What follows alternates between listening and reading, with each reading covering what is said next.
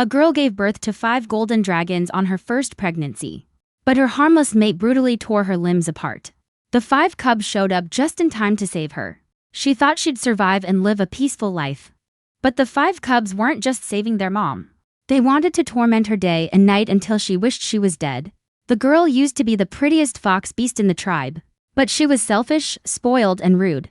To become the mate of the male lead, Ying Yuan, she even used dirty tricks to throw herself at him. The female lead, Lu Mianer, got so mad. She dumped her at a useless black dragon's place. In the end, she became the black dragon's mate and had 5 cubs. But she took out her anger on the innocent black dragon and cubs. She not only kicked the black dragon out of the tribe, but also hung the cubs from a tree and whipped them every day. And under her abuse, the cubs slowly turned dark. When they grew up, they became evil villains, who tormented her day and night until she wished she was dead. Hu Zhao, who died in a car crash, just transmigrated into this evil side character.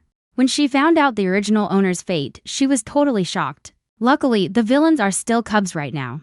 There's still a chance to fix things. She needs to get home fast and reform the big villain and the cubs. Following her memories, she finally found the original owner's wooden hut. But this stinky, broken-down hut that could collapse in a breeze. Is this really a place to live? Just as she was about to go in, she heard arguing nearby. This is the food Dad gave us. Give it back. She saw a few skinny little kids being bullied by a group of older cubs. You ugly freaks want meat? You shouldn't even exist. She remembered one big reason the cubs turned dark was getting bullied all the time. So she immediately stepped in to yell at those brats. But when they heard her voice, the little cubs looked terrified. Their small bodies trembled even harder. Is the bad female here to hit us again? Before, whenever there was a fight with the tribe's cubs, the original owner would beat them up no matter who was right. When those troublemaking cubs saw Hu Zhao, they made a face at her and ran off. Seeing that, she got mad, picked up mud and threw it at them. The cubs didn't expect Hu Zhao to actually attack them. The slower ones got hit and fell face first into a mud puddle. Watching them look so pathetic, Hu Zhao kept threatening them. If you ever bully my cubs again, I'll rip off your little birds and make chicken stew with mushrooms. The cubs huddled in the mud pit were stunned. This bad female was actually protecting them. And she called them my cubs. Before, she always called them little bastards. The cubs' eyes were full of disbelief. Was she really that cruel female?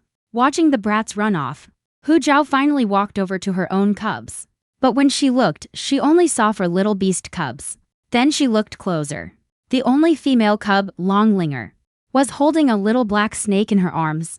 That's when she remembered. Since the original owner never fed the cubs, the 5th cub, Long Yao, was so malnourished he stayed in his dragon form. He was so small and skinny he looked like a little snake. Seeing the cubs frozen in place, she felt a pang of pity. She reached out to pull them out of the mud pit. But that simple move made the cubs look terrified. Don't hit us. We're sorry. Just then, the oldest, Long Yu, spread his arms to shield his younger siblings. Hit me instead. It's all my fault. As soon as he said that, Longlinger and the blind 2nd cub, Long Xiu, both gasped. No, don't hit our big brother. We haven't had a full meal in half a month. If you hit him more, he'll die. The 3rd cub, Long Zhong, who had been silently clenching his teeth, suddenly stepped up to stand beside Long Yu. If you're gonna hit us both. We're not afraid of you. Watching the little cubs beg for each other, Hu Zhao's heart felt like it had been hit by a stone. The original owner only ever hit or yelled at the cubs. She never cared about them. Now that she's suddenly being nice to them, they probably can't accept it yet. Hu Zhao gave a helpless smile and pulled her hand back. Who said I was going to hit you? The sun's almost down. Are you planning to sleep in the mud pit? Get up and wash yourselves. I'll go home and make dinner for you. Hearing that, Longlinger was a little moved. You really won't hit us? They never dared to hope for food or sleep. Not getting beaten was already the best thing. Just then, Long Zhong suddenly grabbed Longlinger. Don't trust her. Remember when she tricked us into going inside? Then she locked us in and we almost got beaten to death. She had been eagerly reaching out to take Longlinger's hand. But hearing Long Zhong's words, her smile froze. Hu Zhao knew the original owner didn't like these cubs. But she didn't realize she was this cruel. She's really awful. After thinking for a moment, Hu Zhao had to compromise. I'll go cook first. After you wash up, come home and eat. The cubs watched Hu Zhao's back in disbelief. She really didn't hit us. The second cub, Long Xiu, still had a dark look on his face. Don't believe her lies. She's definitely trying to lock us up and beat us. But Long Linger's bright eyes were full of hope. She dreamed of having a gentle mother, someone like today who could chase away the bad guys and actually care about them and cook for them. The oldest cub, Long Yu, looked serious. Linger, that vicious female is full of tricks, don't trust her. But Long Linger lowered her head in disappointment. Big brother, I'm so hungry. It's all my fault. If that piece of meat hadn't been taken away, we'd have something to eat tonight. Long Yu clenched his fists. Just hold on a little longer. Dad will be back tomorrow. He'll bring us food.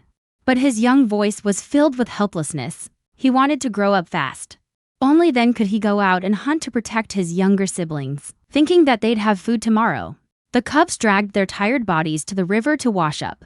But after washing, they lingered near the house, with no intention of going inside.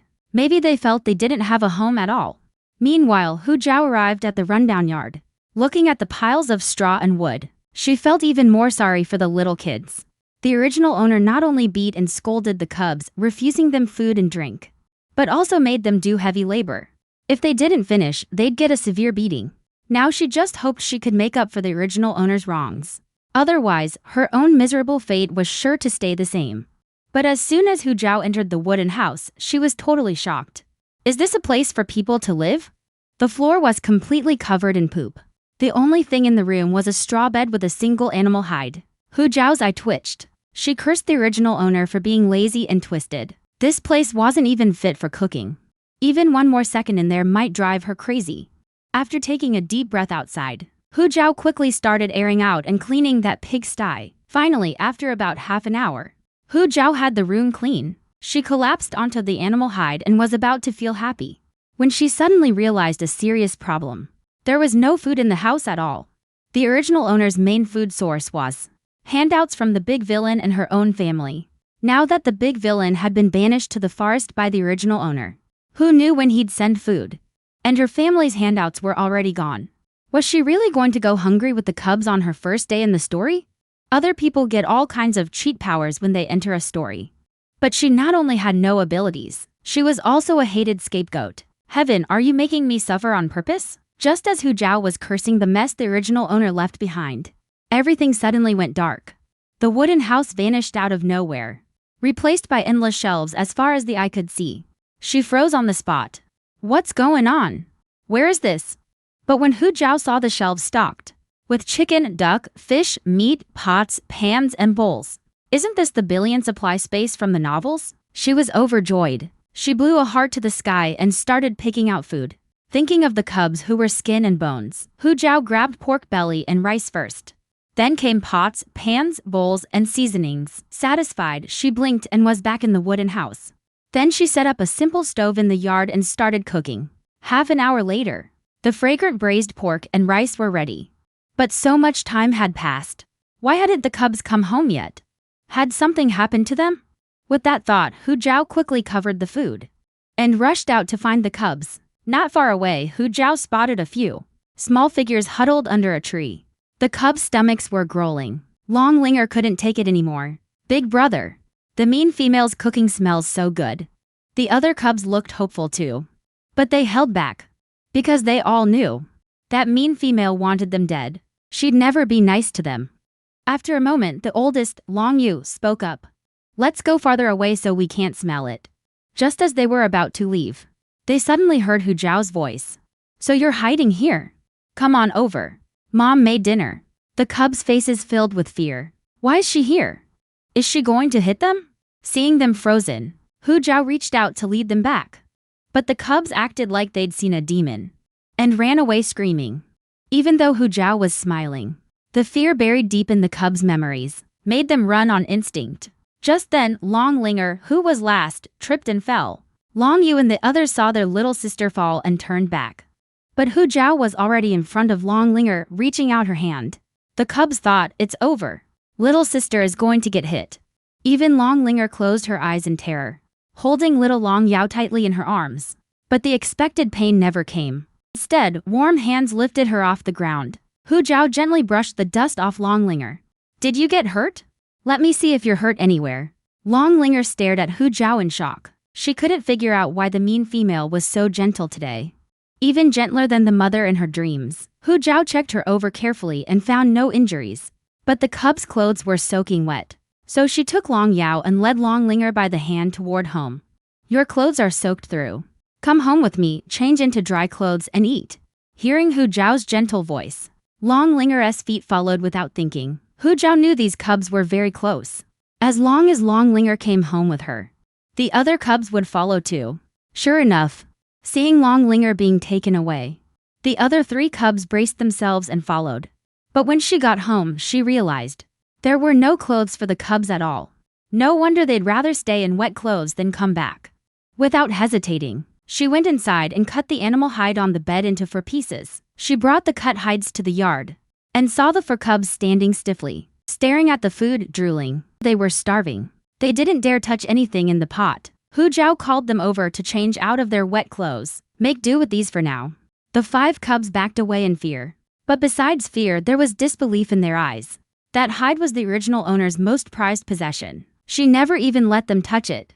But today, the mean female had cut it up for them to use. Was the mean female up to some trick again? Hu Zhao sighed at the cub's wary looks. She turned to the easiest one to win over, Long Linger. Linger, come here. Let me change your clothes. Once you're dressed, we'll eat. Hearing eat, Long Linger softened.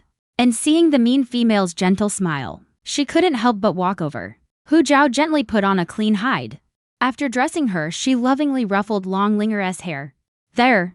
Good girl, Linger. Long Linger felt a little lost. This was the first time she'd been this close to Hu Zhao. Seeing the cub not pushing her away for once, Hu Zhao took the chance to bond. You must be starving, Linger. Mom made something yummy. Want some? Long Linger swallowed and nodded. Yes. But can I really eat?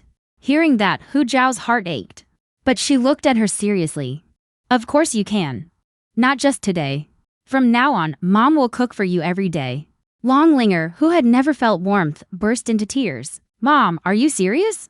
Will you still hit us? Seeing the sad little cub, Hu Zhao felt terrible. She immediately raised her hand to promise. Mom was wrong before. I won't hit you anymore. But just then, Long Zhong shouted angrily from behind.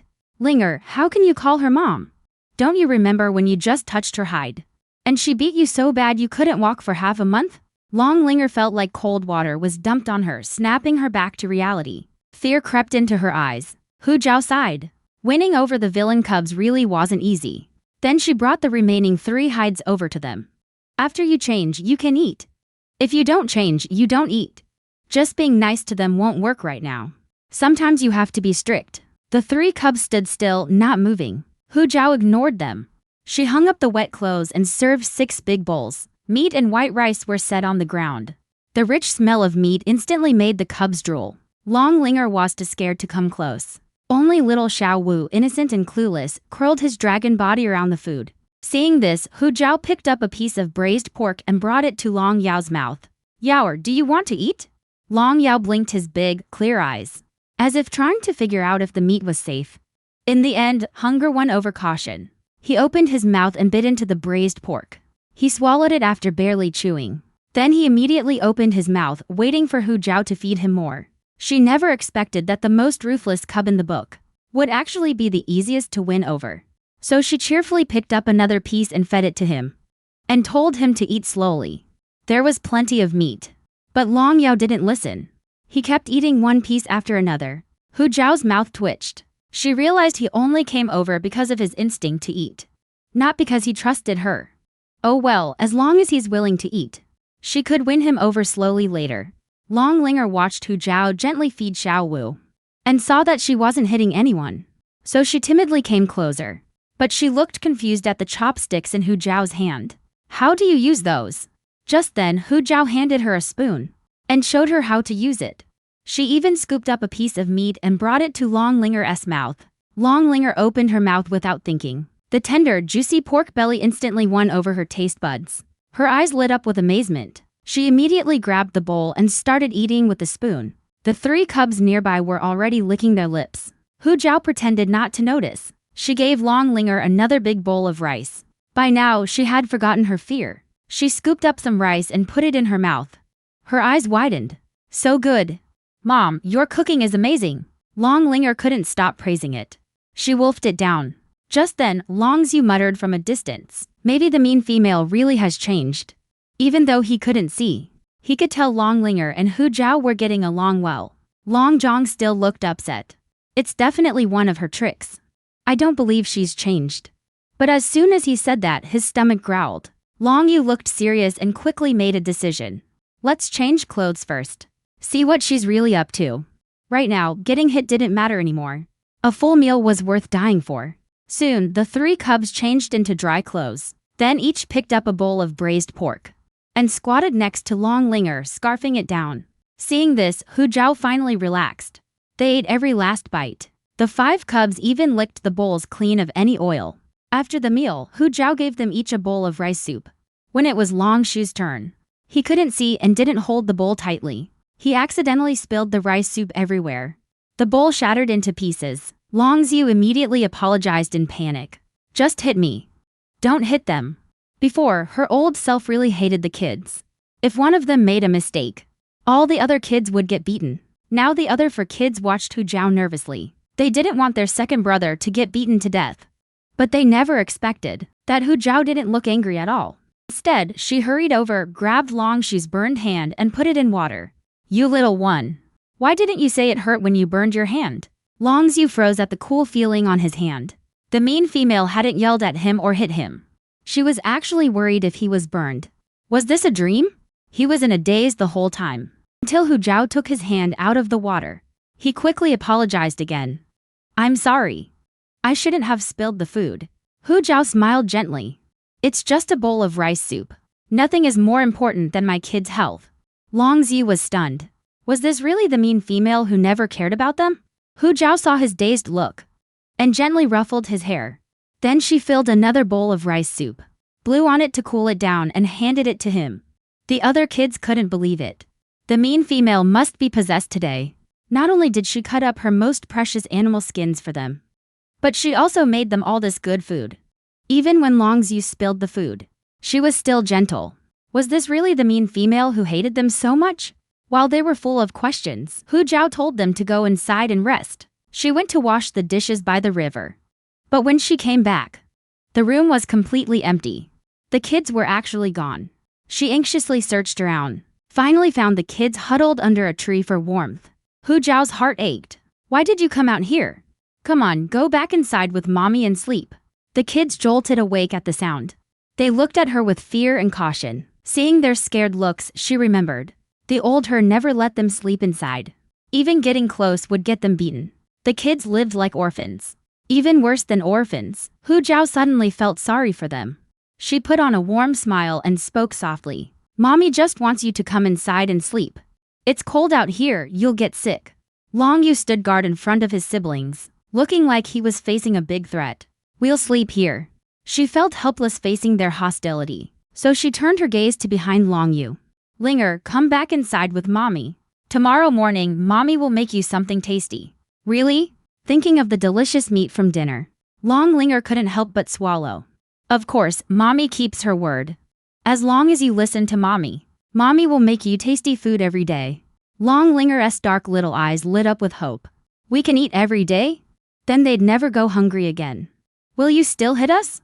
Mommy swears by the beast god. I will never hit you again. Or may the beast god punish me. Here, the beast god is supreme. Once you swear by it, you have to keep your word. Otherwise, the beast god will send down a punishment. So when she said that, the kids' eyes lit up. The mean female actually swore an oath. Big brother, let's trust her this once. Long Linger poked Long Yu's arm and whispered. Long Yu looked at his siblings, who were skin and bones. Finally, he nodded.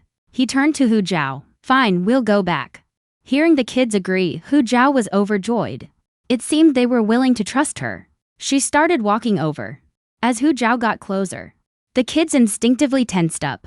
The next second, Hu Zhao picked up Long Yao from the ground. She turned and walked toward the wooden cabin. Come on, let's go home and sleep. Long Yao, in his beast form, didn't struggle at all. Instead, he snuggled deeper into Hu Zhao's arms. He found a comfortable position and closed his eyes. The cabin only had a bed made of straw, so she let the 5 kids sleep on her old straw bed. She grabbed a pile of dry grass and made a bed by the door for the night. The 5 kids stared in shock at Hu Zhao sleeping by the door. The mean female actually let us sleep in her bed. Big brother, did she hit her head today? She's letting us sleep in her bed. Don't trust her too easily. That mean female is a fox. Foxes are the sneakiest, can't trust her.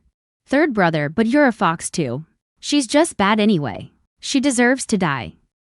Even though they were whispering, in the quiet night, Hu Zhao could still hear them clearly. A helpless smile curled on her lips. Oh well, there'll be plenty of time to bond later. The next morning, as soon as Hu Zhao opened her eyes, she heard angry shouting coming from outside the door. You little brats, you're the ones who bullied my bear ball. I'm gonna teach you a lesson today. She couldn't help but frown. Who was making a racket at her door? When she got up, she saw the kids weren't in the room. A bad feeling crept up on her. She stepped outside and saw a big, fat female, yanking Long Linger by the hair and swinging her around. Long Yao's tail was being ground under the female's foot, and his dragon body was thrashing wildly in pain. Hu Zhao was furious. Stop it, you fat hag! How dare you touch my kids! She charged forward with a cold face. She grabbed the female's hair and yanked hard. The sudden attack caught the female off guard. Ow, ow, ow! Let go, you jerk! The female flailed her arms in pain. But Hu Zhao didn't go easy on her. She pulled harder and yanked her to the ground. How dare you touch my kids! I'll beat you, you fat hag! The female let go in pain. Long Linger quickly picked up Long Yao from the ground. Scared, she ran behind her brothers. The kids were all shaken up. They stared in shock at Hu Zhao, who was fighting with the fat female. Long Yu's eyes were fixed on her. That mean female used to be a coward. She'd just talk tough and yell. But today, she fought another female for them. She's really strange. She's a whole different beast. Long Zhang, though, sneered at Hu Zhao's actions. HMPH, just putting on a show. Long Linger's eyes were red. Fresh tear streaks still marked her face. This was the second time that mean female had stood up to protect them. The fight was loud. Soon, a crowd of beastmen gathered outside to watch. They chattered among themselves, but not one stepped in to help. They were all waiting to see Hu Zhao make a fool of herself. She wasn't surprised at all. After all, her original character was the villainess. But right now, she needed those 5 cubs to survive. With that thought, Hu Zhao's face hardened. She lifted her foot and kicked Zhang Hua hard in the rear. Zhang Hua fell flat on her face, rolling on the ground while clutching her head. Ow, that hurts so much. Hu Zhao, you little witch, are you asking for death? I think you're the one asking for death. Try messing with my cubs again, and I swear I'll make you bald. With that, she walked over to the cubs, gently brushing the dust off them. You were scared, weren't you? Don't be afraid, from now on, Mom will protect you. No one's going to bully you. Long Linger was terrified, her body still trembling slightly. The cub Long Yao in her arms was even more frightened. Looking closely, red blood was seeping through his tiny scales. She crouched down and hugged both cubs. Linger, don't be scared. Mom's here. Mom, will you really protect us? Long Linger looked up with her thin, dark face, her red eyes full of longing for safety. Of course, you're Mom's cubs. Mom will always protect you. Mom, how did you get hit? Are you okay, Mom? A chubby kid ran up to Zhang Hua, yelling. She looked toward the voice and recognized him as the little brat she'd hit with mud yesterday. You little punk, you dare come back? Yesterday you and your gang beat up my cubs and stole their meat. I haven't even taught you a lesson yet. The chubby kid was still scared of Hu Zhao. He hid behind Zhang Hua, trembling. Mom, she's gonna hit me. Zhang Hua glared at Hu Zhao with a fierce look. You're an adult female, hitting a cub? Have you no shame? You didn't seem to have any shame when you hit my cubs just now. Hu Zhao gave a fake smile. I was just teaching those little mongrels a lesson for you. Zhang Hua's face turned red with anger. She yanked the chubby kid in front of her. These little mongrels cracked Zhang Qiu's head open yesterday. What's wrong with me teaching them a lesson? They're just useless little runts. They deserve to die. The word runts cut deep into the 5 cubs' hearts. We're not runts. Long Yu clenched his fists and shot back. If you've got the guts, kill me now. Otherwise, when I grow up, I'll kill you all. Seeing the murderous look in their eyes, Hu Zhao's heart skipped a beat. Oh no! The cubs are already starting to turn dark. She suddenly remembered the fear from her dream. She quickly stepped in front of the cubs. Who are you calling little mongrels? Say it again, I dare you. Hu Zhao pointed right in Zhanghua's face, full of attitude. So what if I smashed his head? Your cubs bully mine every day. I bet they'll grow up to be no good. Let me just finish them off for you. Save them from causing trouble later. With that, she raised the wooden stick to hit Zhang Qiu's head. Zhang Hua, terrified, quickly pulled Zhang Qiu back. Hu Zhao, have you lost your mind? If Zhang Qiu gets hurt, I'll make you pay. Hu Zhao's swing missed. She planted the stick on the ground. What? You can beat my cubs to death? But I can't touch Zhang Qiu? I'm telling you right now. If you ever bully my cubs again, I'll break one of Zhang Qiu's legs. For some reason, Zhang Hua was suddenly scared by that fierce look. Hu Zhao, just you wait. This isn't over. Stammering out a threat, she took Zhang Qiu and slunk away. Hu Zhao brushed off her hands carelessly. All that size and you're a coward. Seeing the other beastmen frozen in place, Hu Zhao frowned and glared at them. What are you looking at? You want to fight me too? Hearing that, the beastmen shook their heads in disgust and left. They couldn't be bothered with such a vicious female. Then she turned around and saw that all the cubs had scrapes and bruises. She decided to get some medicine from her space. Wait here for mom. With that, she quickly went into the wooden house. After she left, the cubs didn't relax, they got even more tense. Long Zhang spat toward the house. She's definitely getting something to hit us with. I knew she was up to no good. But she swore she wouldn't hit us anymore. Long Linger pouted as she argued back. But her voice didn't sound confident at all. Long Yu thought about how Hu Zhao had just hit someone with a stick. Maybe they'd be the ones getting hit next. Let's run while she's still inside. The quiet Long Yu kept her lips pressed together and didn't say a word. But she held Long Zhang's hand tight, ready to bolt at any moment. Just then, Long Yao poked his head out from Long Linger's arms. He let out a soft, babyish sound. It seemed like he was arguing back against what Long Yu said. Inside the wooden house, Hu Zhao went into her space after getting out of the cub's sight. She thought with so many shelves there had to be medicine. But she found only the first shelf had items she could take. The other shelves were all sealed. Hu Zhao was totally confused. So she only had one shelf of food and kitchen stuff? How was she supposed to open the other shelves? She had no idea. Remembering the cubs were waiting for her, she finally grabbed two brand new cloths from the shelf. As soon as she stepped out, she saw Long Yu holding Long Linger's hand, both frozen at the yard gate. Long Xiu and Long Zhang were already outside the yard. Long Yao was biting Long Yu's clothes, like he was trying to stop him from leaving. What are you guys doing? Hu Zhao asked, puzzled. The 5 cubs froze. They turned and saw Hu Zhao holding 2 white things, walking toward them. Long Yu's face changed and he stepped in front of his siblings. It's all my fault. If you're going to hit someone, hit me. As soon as he said that, he felt something cold and wet on his face. Long Yu's eyes went wide in surprise. Silly cub, who said I was going to hit you? Hu Zhao gently used a wet towel to clean the wound on Long Yu's face. Bear with it. Mommy will clean your wound. The sting on his cheek snapped Long Yu back to reality. He stepped back 2 paces, expressionless. What's she plotting now? Sensing the coldness and caution in Long Yu's eyes, Hu Zhao helplessly handed him the towel. How about you do it yourself? Mommy will clean your siblings. Long Yu was silent for a moment, then took the towel. He always kept 3 meters away from her. Long Zhang pulled Long Yu along. And like Long Yu didn't want to get close to Hu Zhao didn't mind. She gave them towels to clean themselves, then turned to look at Long Linger and Long Yao. Linger, Yaoer, come here. Long Linger was still hesitating. But Long Yao had already wiggled his little dragon body to her feet. Hu Zhao felt a bit relieved. She picked up Long Yao and wiped the blood off him. As soon as she finished, Long Yao bumped her hand with the little bump on his head.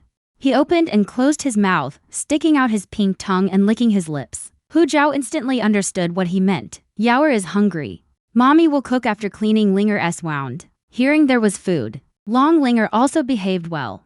She obediently let Hu Zhao clean her wound. Seeing that all the cubs' wounds were clean, Hu Zhao took back the towel and told them, "Don't get the wounds wet anymore. Mommy will make you all something to eat now." The cubs had hardly ever eaten their fill. Hu Zhao was worried they'd have trouble digesting if they ate too much yesterday. So she picked out 2 pieces of lean meat and a bag of rice to cook some lean meat porridge. When she walked out with the meat and rice, she saw Long Yu and Long Zhang carrying heavy stone buckets, their small bodies wobbling as they came into the yard. Hu Zhao was startled. She quickly put down what she was holding and hurried over, grabbing the stone buckets from the 2 cubs. Long Yu and Long Zhong immediately flinched. We're sorry. I can fill the water tank right now. Don't be mad, I'll do it now. Long Yu quickly apologized, afraid Hu Zhao would get angry. Seeing how scared Long Yu was, Hu Zhao froze. Then she remembered that the original her made the cubs do all the work. Filling the water tank was probably their job too. She relaxed her brow and put a hand on Long Yu's shoulder. From now on, I'll fetch the water. You guys go play. Just wait for dinner. Hearing this, the two cubs looked even more panicked. Don't throw Long Xiu and Long Yao into the forest. I can still work. I'll do whatever you ask. Hu Zhao looked at Long Yu, confused. Why would I throw them into the forest? Suddenly, it hit her. The original her hated that Long Xiu was blind. And Long Yao was a useless cub who couldn't transform. And often threatened to throw them into the forest to feed the beasts. Thinking about it, Hu Zhao felt a headache coming on. She took a deep breath. Don't worry. You're all Mommy's cubs. Mommy won't throw you into the forest. Long Yu's little dark face was tense. He stared at Hu Zhao suspiciously and didn't answer. Hu Zhao sighed. It seemed if she didn't let the cubs do any work, they'd feel uneasy. So she pointed to the pile of firewood next to Long Linger. Then go help Linger pick up the firewood. Mommy started cooking right after she got the water. Long Yu nodded. He took Long Zhong to help. When she got back with the water, the cubs had already stacked the firewood neatly. She quickly lit the fire, washed the rice, cut the meat, and cooked the porridge. The cubs stood in the corner. A flicker of doubt in their eyes. That mean female was actually working hard? Before, she just lay in bed ordering them to work and find food. She never cooked anything herself. Long Linger hesitated for a moment, then walked over. Mommy, let me help you. Sure, Linger, help me add firewood. Hu Zhao nodded with a smile. Long Linger gave a shy smile too. She crouched by the stove and shoved wood inside. But inside, she was thinking a lot. There were only 2 pieces of lean meat. And that mean female cut them so tiny. She definitely didn't want them to have any. She moved closer. If that mean female tried to poison the food, she'd catch it right away. Soon, the lean meat porridge was ready. Cubs, come eat. As soon as he said that, a black shadow shot out from the door. She saw a little black dragon carrying a white porcelain bowl appear in front of her. Yaoer, you can fly. She widened her eyes in surprise. Long Yao blinked his red beast eyes. His black tail tip pointed at the bowl. It wasn't that he couldn't fly before. He just hadn't eaten enough to have the strength. Hu Zhao couldn't help but laugh at Long Yao's begging pose. Mommy will get you some porridge. She filled a bowl to the brim and set it on the ground. Long Yao buried his little head in it and started eating noisily. Seeing that, the other cubs inside also came out. Long Linger held an empty bowl, staring longingly at the porridge in the pot. Eat up. If it's not enough, just tell Mommy. From now on, Mommy won't let you go hungry. Except for Long Yao. The other cubs all had complicated looks on their faces. This mean female was way too strange. She couldn't even hunt. How could she keep them from going hungry? Thinking that, fear flashed in the cubs' eyes. Are you still planning to sell Linger to a rogue beastman? Long Yu also pulled a long face and stared at her coldly. Hearing that, Long Linger looked over in fear too. Mommy, please don't sell me away. I can work. I can even pick fruit for you to eat. Hu Zhao was totally confused. What was going on now? Long Zhong suddenly seemed to understand. He jumped up and smashed his bowl on the ground. I knew you were up to something. Don't think you can bribe us with food. If you dare sell Linger to a rogue beastman, I'll kill you for sure. The other cubs also glared at her fiercely, as if she had done something unforgivable. Hu Zhao's heart clenched as she quickly explained. Linger is my cub. Why would I sell her to a rogue beastman? Long Yu exposed her with a blank face. I heard it. You were going to trade Linger for a rogue beastman's fur and meat. Seeing the cubs' faces full of disbelief, Hu Zhao felt like crying. Her original self really knew how to mess things up. She had to patiently explain. Actually, Mommy hid some food before. It'll last a long time, so don't worry about running out. And I won't sell Linger either. Hearing this, the cub's wary look softened a bit. Long Yu frowned. Really? Then why didn't you bring it out before? Hu Zhao nodded seriously. Before, Mommy was confused and treated you badly. Now Mommy knows she was wrong. Mommy will change. The cubs looked dazed hearing her words. She knew she was wrong. So from now on, she'd always be this good to them?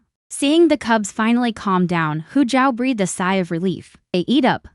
It won't taste good cold. Hu Zhao smiled gently. She got another bowl for Long Zhong. These were also sent by grandma and your uncles. If you break it again, there's no more.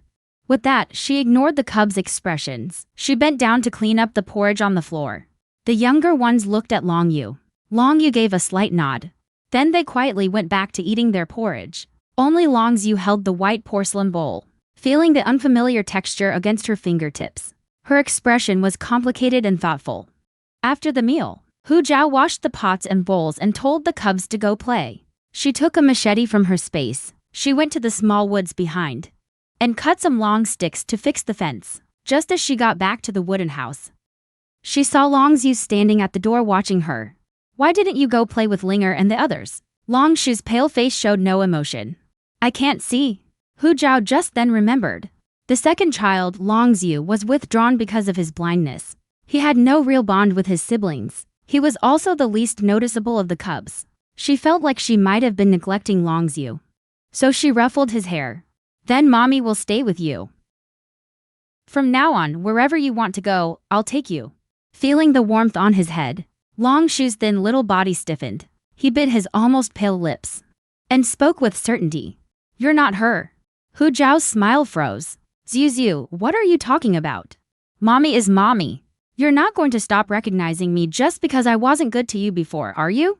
You can fool them, but you can't fool me. Long Yu stared coldly at Hu Zhao, as if he knew what she was thinking. Even though he couldn't see, he still managed to look right at her eyes. For a moment, Hu Zhao even thought he could actually see. Just as she was worrying about how to get past this kid, Long Linger's excited voice came from outside the yard. Mommy, Brother Tao is here. Hearing that an outsider had arrived, Long Yu pressed his lips together. He turned around and felt his way back inside. That cruel female was his mother. No matter what happened, he should handle it himself. He didn't want an outsider to get involved. Watching Long Shu's back, Hu Zhao breathed a sigh of relief. She turned to look outside the yard. Long Linger came running back, followed by a tall, skinny male. The male was carrying several hunted animals and struggling a bit. Linger, what's this? Hu Zhao hurried over, looking confused. Mommy, Daddy had Brother Tao bring the prey back. We ran into him while we were collecting wood outside.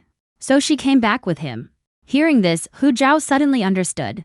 The big villain Long Mo lived in the forest. But every couple of weeks he'd send back some prey. Since the original her despised him, he usually had other beastmen from the tribe deliver it. This male must be the one who often brought Long Mo's prey, Monkey Tao. But soon, Hu Zhao narrowed her eyes, turning to look at the sweating Monkey Tao. Monkey Tao dropped the prey from his shoulder with a thud. This is the meat Long Mo sent for you. If there's nothing else, I'm leaving. Wait, don't go yet. Monkey Tao stopped in his tracks. His eyes darted nervously as he looked at Hu Zhao. Is there something else? Hu Zhao stepped forward and glanced at the prey on the ground. The prey wasn't big. Two medium-sized goat beasts, and one pitifully skinny spotted bird. Did you forget something? Monkey Tao looked away, avoiding her gaze. Forget what? I don't know what you're talking about. The kids all turned to look. Their eyes locked onto Monkey Tao like hooks. They weren't just hostile to Hu Zhao. Anyone who threatened their interests was an enemy. Hu Zhao let out a cold laugh. These aren't the prey Long Mo caught. You stole Long Mo's prey and brought this junk to fool me. Do you think I'm stupid? Monkey Tao's heart skipped a beat. Do you have any proof? I was nice enough to bring you the prey and you accuse me? Don't expect me to help you ever again. Hu Zhao stared him down coldly. The claw marks on this prey are way too small. These aren't Long Mo's claw marks at all. Monkey Tao's face went stiff. Then he got angry, his neck stiff and face red.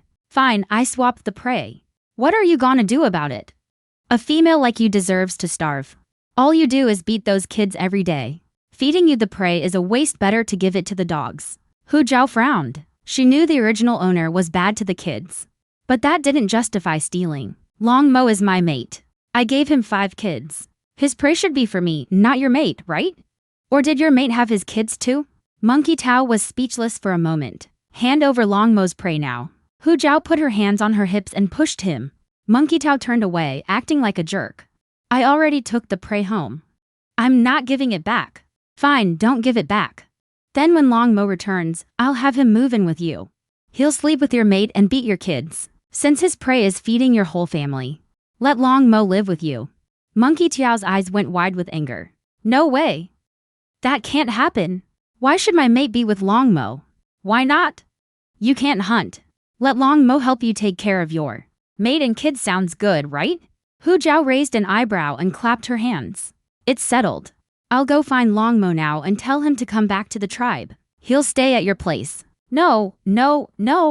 Wait. I'm going back right now to get the prey. Monkey Jump was genuinely scared. A female as shameless as Hu Zhao definitely means what she says. Before Hu Zhao could say a word, Monkey Jump grabbed the prey and ran off fast. Watching him go, Hu Zhao smirked to herself. Nice try, kid, you're no match for me. Long Linger clutched her leather skirt tightly. Is mom going to abandon dad? The mean female had just started being nice. If dad got abandoned, she'd have to live with him in the dangerous forest. Long Zhang saw right through her worry. Even if she abandons dad, no one else would want him. Dad's prey still belongs to us. Oh, okay then. Long Linger patted her chest and let out a long sigh. Hu Zhao almost choked on her spit. You two really are the perfect little villains. Mom won't abandon dad. We'll always be a family, she promised with a serious face. Long Zhang gave her the same cold look as always. Not letting dad live here means you're rejecting him. You're still trying to lie to us. Our house is too small. There's no room if your dad comes back. Once mom builds a big house, I'll call your dad home. That was her real plan. Hearing this, Long Zhang's face got even darker. Liar, you don't even know how to build a house. Hu Zhao raised an eyebrow. How do you know I can't build a house? You've never built one before. Long Zhang, the most hot-tempered of the 5 kids, shot back angrily. Well, I never cooked for you before either. But I did yesterday, Hu Zhao teased him playfully. You're lying, plain and simple. Long Zhang couldn't find a comeback. He turned his head away in anger. While bickering with Long Zhang, Monkey Xiaotao brought back a few kills one by one. Hu Zhao looked down. A black ox over 300 pounds, 2 adult cyca deer, and a white fox. The kids saw such plump prey, and their eyes lit up with excitement. But Hu Zhao frowned. That's it? The book said. Long Mo sends back over a dozen kills every 2 weeks. Hearing this, Long Yu's face darkened. How much of dad's prey did you hide? He instinctively believed Hu Zhao had a reason for saying that. If she said something was off, then it must be. Monkey Xiaotao glared at Hu Zhao and Long Yu angrily. I only took these. What more do you want? Go ahead and search my house if you don't believe me. With that, he turned and left. Seeing his angry expression didn't seem like a lie. A flicker of doubt crossed Hu Zhao's mind. There must be more of Long Mo's prey. If it's not with Monkey Xiaotao, then where is it? Watching Monkey Xiaotao's back fade away, Hu Zhao had a sudden idea. Mommy needs to go out for a bit. You kids stay home and behave. Wait for mommy to come back before we deal with these kills. The kids were surprised to see Hu Zhao leave. She actually left without hiding the prey. Before, the mean female would snatch any little bit of food. She never let them near it. Should we hide the food while she's gone? Long Linger couldn't help asking, staring at the plump prey. Long Yu calmly shook his head. No way. This might be her testing us. Hearing Long Yu's words, Long Linger seemed to recall some terrifying memory. She shuddered and quickly dropped the idea. Meanwhile, Hu Zhao carefully followed Monkey Jump from a distance. After about 10 minutes of walking, Monkey Jump suddenly stopped ahead. Monkey Jump, what's wrong with you? Why did you give the prey back? Several unfamiliar voices came from up ahead. Hu Zhao quietly peeked out. A dozen strange beastmen were surrounding Monkey Jump, urging him impatiently. She found out. I had to give the prey back to her. Monkey Jump shrank his head, looking troubled. One of the females, with a sharp and mean look, shrieked, grabbing Monkey Jump by the ear. You gave the prey back? What are me and the kids supposed to eat? I'll try harder to hunt. I won't let you and the kids go hungry. Useless piece of trash. With the scraps you catch, you want me and the kids to starve? Seeing them argue, the other beastmen realized they wouldn't get any prey. They left in frustration. Hu Zhao hid behind a tree. Her bright phoenix eyes darkened slightly. It seemed she was right. The ones who really stole Long Mo's prey were these beastmen. The tribe only had about 200 beastmen, and she'd already caught over a dozen. Probably most of the tribe wasn't on it. She glanced at Monkey Jump, still getting yelled at, then silently turned and left. Meanwhile, an uninvited guest arrived at the wooden hut. Fox Zhao, get out here. It turned out Bear Flower had a patch of her scalp torn off. The more she thought about it, the angrier she got. Just then, her mate Bear Strong came back from hunting, so she immediately brought him along. all fired up to get back at Fox Zhao. The cubs were all startled. It's Bear Ball's mom. Long Linger looked fearfully at the chubby figure in the distance. The mean female just happened to be out. Bear Flower is definitely going to hit them. Long Xiu appeared behind the cubs, holding the fence. Quick, hide the mean female's stuff. Even though he couldn't see, he could feel it. None of the mean female's things existed in the tribe. And there's no way Grandma's family sent them. If Bear Flower ruins these fragile things, the mean female will be furious when she gets back. Long Yu quickly caught on to what Long Xiu meant. Then he gave the order. Listen to the second one, move it. The cubs hurried around, frantically moving Fox Zhao's cooking tools and dishes behind the wooden hut. After that, all the cubs were out of breath from exhaustion. Long Linger had just sat down to catch her breath when she suddenly slapped her forehead. Oh no! The prey is still outside. Long Zhong shot to his feet. I'll bring the prey inside. Too late. Long Yu's face darkened as he looked outside. As soon as he said that, Bear Flower and her mate had already reached the yard gate. Fox Zhao, you were so cocky when you pulled my hair this morning. Why won't you come out now? I'm going to teach you a lesson today. I'm not Bear Flower if I don't pull your hair out. Bear Flower planted her hands on her hips and started yelling. But after shouting for a while, there was no sign of Fox Zhao. She scanned the yard and suddenly her eyes went wide. Prey. That little brat has prey this big in her yard? There were 4 kills lying in the yard. 3 of them were still whole. If you skinned those, you'd get top quality hides. Bear Flower knew Fox Zhao was a bully who only picked on the weak. Since she brought her mate today, there's no way she'd fight back. So she grinned and ordered her mate, go carry that prey back home. Bear Strong always did whatever Bear Flower said. Without a second thought, he went in to grab the prey. He'd come to back up Bear Flower anyway. Fox Zhao had bullied his mate, so she deserved to pay with some prey. The tribe was used to pushing Fox Zhao's family around. They didn't think there was anything wrong with it. Don't touch our prey. Dad caught these.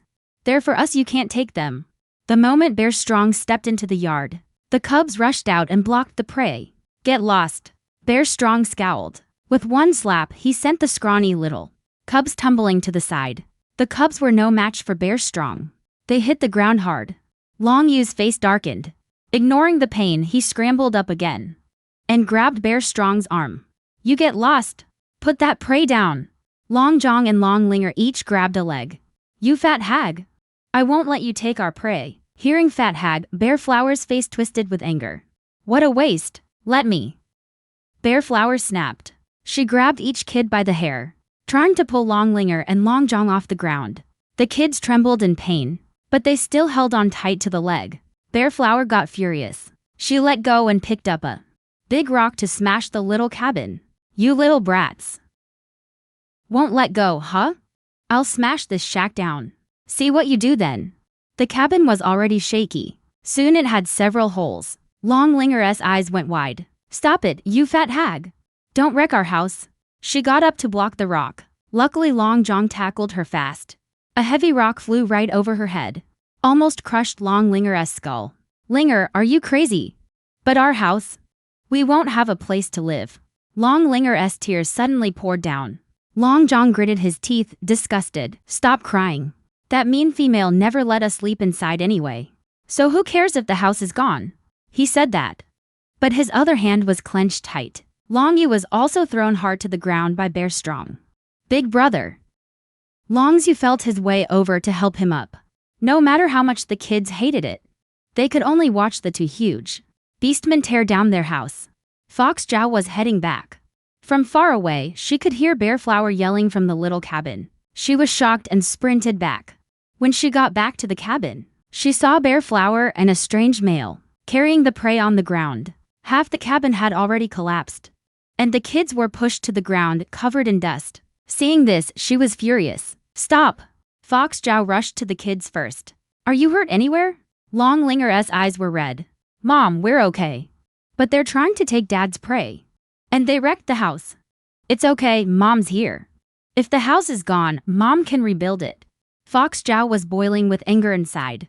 But she still comforted Long Linger in a gentle voice. Mom won't let them take the prey. I'll protect you kids. Then she stood up and glared at Bear Flower. She pulled a small knife from her space and charged.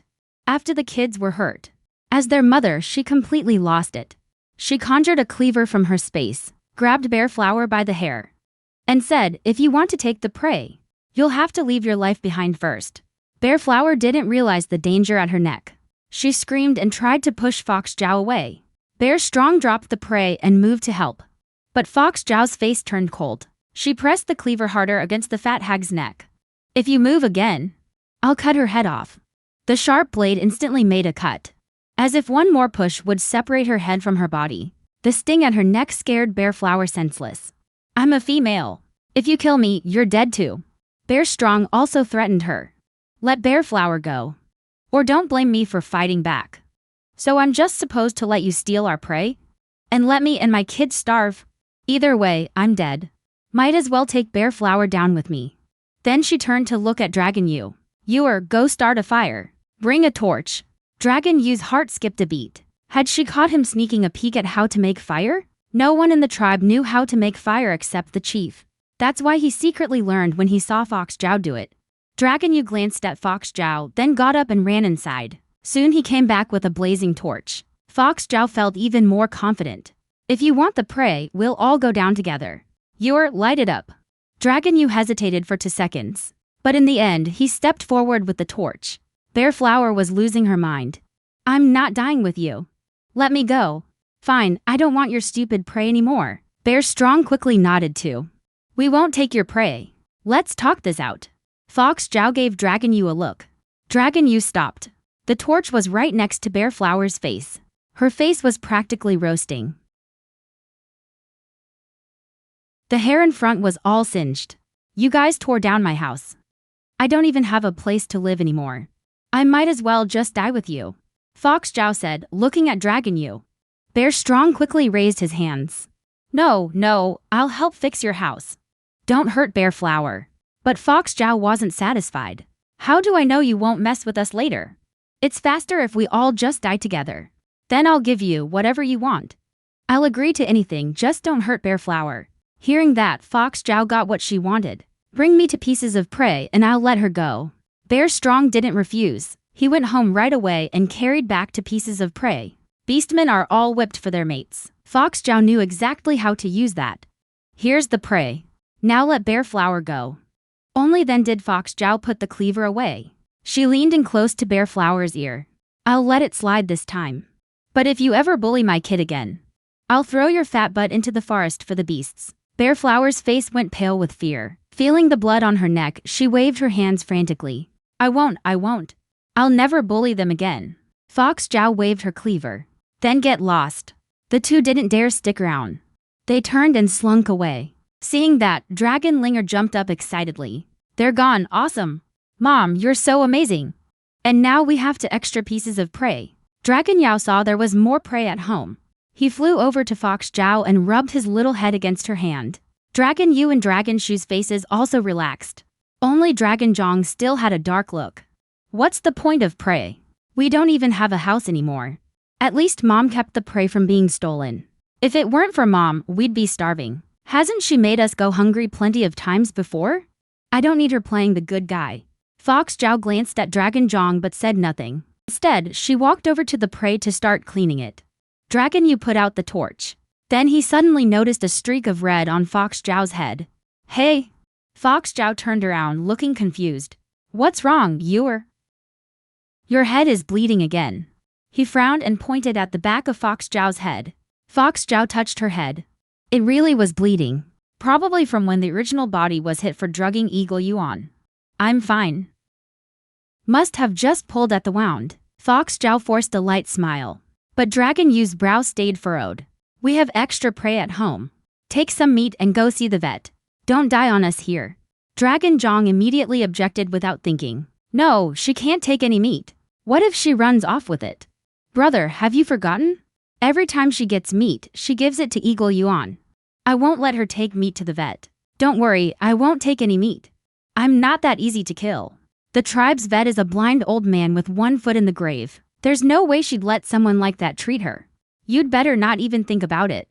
Dragon Zhong glared at Fox Zhao fiercely, as if he'd bite her if she even thought about taking the meat. Dragon Linger looked at Fox Zhao with concern. "But Mom." "Linger, don't worry. Mom still has to protect you guys.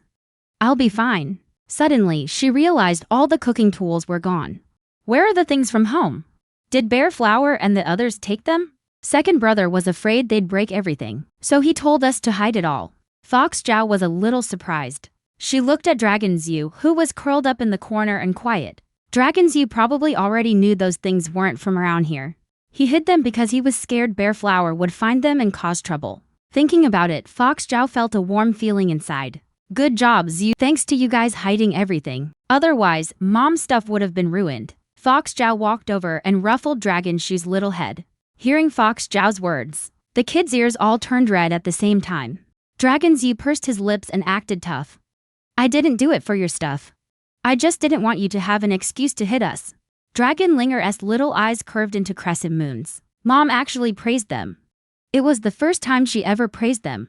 Dragon Zhong turned his face away. Who cares about her praise? Big deal. Dragon Yu was as cold as ever. But his toes nervously gripped the ground, showing a little bit of awkwardness. Dragon Yao seemed to understand the praise too. He flew up to her face and stuck out his tongue, licking Fox Zhao's cheek to be nice. You guys play at home. Mom's going to the river to clean the prey. I'll make you something good for dinner tonight. All the kids were very well behaved. When they saw Fox Zhao go to clean the prey, they started cleaning up the mess at home. Fox Zhao went to the river. When no other beastmen were around, she slipped into the space. She was going to get a clean towel to bandage her wound. But then she noticed there was one more shelf she could touch.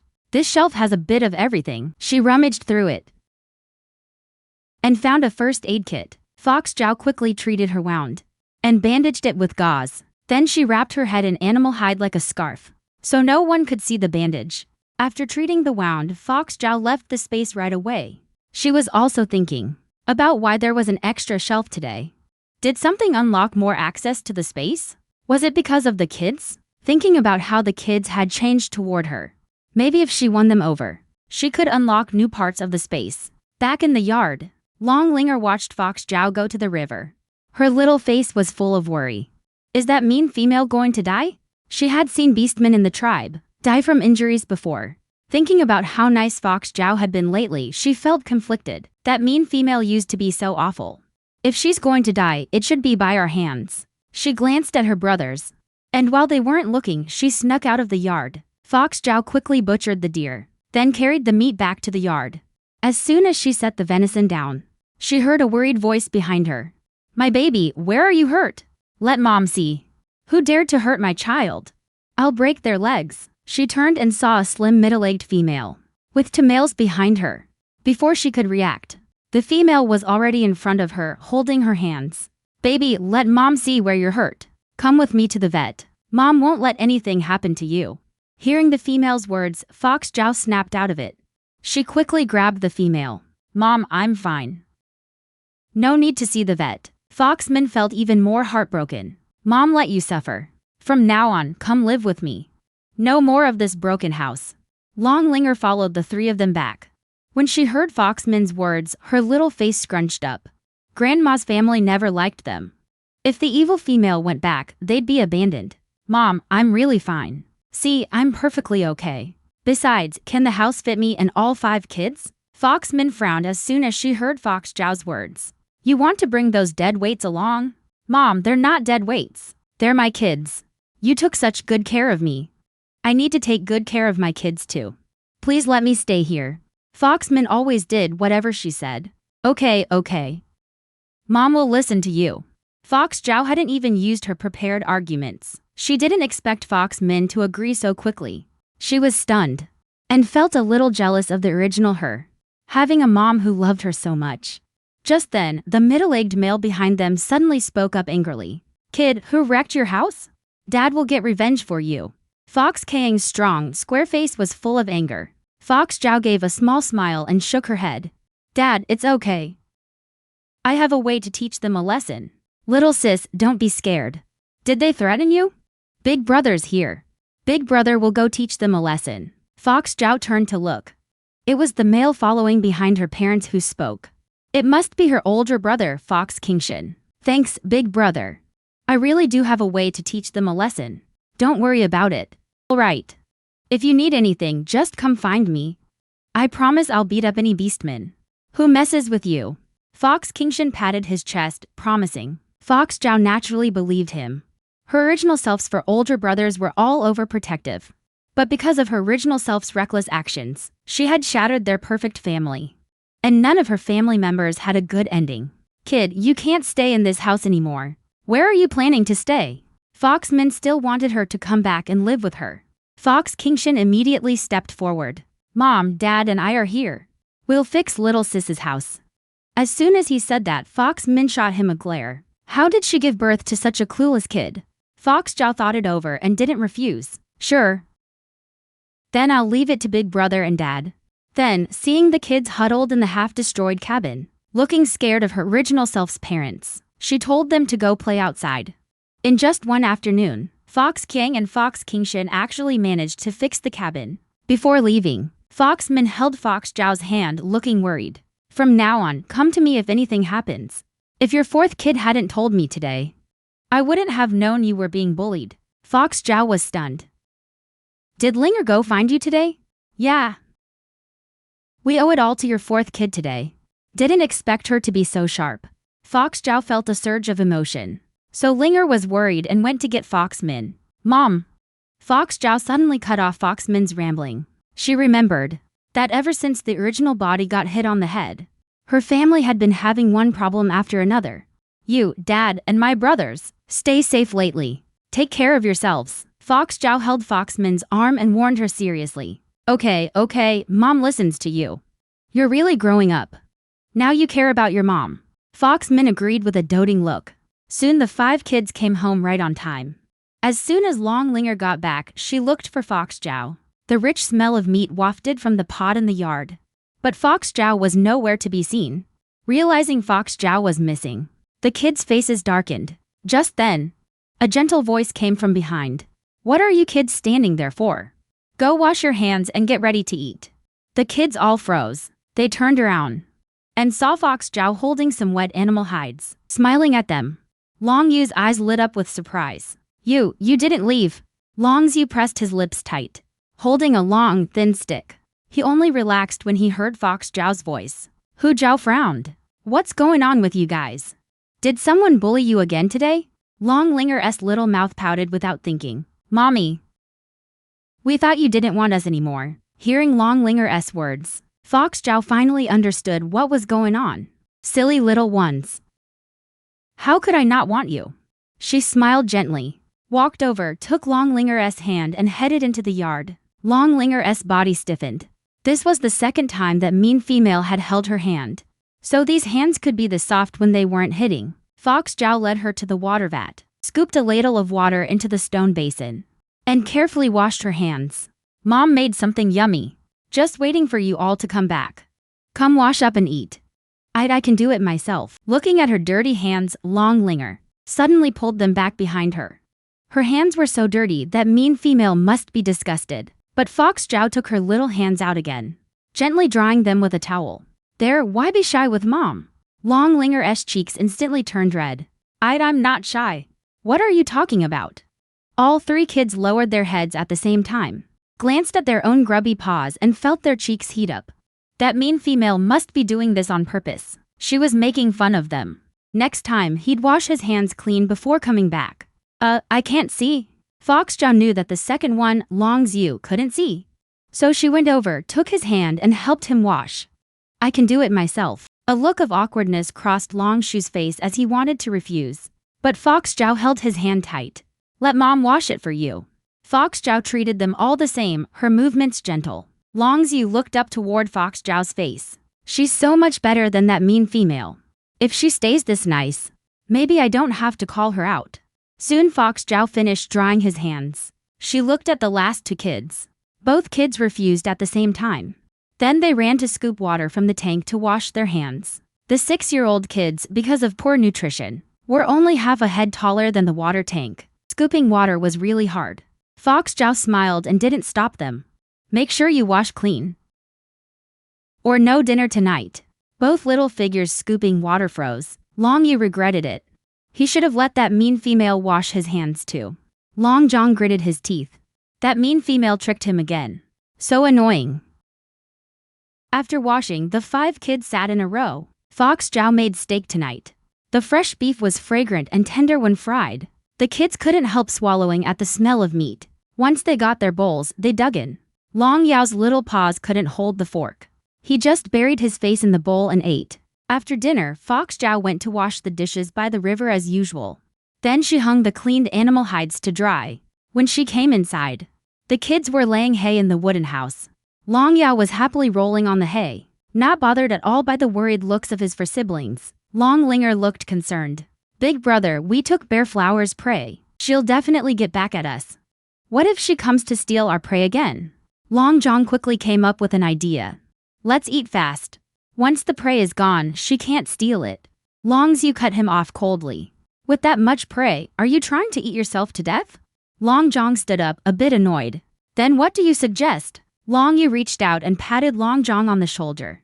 The mean female said she has a way to deal with Bear Flower. Let's see what she does first.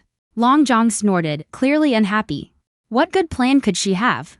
I'd rather trust that little five can transform right now. OW. Long Yao, who was rolling around, lifted his little head. His red beast eyes blinked. As soon as Fox Zhao walked in, she saw the kids huddling together. She'd heard their voices from the doorway. The moment she appeared, the room went quiet. Fox Zhao found it amusing. Don't these little ones know beastmen have sharp hearing? She'd heard their voices from the doorway. Kids, Bear Flower tore down our house. Do you want to get back at her? To get revenge for the kids. She decided to stop hiding her strength. Not only would she expose the enemy's abuse of the young in public, but she'd even burn down her wooden house. The next morning, Long Linger held a piece of beef and ate happily with Long Yao outside Bear Ball's house. Bear Flower had gone to the chief's house early. Only Bear Ball was left at home. His eyes went wide at the sight of the meat. Seeing just one female and a little kid, he greedily rushed at them. Long Linger, give me the meat. This meat belongs to my house. Long Linger was ready. She dodged with a quick jump. Come and take it if you can. Bear Ball's eyes were fixed on the meat in Long Linger's hand. You asked for it. Give me the meat, you little brat. Xiao Wu, run. With that, Long Linger took the rest of the meat and threw it far ahead. The next second, Long Yao shot off like a rocket.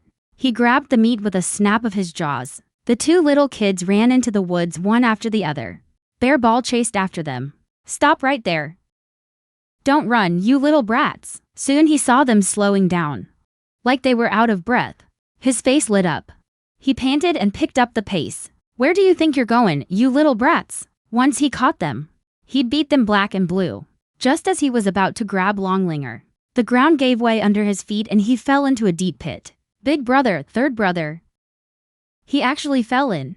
3 heads popped up over the edge of the pit. Long Linger's eyes sparkled with excitement. Bear Ball was dizzy from the fall. He started cursing when he heard Long Linger. But then a bunch of little stones rained down on him. You dare throw rocks at me? You're the one we're throwing at. You're the brat. You bully us every day. We'll smash your head into mush. The 3 kids threw even harder. Even Long Yao grabbed rocks with his mouth and tossed them into the pit. But his movements were way too slow. He tilted his head and thought for a moment. So he just flew right over the pit, closed his eyes and pushed hard. A smooth, loud splatter sound rang out. All 3 kids pinched their noses at the same time. Xiao Wu, you got the runs. Long Yao was still a little beast and felt no shame at all. He flicked his tail, turned around and flew back behind Long Yu with his head held high. He helped Mom teach the bad guy a lesson too. Mom should give him lots of meat, right? Just thinking about eating meat. Long Yao gritted his teeth and kept going. Bear Ball at the bottom of the pit was howling in pain from the rocks. But the moment he opened his mouth, he caught a mouthful of some slippery, unknown stuff. A nasty stench hit him right in the face. Pure 100% grossness. He opened his mouth to spit it out. But it went down his throat. Gulp, he swallowed a big chunk. Next thing, he was on his knees in the pit, puking nonstop. The 3 kids were dry heaving up above too. They couldn't take it anymore. The 3 kids covered their noses, grabbed Long Yao and quickly left. On the other side, after Bear Ball was lured out and the hut was empty, Hu Jiao came out carrying a bucket of gasoline. She quickly splashed it on the walls of Bear's house, struck a match and tossed it forward. The fire flared up instantly. It swallowed the small wooden hut in one gulp. She clapped her hands and put the bucket back in her space. left before the beastmen could swarm over. At the same time, Bear Wa arrived at the chief's house. Turns out, yesterday she saw Long Yu had a torch, and guessed Hu Zhao had stolen the chief's fire-making method. Today, she came specifically to tattle. Hearing Bear Wa's words, the chief looked serious. Is what you're saying true? Yes, I saw Hu Zhao make fire with my own eyes. She even tried to burn me to death. A thief like her can't stay in the tribe. The chief's face turned cold. I'll go see what's going on. Bear Wa smirked to herself and hurried after him. Stealing from the chief is a serious crime. Hu Zhao might even get kicked out of the tribe. They hadn't gone far when a male ran up to them. Bear Wa, something bad happened. Your house is on fire. Hearing that, Bear Wa was stunned. How could my house catch fire? I don't know. You'd better go check it out. Oh no. Bear Ball is still inside. She remembered telling Bear Ball to stay home before she left. Panicked, Bear Wa rushed back. When she got home, she saw her house already engulfed in flames. Bear Ball is still in there. Put out the fire and save Bear Ball. Hearing there was a cub inside, the beastmen quickly ran to the river for water. Soon, bucket after bucket was thrown on the fire. But the flames didn't die down at all. After dozens of buckets, someone noticed something was wrong. This fire won't go out. What's going on? Seeing them stop, Bear Wa went crazy and shoved the female holding her. Why are you stopping? Keep bringing water to put out the fire. If you can't even put out a fire, what good are you?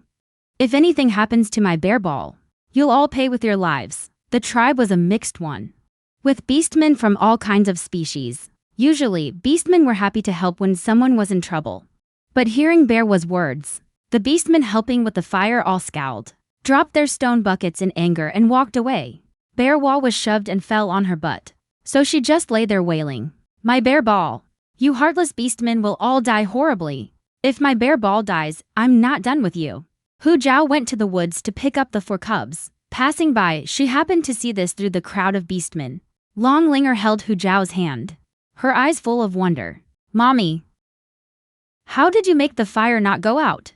It's not that it won't go out. Mommy added something that makes fire burn faster. It takes a lot of water to put it out. Long Linger blinked in amazement. What's so powerful? Can I have some of that powerful stuff, Mommy? If any beastmen bully me, I'll throw it on them and burn them to death. Hu Zhao was startled. No wonder the little villain says shocking things. Linger, you can't use this stuff recklessly. Only really, really bad people should be burned to death. When you're older, Mommy will tell you more. Her goal was to win over the little villains, so she had to nip any murderous thoughts in the bud. Hearing Hu Zhao's words, Long Linger felt a little disappointed. Just then, Bear Wa, still wailing on the ground, spotted Hu Zhao in the crowd of beastmen. She suddenly thought of something. She jumped up angrily and rushed to grab Hu Zhao. Hu Zhao, this must be your doing. You stole the chief's fire-starting method on purpose to hurt me. You killed my cub. I'll kill you. The 4 cubs were startled, but Hu Zhao suddenly pulled them aside to dodge. She lifted her foot and kicked Bear Wa hard in the back of the knee. With a thud, Bear Wa fell to her knees. Hu Zhao stared at Bear Wa on the ground in surprise. What are you doing? Sure, you wrecked my house and beat up my 5 skinny little cubs. But you don't have to kneel and apologize to me.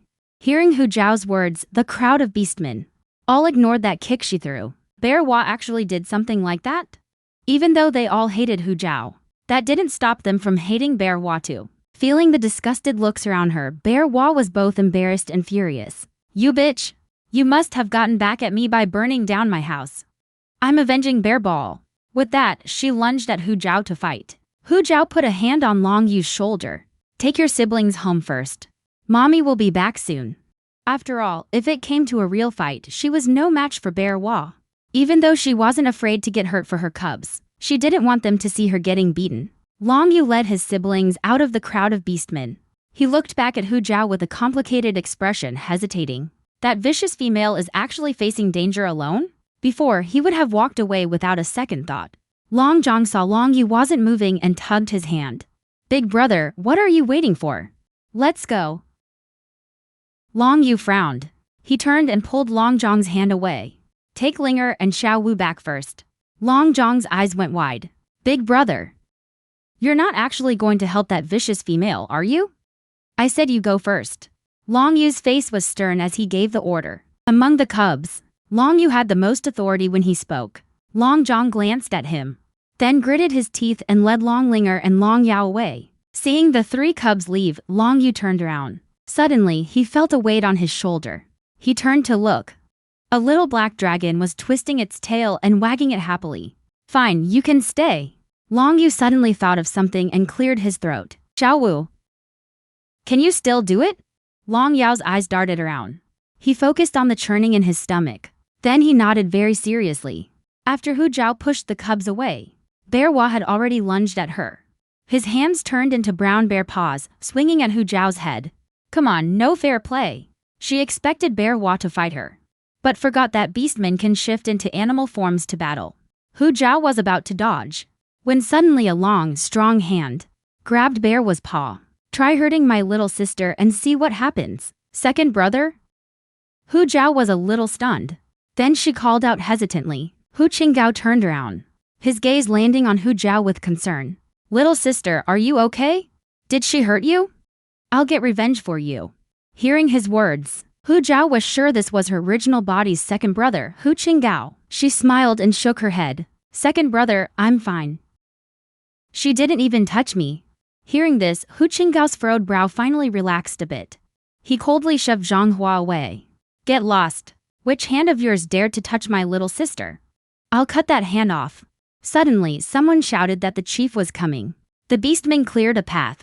Hu Zhao looked over curiously. She saw a middle-aged male with thick eyebrows and a square face walking through the crowd. What's going on? Seeing the chief, Zhang Hua acted like she'd found backup. She quickly played the victim. Hu Zhao set my house on fire. She burned my cub to death too.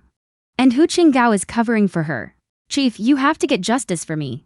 Hu Qinggao was about to lose it. What makes you say my little sister set the fire? Did you see it yourself? Zhang Hua wailed and wiped her tears. It was Hu Zhao who set the fire. Who else would do something like that? My poor Zhang Qiu was so young. And that vicious female burned him to death. The chief looked solemnly at Hu Zhao. Is that true? Chief, I'm being framed. If I had set the fire, how could it not be put out by water? I couldn't possibly have that kind of power. The other beastmen thought that made sense. They had never seen fire that water couldn't put out.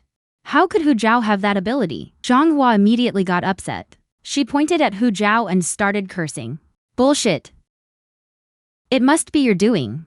You're just jealous that my Zhang Qiu is bigger than those little brats. My poor baby. Your Zhang Qiu is as fat as a pig. You'd think his dad was a pig beastman. The chief frowned. All right, stop arguing. Put out the fire first. Check if Zhang Qiu is in the house. Zhang Hua didn't dare act up after the chief spoke. Dozens of beastmen worked together to fetch water. It took half an hour to put out the fire. After the fire, the wooden house was nothing but ashes. Zhang Hua rushed over, grabbed a handful of ashes and wailed. My baby. Zhang Qiu, you died so horribly. The beastmen around just watched coldly. They saw Zhang Hua's disgusting true colors. No one gave her any sympathy anymore. Suddenly, a murmur went through the crowd of beastmen. Where's that stink coming from? Oh my god, why is it so smelly? Who took a dump here? A group of beastmen covered their noses, looking at each other with disgust. Just then, a stinky ball of flesh rolled in. Mom, I'm not dead. Why are you holding ashes and saying I died? Startled by the voice, Zhang Hua looked up and saw Zhang Qiu standing there, completely unharmed. Her crying stopped immediately. Zhang Qiu, you're not dead? How did you end up like this?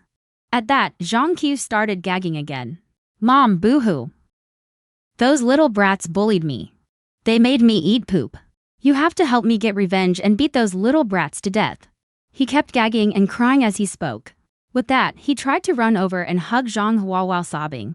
Eating poop? Since when does Zhang Hua's kid have that kind of hobby? Hearing this, the other beastmen all shot them weird looks. They all backed off a good 30 feet. Zhang Hua reached out a hand, looking disgusted. Stop! Don't come near me. Seeing that Zhang Hua didn't want him close, Zhang Qiu cried even harder. Boo-hoo-hoo. Mom, are you rejecting me too? He kept crying and running toward Zhang Hua. Hu Zhao stood nearby, totally confused. She only gave the kid some ideas to teach Zhang Qiu a lesson. How did he end up covered in poop? Just as she was wondering, she suddenly saw a black shadow zoom over their heads. Hu Zhao's heart skipped a beat. She was about to go bring Long Yao back. When she saw the little black dragon raise the tip of his tail, he held his breath and closed his eyes. Aiming right at Zhanghwa's big, chubby, pancake face, he let loose again. The stench was so bad Hu Zhao couldn't help covering her eyes. It was just too gross to watch. If this weren't her own biological kid, she'd totally pretend she didn't know Long Yao. After emptying his tank, Long Yao wiggled his little tail. He happily flew back to Long Yu's side. Long Yu pinched his nose and barely patted Long Yao's head. "Good job, little five." Right after he said that, he felt Hu Zhao's gaze on him. He pretended not to notice and looked away. Hu Zhao was speechless. They actually stayed behind to ambush them. Unbelievable. Nice one. Zhanghwa's raspy scream pierced the sky. Who did this? Get out here right now. Zhang Qiu quickly tattled. Mom. It was that little brat Long Yao. Hearing it was Long Yao's doing, Zhang Hua was fuming. Hu Zhao, I'll kill you. Hu Qinggao was already on guard. He pulled Hu Zhao out of Zhang Hua's attack. The chief nearby looked displeased. Enough, Zhang Hua. The tribe doesn't allow harming females. A little roughhousing is one thing, but causing serious injury is absolutely forbidden. Chief, Hu Zhao burned down my house, and she sent Long Yao to bully us. You have to stand up for me. Zhang Hua sobbed and whined to the chief, but the stench of poop all over her made it hard to feel any sympathy. Hu Zhao shot back immediately. Chief, everyone knows I'm not good to my own kid. Why would they listen to me and do something like that? My kid's too young to know any better. He just wanted revenge, because Zhanghua's family bullies him every day. Her bold speech made everyone nod. After all, getting even is totally normal for beastmen. Hu Zhao narrowed her eyes and kept going. If you ask me, you've done so many bad things that the beast god punished you by burning your house. And now you're trying to frame me? Hearing the beast god's name, Zhanghua's face went pale with fear. Don't talk nonsense. Hu Zhao spread her hands. Then tell me, why can't anyone put out this fire? Isn't it because the beast god doesn't want it to go out? In the novel, all beastmen believe in the beast god, just like how Buddhists worship Buddha. The other beastmen's looks at Zhang Hua instantly changed, as if she were something filthy. Zhang Hua panicked. No way. Hu Zhao, stop talking nonsense. Chief, she's just making excuses. She stole the fire-starting method and is trying to talk her way out of it. The chief turned her gaze to Hu Zhao. Is what Zhang Hua said true? Hu Zhao stepped forward confidently. I do have a way to start a fire, but I didn't steal it. I discovered it by accident. Chief, don't believe her. If starting a fire were that easy to discover, why would only she find it? Hu Zhao stayed calm. Chief, if you don't believe me, you can see if my method is the same as yours. As soon as he said that, the other beastmen looked surprised. She really does have a way to start a fire. Then Hu Zhao added, but I can only tell you, Chief. The chief's expression softened. All right, go ahead. I start fires with 2 stones. Chief, do you use stones to start fires? Hearing this, the chief's expression changed. Your method wasn't stolen from me. Though he didn't want to share the fire-starting method, he wouldn't wrong Hu Zhao either. Zhang Hua's eyes went wide. How is that possible? Chief, you're not trying to protect Hu Zhao too, are you? You don't even believe the chief. That's disrespecting the chief. Sure enough, the chief's face turned cold. Nothing angered him more than a beastman challenging his authority. Take Zhang Hua to the cave for 2 days. No visitors allowed. Zhang Qiu was terrified. She never thought her own mother would be taken away. She shot a scared look at Hu Zhao, then slunk out of the crowd of beastmen. The commotion passed, but the beastmen didn't want to leave. They all wanted to know how Hu Zhao started a fire with stones. Hu Zhao knew exactly what everyone was thinking. I've tried it. Not every stone can start a fire. Only these 2 stones I found can do it. Chief, I'd like to offer you the flint, but I have one condition. So she wanted to make a deal. The chief sized up Hu Zhao. He felt she had changed a lot. That warm, obedient smile was something the old Hu Zhao never had.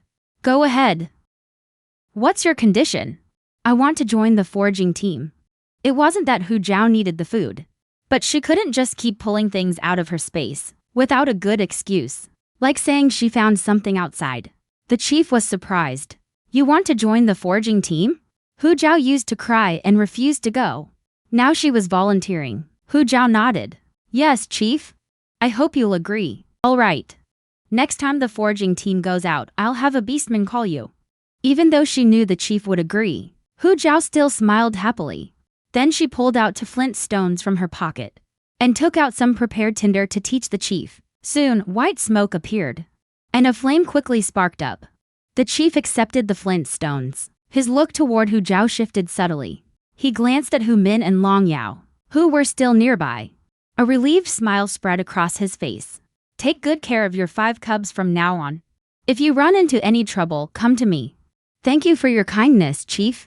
I'll make sure the cubs grow up healthy and strong." Hu Zhao felt a wave of emotion. This chief seemed like a decent person. He was even willing to help a female like her original self. In the other wooden hut, Long Linger and the other 3 returned home one by one. Long's you couldn't see, so he couldn't join the plan. Now Long Linger was excitedly telling him what happened. Bear Ball got it bad. His house was burned to ashes by Mom, and he ate Xiao Wu's poop. Long Shu's expression grew stranger as he listened. "Ate poop? That wasn't part of yesterday's plan." Long Linger's mood suddenly dropped. But Bear Flower won't let Mom off that easily. As soon as he said that, Hu Zhao's voice came from outside the door. "Cubs, Mom's back. Your second uncle is here to see you too." All 5 cubs frowned at the same time. They had no good feelings toward that vicious female's family. Hu Zhao was fast on her feet. When she got back, she saw Long Yu going inside. Knowing they didn't want to come out, she took Hu Qinggao into the yard first. Hu Qinggao saw the yard full of hanging meat. He was shocked, speechless. "Did Long Mo the loser catch all this?" Hu Zhao corrected him seriously. "Second brother, Long Mo is not a loser. Don't call him that anymore." Hu Qinggao, a total sister guy, changed his tune without question. "Okay. I won't call him a loser anymore." "Then why did he only bring back a little bit of prey before? Was he messing with you on purpose?" "No, second brother. He actually brought back a lot of prey before. But the tribe's beastmen kept it for themselves." Hu Zhao told Hu Qinggao what happened yesterday. Hearing that, Hu Qinggao got furious. "They dared to steal my sister's prey? I'll go break their legs." Hu Zhao quickly grabbed her raging second brother. "It's okay, they won't dare anymore." Right now, the cubs and her family were what mattered. She didn't want to cause trouble over the mess her old self left behind. Seeing his little sister so insistent, Hu Qinggao dropped the subject. He just left 3 pheasants and got ready to go. Then he noticed some animal hides hanging behind the meat. "Little sis, why are you hanging up those hides?" "I washed them yesterday. I want to dry them to make clothes for the cubs." Hu Qinggao's face turned weird. "That's not how you tan hides. If you dry them like that, they'll get stiff and unwearable." Hu Zhao's smile froze. She quickly went to feel the hides. Sure enough, they were already rock hard. Hu Qinggao quickly comforted her. "It's okay, they're just a few hides. What kind of hides do you need? Your second brother will bring you some in a few days." "Thanks, second brother, but no need. Next time, teach me how to tan hides." He didn't expect Hu Zhao to be interested in this. Hu Qinggao nodded repeatedly.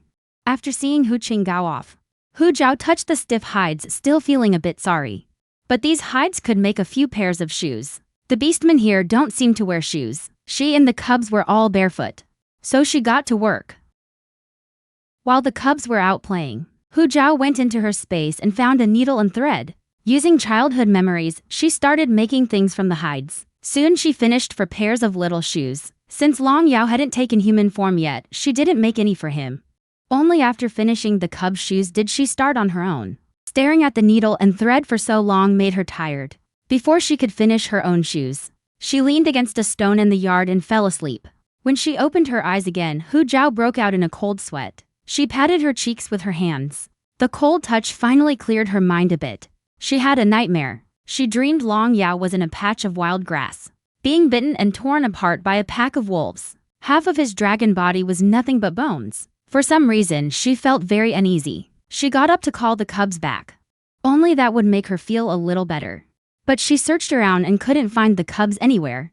She hurried to look for them in other parts of the tribe. Suddenly, she heard voices coming from ahead in the woods. She moved closer. Then she saw the cubs standing in the distance. Hu Zhao's face lit up and she was about to walk over, when she suddenly saw that across from the cubs, a slender female was standing there. I just made this roasted meat. Take it and share it with the younger ones. You must be starving. It's my fault I've been busy and couldn't bring food. From now on, I'll try to bring more food for you." Hu Zhao frowned and peeked over. She realized it was Lu Mianer, The one she saw right after she traveled here. Through the thick leaves, she could see that soft, gentle female's face was full of smiles. But Long Yu coldly refused. Thanks, but no thanks. We're not hungry. Long Zhong just glanced at Lu Mai Anner's roasted meat and said nothing. Even Long Linger, who usually talks the most, didn't say a word to Lu Mai Anner. Her dark little eyes silently studied Lu Mai Anner. Earlier today, they heard that the nasty female's head injury was caused by Lu Mai Anner pushing her. Lu Mai Anner's smile froze for a moment. Then she caught herself. Did Hu Zhao hit you again? Or did she find out I gave you food and won't let you eat? It's okay. Eat it now and she won't know when you get back. I won't tell anyone either. Hearing Lu Mai Anner's words, all the cubs except Long Zhong frowned. Long Yu corrected her seriously. She didn't hit us. And we're not hungry.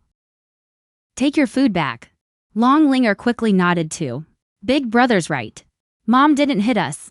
Don't talk nonsense. Long Xiu, who was usually quiet, also spoke up. Aunt Lu, thanks for the offer. You should head back now. When Lu Mai Anner heard this, her smile froze a little. Even though she was about the same age as Hu Zhao, the cubs in the tribe all called her Sister Mai Anner. No cub had ever called her aunt before. Hearing what Long Xiu said, Hu Zhao, from a distance, couldn't help but laugh behind her hand. Who's there? A hint of alertness flashed across Long Yu's young face. His sharp gaze swept toward where Hu Zhao was hiding. Hu Zhao quickly shut her mouth. But it was too late. Long Zhong had already stepped over the dry branches and leaves. When he saw Hu Zhao, the scars on his face scrunched up. What are you doing here? The other cubs were also startled. Their small bodies instinctively shrank back. But Linger grinned and ran over. Mommy. Hearing that, Mom. The cubs snapped out of their nightmare. They remembered that the mean female had started calling herself Mom. And she swore she wouldn't hit them anymore. Realizing she'd been caught, Hu Zhao had no choice but to step out. I wasn't trying to eavesdrop. I was looking for you guys and just happened to run into you. Why don't you keep talking? I'll leave you alone. Hearing Fox Zhao's words, the cubs all looked surprised. The mean female used to hate Lu Mai Anner the most. She'd even yell if anyone got too close. But today, she didn't react at all. Seeing Hu Zhao about to leave, Long Linger quickly grabbed her hem. Mom, don't go. We didn't mean to come see her. She came to us on her own. Mom, don't be mad. And please don't hate us, okay? Their eyes met. Hu Zhao's heart felt like a new sprout had been planted. How could Mom ever hate Linger? I'm not mad. Long Linger happily held Hu Zhao's hand back. I'm glad you're not mad, Mom. Her voice didn't sound as cautious as before. It was genuinely happy. Hu Zhao's mood lifted a little too. She turned to look at Lu Mai Anner. Thanks for your kindness. From now on, you don't have to sneak food to the cubs. I won't let them go hungry. But Lu Mai Anner frowned. What are you really trying to do? These cubs are already so skinny. Not feeding them is one thing. But why stop others from giving them food? Hu Zhao was stunned by the accusation. Did I say I wouldn't feed them? Hu Zhao was about to explain. Long Zhong's voice cut in abruptly. Hey, are you coming or not? Females are so annoying. She turned and saw the cubs already behind her. Long Linger tugged her hand, trying to pull her out of the woods. She didn't plan to be friends with Lu Mai Anner anyway. So let her misunderstand. Seeing Hu Zhao leave, Lu Mai Anner didn't follow. She watched worriedly as the cubs disappeared from sight. When they got home, she was about to take out the shoes she'd made for the cubs to try on. But remembered Long Yao was the only one without shoes. So she pulled a pack of dried fish from her space. She opened the package and poured the dried fish into a bowl for Long Yao. This is the trouble with having so many kids. She can't let Long Yao think she's playing favorites. Cubs, come here for a second. Mom has something for you. Hearing Hu Zhao's voice, the cubs came to the door. They looked curiously at the strange thing in her hands. Long Linger blinked. Mom, what's that? These are shoes. Wear them on your feet so they don't get hurt when you walk. Linger, come here. Let Mom help you put them on and see if they fit. Hu Zhao bent down and helped Long Linger put on the shoes. Her little feet were only the size of a palm. She had estimated the size beforehand. They were just a little loose, but it wouldn't affect walking. Long Linger was full of curiosity. She walked around in the shoes. Mom, the shoes feel weird. But they're soft and comfy. When the other 3 cubs put on the shoes and walked, it was like pets back in her past life wearing shoes. They walked in all sorts of funny ways. Hu Zhao couldn't help but laugh. Long Zhong's face turned red. He angrily pulled off the shoes and threw them on the ground. This thing is no good at all. I don't want it. Hu Zhao wasn't upset. It's okay. If you're not used to them, don't wear them. Mom won't force you. Long Linger excitedly acted cute in her shoes. Mom, Linger loves the shoes. Thanks, Mom. Linger will wear them every day. Long Yu took a couple of steps. His young face looked a little awkward. Thanks, these shoes are really nice. Only Long Yu stood still, feeling the soft touch under his feet. Long Yu walked carefully, holding his long staff. He can't see. He often stepped on sharp things and cut his feet. Now with shoes, he can go out more without worrying about hurting his feet. Of course, she couldn't forget little Long Yao. She took out a porcelain bowl and called softly, Yaoer, Mom prepared something for you too. Before she could finish, she suddenly noticed Long Yao wasn't in the yard. Where's Yaoer? Did any of you see where Yaoer went? She quickly got up to look for him. Long Yu reacted the fastest. I remember Xiao Wu came back with us. He was just here. He must have gone off to play somewhere. Hearing Long Yu's words, Hu Zhao didn't feel relieved, she got even more anxious. The dream she had earlier made her uneasy. Long Yu also noticed something off in Hu Zhao's voice. Big brother, you guys go look outside. I'll stay and watch the house. If Xiao Wu comes back, I'll call you. Hu Zhao and the two cubs headed out first. Long Zhong glanced at the worried group and couldn't help snorting. What's with the act? You never cared when you hit Xiao Wu before. Even as he said that, he still started moving. After a few steps, he turned back. Expressionless, he picked up the shoes he'd just thrown away, dusted them off and tucked them into his shirt, then acted like nothing happened and caught up. They searched all the places Long Yao usually went, but still couldn't find him. Long Yu finally realized something was wrong. Xiao Wu used to be playful but never ran off. Why isn't he here? Long Linger's face went pale. Could something have happened to Xiao Wu? Hu Zhao's face turned pale. She tried to calm herself and think clearly. The dream about Yaoer and the wolves. And the grassland. She quickly turned around. Do you know where there's grassland near the tribe? Right after asking, Hu Zhao felt silly. The kids had never left the tribe. How would they know where the grassland is outside? Then Long Yu's young voice spoke up. South of the tribe. Cross a river and there's grassland. Hu Zhao found it strange but had no time to think. You guys search around the tribe first. Mom will look elsewhere. Don't leave the tribe, no matter what. Mom doesn't want to find Yaoer, only to lose you, got it? The three kids nodded. They didn't argue with her this time. Hu Zhao immediately ran south of the tribe as Long Yu said. Just like Long Yu said, south of the tribe was a river several meters wide. Across the river was a patch of grassland. Right now, a small black figure was leisurely flying over the river. Before long, the little one stopped with its tail up. Looking closely, there was a juicy, sizzling piece of meat in the grass. Long Yao sniffed back his drool, flew over and started munching away. Little did he know, pairs of green beast eyes had already locked onto him. Soon Long Yao had eaten every last bit of the meat. He flopped onto his back with a round belly, planning to rest before heading home. He looked up and locked eyes with a pair of green ones. Long Yao jolted in fright. His natural instincts made him glance round. At some point, countless pairs of glowing green eyes had surrounded him. It was a wolf pack. Long Yao used all his strength to shoot up into the air. But the hungry wolves weren't about to let this meal get away. They chased after him eagerly. The little dragon, who'd only eaten well for 2 days, couldn't outrun the full-grown wolves. In an instant, the pack leader, with drool dripping from its fangs, was right behind Long Yao. A howl rang out close to his dragon body. Long Yao's heart sank. He was done for. The wolves were going to eat him. Just as he gave up and braced for death, a figure suddenly lunged from the side. He snatched Long Yao right from the wolf's jaws. Hu Xiaotao sprinted through the tall grass, clutching Long Yao. You little brat, are you trying to get yourself killed? That's a wolf pack. What are you doing out here alone? He'd just finished hunting and was taking a shortcut home. But then he saw wolves chasing a cub. He rushed over without a second thought. Long Yao whimpered pitifully in Hu Xiaotao's arms. He poked his head out to look behind Hu Xiaotao. A wolf claw was swinging right at them. He bit down hard on Hu Xiaotao's arm. Hu Xiaotao winced and dodged to the side. You ungrateful little pest. I save you, and you bite me?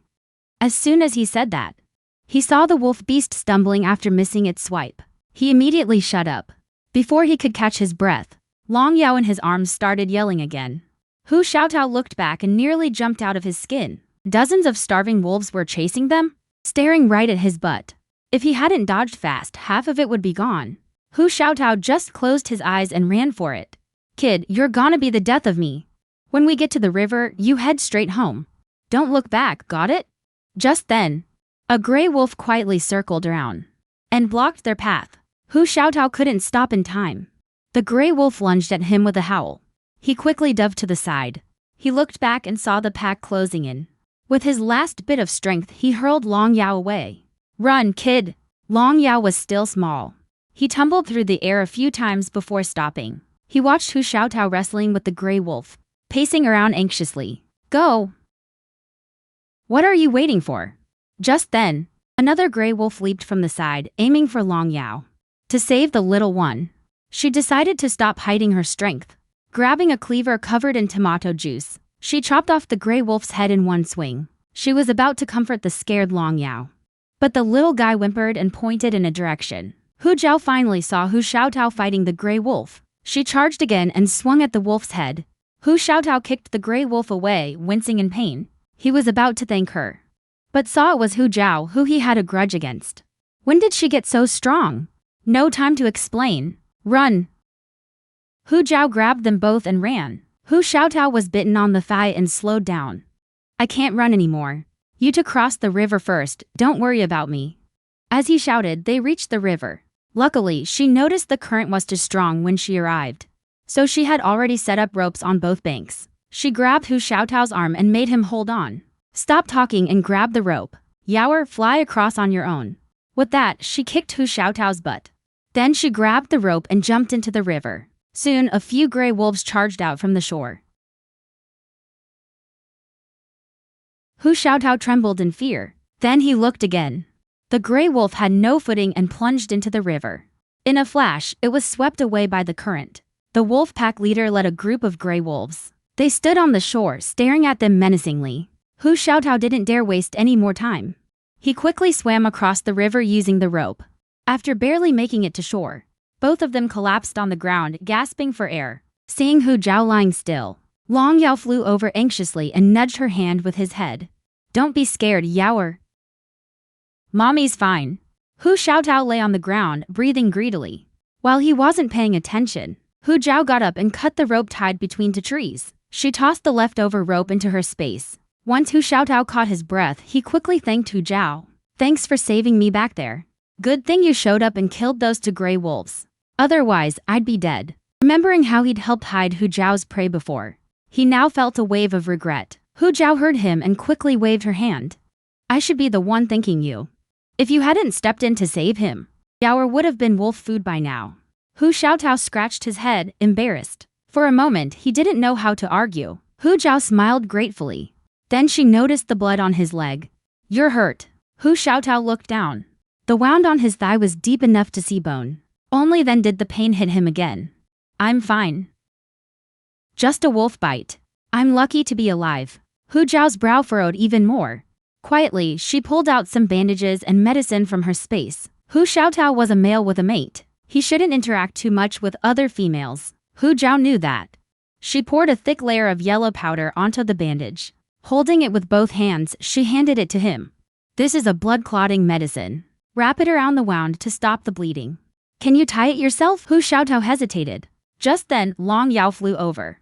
He wrapped his tail around Hu Xiaotao's finger and tugged his hand toward the bandage. Hu Xiaotao snapped out of it. He took the bandage and tied it around his wound. After a minute or two, the bleeding had completely stopped. Hu Xiaotao looked stunned. It's not bleeding or hurting anymore. Hu Zhao, where did you get this medicine? Even the vet doesn't have stuff this good. You're not a witch doctor, are you? In the beast world, witch doctors were like witches in fairy tales. They could use magic to heal beastmen's injuries. Only females could awaken as witch doctors. But she didn't want to pretend to be a witch doctor and risk exposing her supply space. Of course, I'm not a witch doctor. I just found this medicine by accident. It works great, so I keep it on me just in case. Monkey Jump nodded eagerly. I get it. I promise I won't tell anyone. Hu Zhao was totally confused. Dude, what do you get? She felt like Monkey Jump was acting weird. but she couldn't put her finger on it. Whatever, forget it. She looked over at Long Yao, who was hanging his head.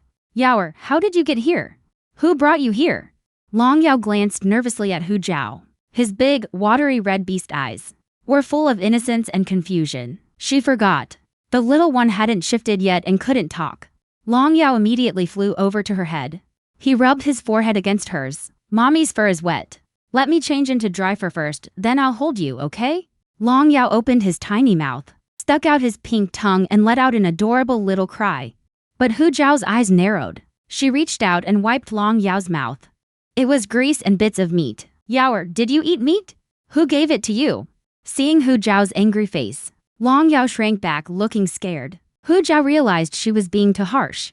She softened her expression and lowered her voice. Yaoer, don't be scared, mommy's not mad.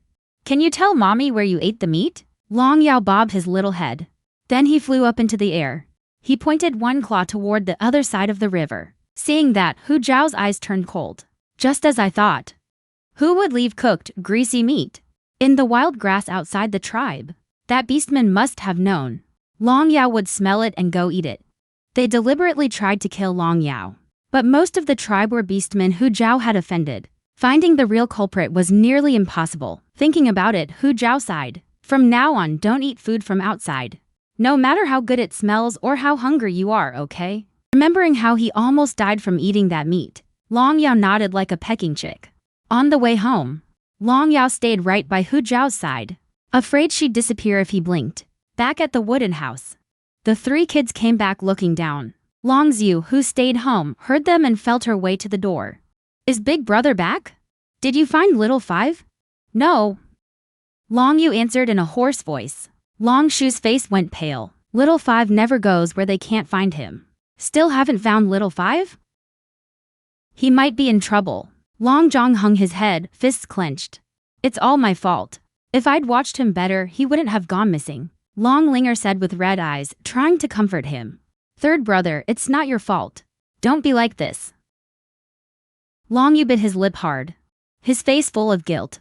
Maybe mommy can find Little Five. Long Linger said in a tiny voice. Long Zhong shot back without thinking. She'd be happy if Little Five died. How could she find Little Five? For all we know, she made him disappear. Long Linger shook her head without thinking. No. Mommy wouldn't do that. She's changed. She pressed her lips together and looked outside. But then she saw a female walking toward the wooden house. Long Linger's eyes lit up. Mommy. Mommy's back. Before the kids could react, she ran out. Outside the yard, Hu Zhao was soaking wet. A little black dragon stayed right by her side. Mommy. Xiaowu. Hu Zhao heard Long Linger's voice. She turned and saw a skinny little girl running toward her. She quickly reached out to catch Long Linger before she crashed into her. Mommy's back. And I brought Little Five back too. Don't worry. Little Five is fine, nothing happened. Long Linger hugged Hu Zhao's leg tightly. Mommy's amazing. I knew you'd find Little Five. Hu Zhao lovingly patted her head. She was about to say something. But then Long Linger suddenly gasped. Mommy, why are you all wet? I got wet by accident. You and your brothers take Little Five to play. Mommy's going to change clothes, okay? Then she looked at the three kids in the yard. You guys go play too. Don't go too far. Come back before dark for dinner. Long Yu looked at her with complicated eyes. He wanted to ask where the evil female found Little Five. And how did her clothes get wet? But the caring words got stuck in his throat. Long Yu couldn't see, so he just listened to them talk from the side. When he heard that Hu Zhao's clothes were all wet, he frowned, turned around and went into the wooden house. Long Zhong really disliked Hu Zhao. He dragged Long Yu out of the yard. Seeing the kids leave, Hu Zhao breathed a sigh of relief. The biggest reason they'd turn into villains in the future was the bullying from the beastmen. If they found out some beastmen deliberately tried to hurt Long Yao, it would probably speed up their turn to the dark side. She looked up at the sky. It was only an hour or two until dark. By the time she changed and made a big pot of food, it'd pretty much be dark. She sat in the yard for a couple of minutes to rest. Then Hu Zhao got up to start working. Long Xiu suddenly walked up to her. The next second, a leather skirt was shoved into her hands. Xiu, where did this come from? Is it for me? Hu Zhao asked uncertainly. Long Xiu grunted a yeah with a blank face. This is one I hid before. My favorite leather skirt. It's yours now. Hu Zhao was stunned. Man, life is full of traps. Thanks, Xiu Xiu. Mommy was just worried she couldn't find this skirt. So you put it away for me. She even reached out and patted his head. Long Xiu stiffened. He frowned and quickly stepped back to paces. Just go change. If you get sick and die, no one can save you. With that, he turned, leaned on his long stick, and sat down behind the wooden house. He ignored Hu Zhao after that. Hu Zhao pursed her lips and chuckled. This kid is just as sharp-tongued as Long Zhong. He just doesn't know how to express himself. She quickly changed into a new leather skirt. Hu Zhao skillfully prepped the food and lit the fire. While the meat was cooking, she also built a smoking rack. She lit the fire and blue smoke rose up. It wrapped around the large pieces of meat. When the 4 kids came back, they only saw smoke billowing from the yard. They suddenly remembered Zhang Hua's house that just burned down. Their faces went pale and they rushed back in a panic. Long Linger anxiously looked for Hu Zhao. Mom, where are you? Long Yu quickly directed Long Zhong. Third, grab a stone bucket and get water to put out the fire. But before the 4 of them even entered the yard, they saw Hu Zhao covering her mouth with one hand and fanning the air in front of her nose with the other as she walked out. She looked at them in surprise. What are you doing? Long Zhong pointed at Hu Zhao angrily. You evil female! Are you trying to burn second brother to death in the house while we're gone? You burned down the house. As soon as he said that, Long Yao rushed up and bit down on Long Zhong's pointing finger. Long Linger quickly stepped in and pulled Long Yao away. Third brother, are you okay? Little 5, let go. How could you bite third brother? Long Yao was held in Long Linger's arms, but he still looked fierce. Long Yu was also a little angry at Long Yao. Little 5 used to be so obedient and well-behaved. Today he actually bit third brother for that evil female. Hu Zhao was startled. She quickly went over to check the wound on Long Zhong's hand. Let me see if it broke the skin. There are 2 rows of teeth marks on his index finger. 2 of the marks are deep and already bleeding. It's bleeding. Let me clean the wound and put some medicine on it. She pulled Long Zhong's hand to get some water. But Long Zhong shook her hand off. I don't need your fake kindness. If you hadn't tricked little 5, he never would have bitten me. Don't touch me, you evil female. Hearing Long Zhong's words, Long Yao broke free from Long Linger's arms. He flew in front of Hu Zhao and bared his teeth at him. Hu Zhao's head was spinning. She remembered that in the book, these 5 little villains were very united. Why would Long Yao suddenly bite Long Zhong? She scowled and grabbed Long Yao by the tail. Little 5, no biting. Long Yao immediately calmed down. He blinked at Hu Zhao pitifully. Mom protected him, so he had to protect Mom too. Was that wrong? Even if someone was wrong, it was third brother's fault. He was the one who yelled at Mom. Hu Zhao didn't soften. She turned, walked over to Long Yu and took Long Zhong's hand. Seeing Hu Zhao's move, Long Yu's face turned cold. What are you going to do to third brother? Let me go, you evil female. Big brother, take them and run. Hu Zhao ignored his yelling. She went inside, got alcohol and a cotton swab and carefully cleaned the wound. Long Zhong let out a pained grunt. The scars on his face all scrunched up. Hu Zhao glanced at him, a little amused. You were yelling so loud just now. Now that it hurts, why don't you scream? Long Zhong's cheeks flushed red with anger. I'm not in pain. It doesn't hurt at all. So Zhonger is that tough, huh? Then Mama doesn't have to be so gentle. As she spoke, Hu Zhao quickly opened the medicine bottle. She poured the powder onto the wound, then wrapped it up with gauze. When the kids rushed in, Hu Zhao had just finished bandaging it. Seeing Long Zhong sitting there unharmed, the kids were all stunned. That evil female dragged Long Zhong in just to bandage his wound. Before she could react, Hu Zhao stood up and waved at Long Yao. Yaoer, come here. Long Yao's eyes lit up. He immediately scurried over eagerly. Go apologize to Zhonger. Hearing what Hu Zhao said next, Long Yao slammed on the brakes, totally dumbfounded. Apologize? Hu Zhao repeated herself. Long Yao hung his head. He reluctantly flew over to Long Zhong. His little tail curled up. He lightly touched Long Zhong's arm, then quickly pulled back. He turned to Hu Zhao and blinked, as if to say, I'm done apologizing. Hu Zhao's expression softened a bit. She stepped forward and patted his head. Yaoer is a good kid. Mama knows Yaoer was trying to protect her. But Zhonger is your brother, you can't hurt each other. You bit your brother's hand. That must really hurt him. You don't want your brother to be in pain, right? Abandoning family bonds is the biggest reason why little villains end up with tragic fates. She had to nip that in the bud. Listening to Hu Zhao, Long Yao's eyes fell on Long Zhong's bandaged finger. As if understanding her words, he lowered his head sadly and nodded gently. Then he suddenly flew back to Long Zhong's side, nuzzling his neck with his head. Long Zhong's heart softened instantly. The anger from being betrayed vanished. He pushed Long Yao away with his other hand. But his words were full of disgust. "You're such a big boy. Always rubbing against me every day, gross." That made Long Yao upset. He buried his head like a little calf and kept pushing, rubbing against Long Zhong for all he was worth. Seeing the two kids make up, Hu Zhao breathed a sigh of relief. "All right, come out and eat now. The food's getting cold." The 5 kids sat in a row in the yard.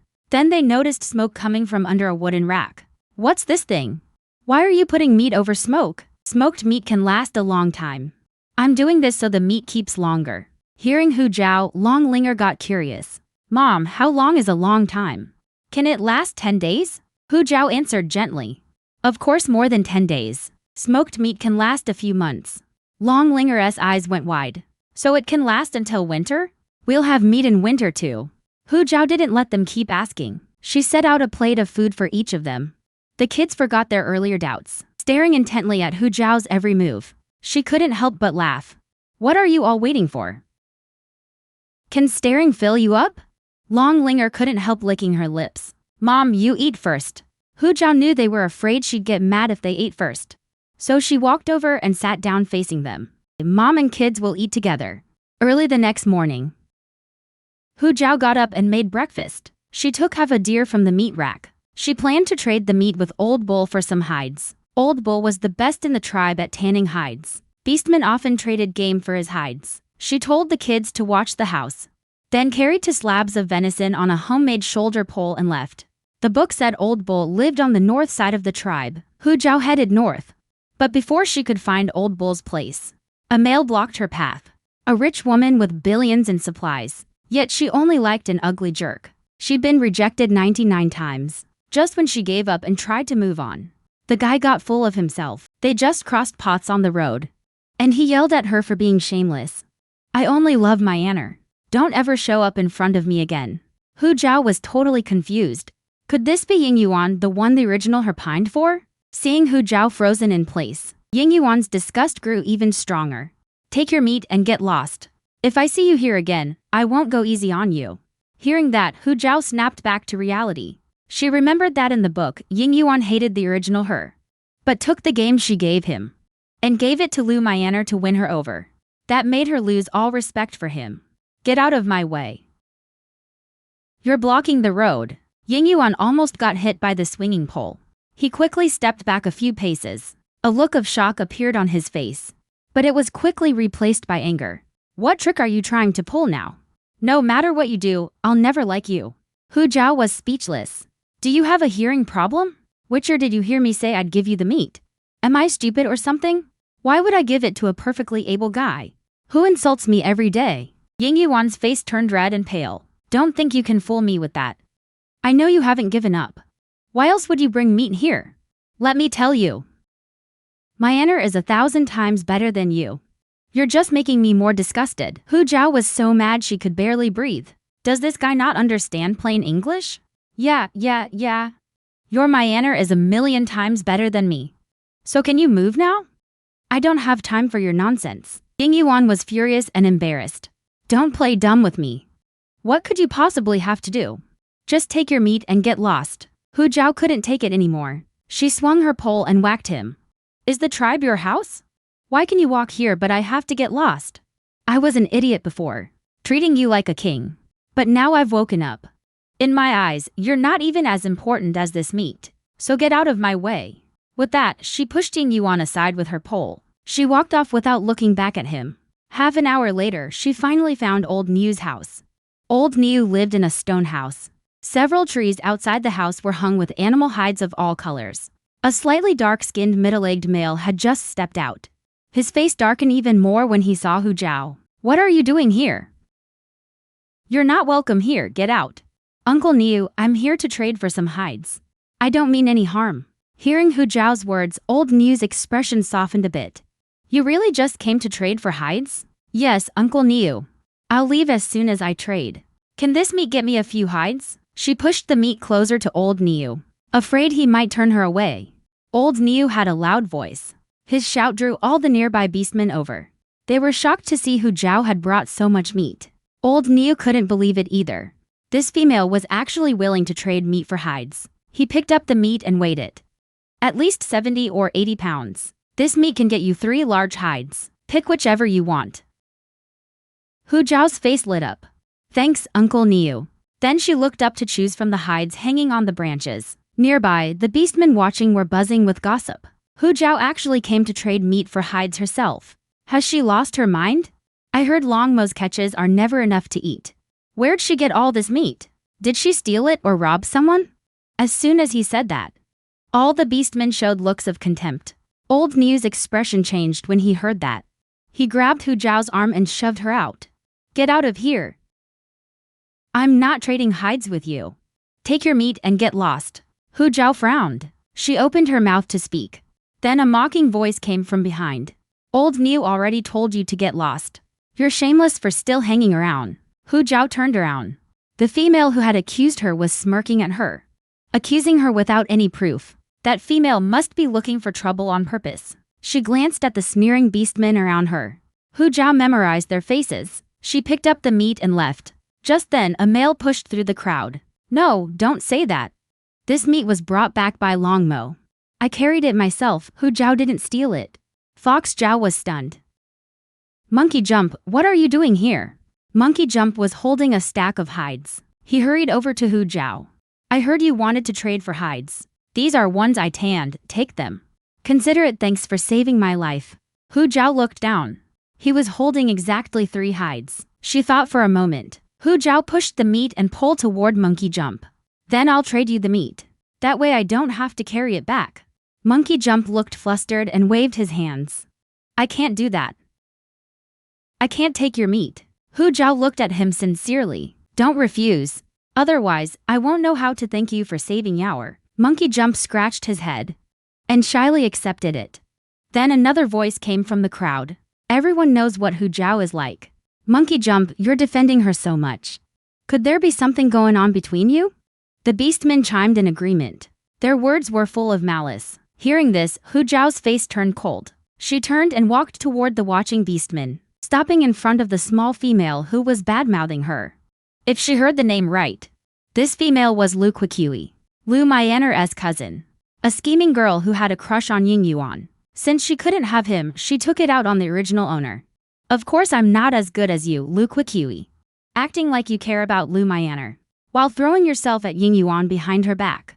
You deliberately waited until Ying Yuan was gone, then told other males where Lu Myanmar bathed. You're really such a good sister to Lu Myanmar. Lu Quique's face stiffened. Hu Zhao, stop talking nonsense. You're slandering me. Hu Zhao blinked her phoenix eyes in mock realization. Oh, so only what you say is the truth. And what I say is slander. Then when you used Lu Myanmar's name to go see Ying Yuan is tainted too. He should be thrown into the snake pit along with Monkey Jump. Hearing that Ying Yuan might be thrown into the snake pit, Lu Quiqui panicked. Hu Zhao, shut up. Brother Ying Yuan and I aren't like that. Seeing this, the beastmen remembered Lu Quique's usual behavior.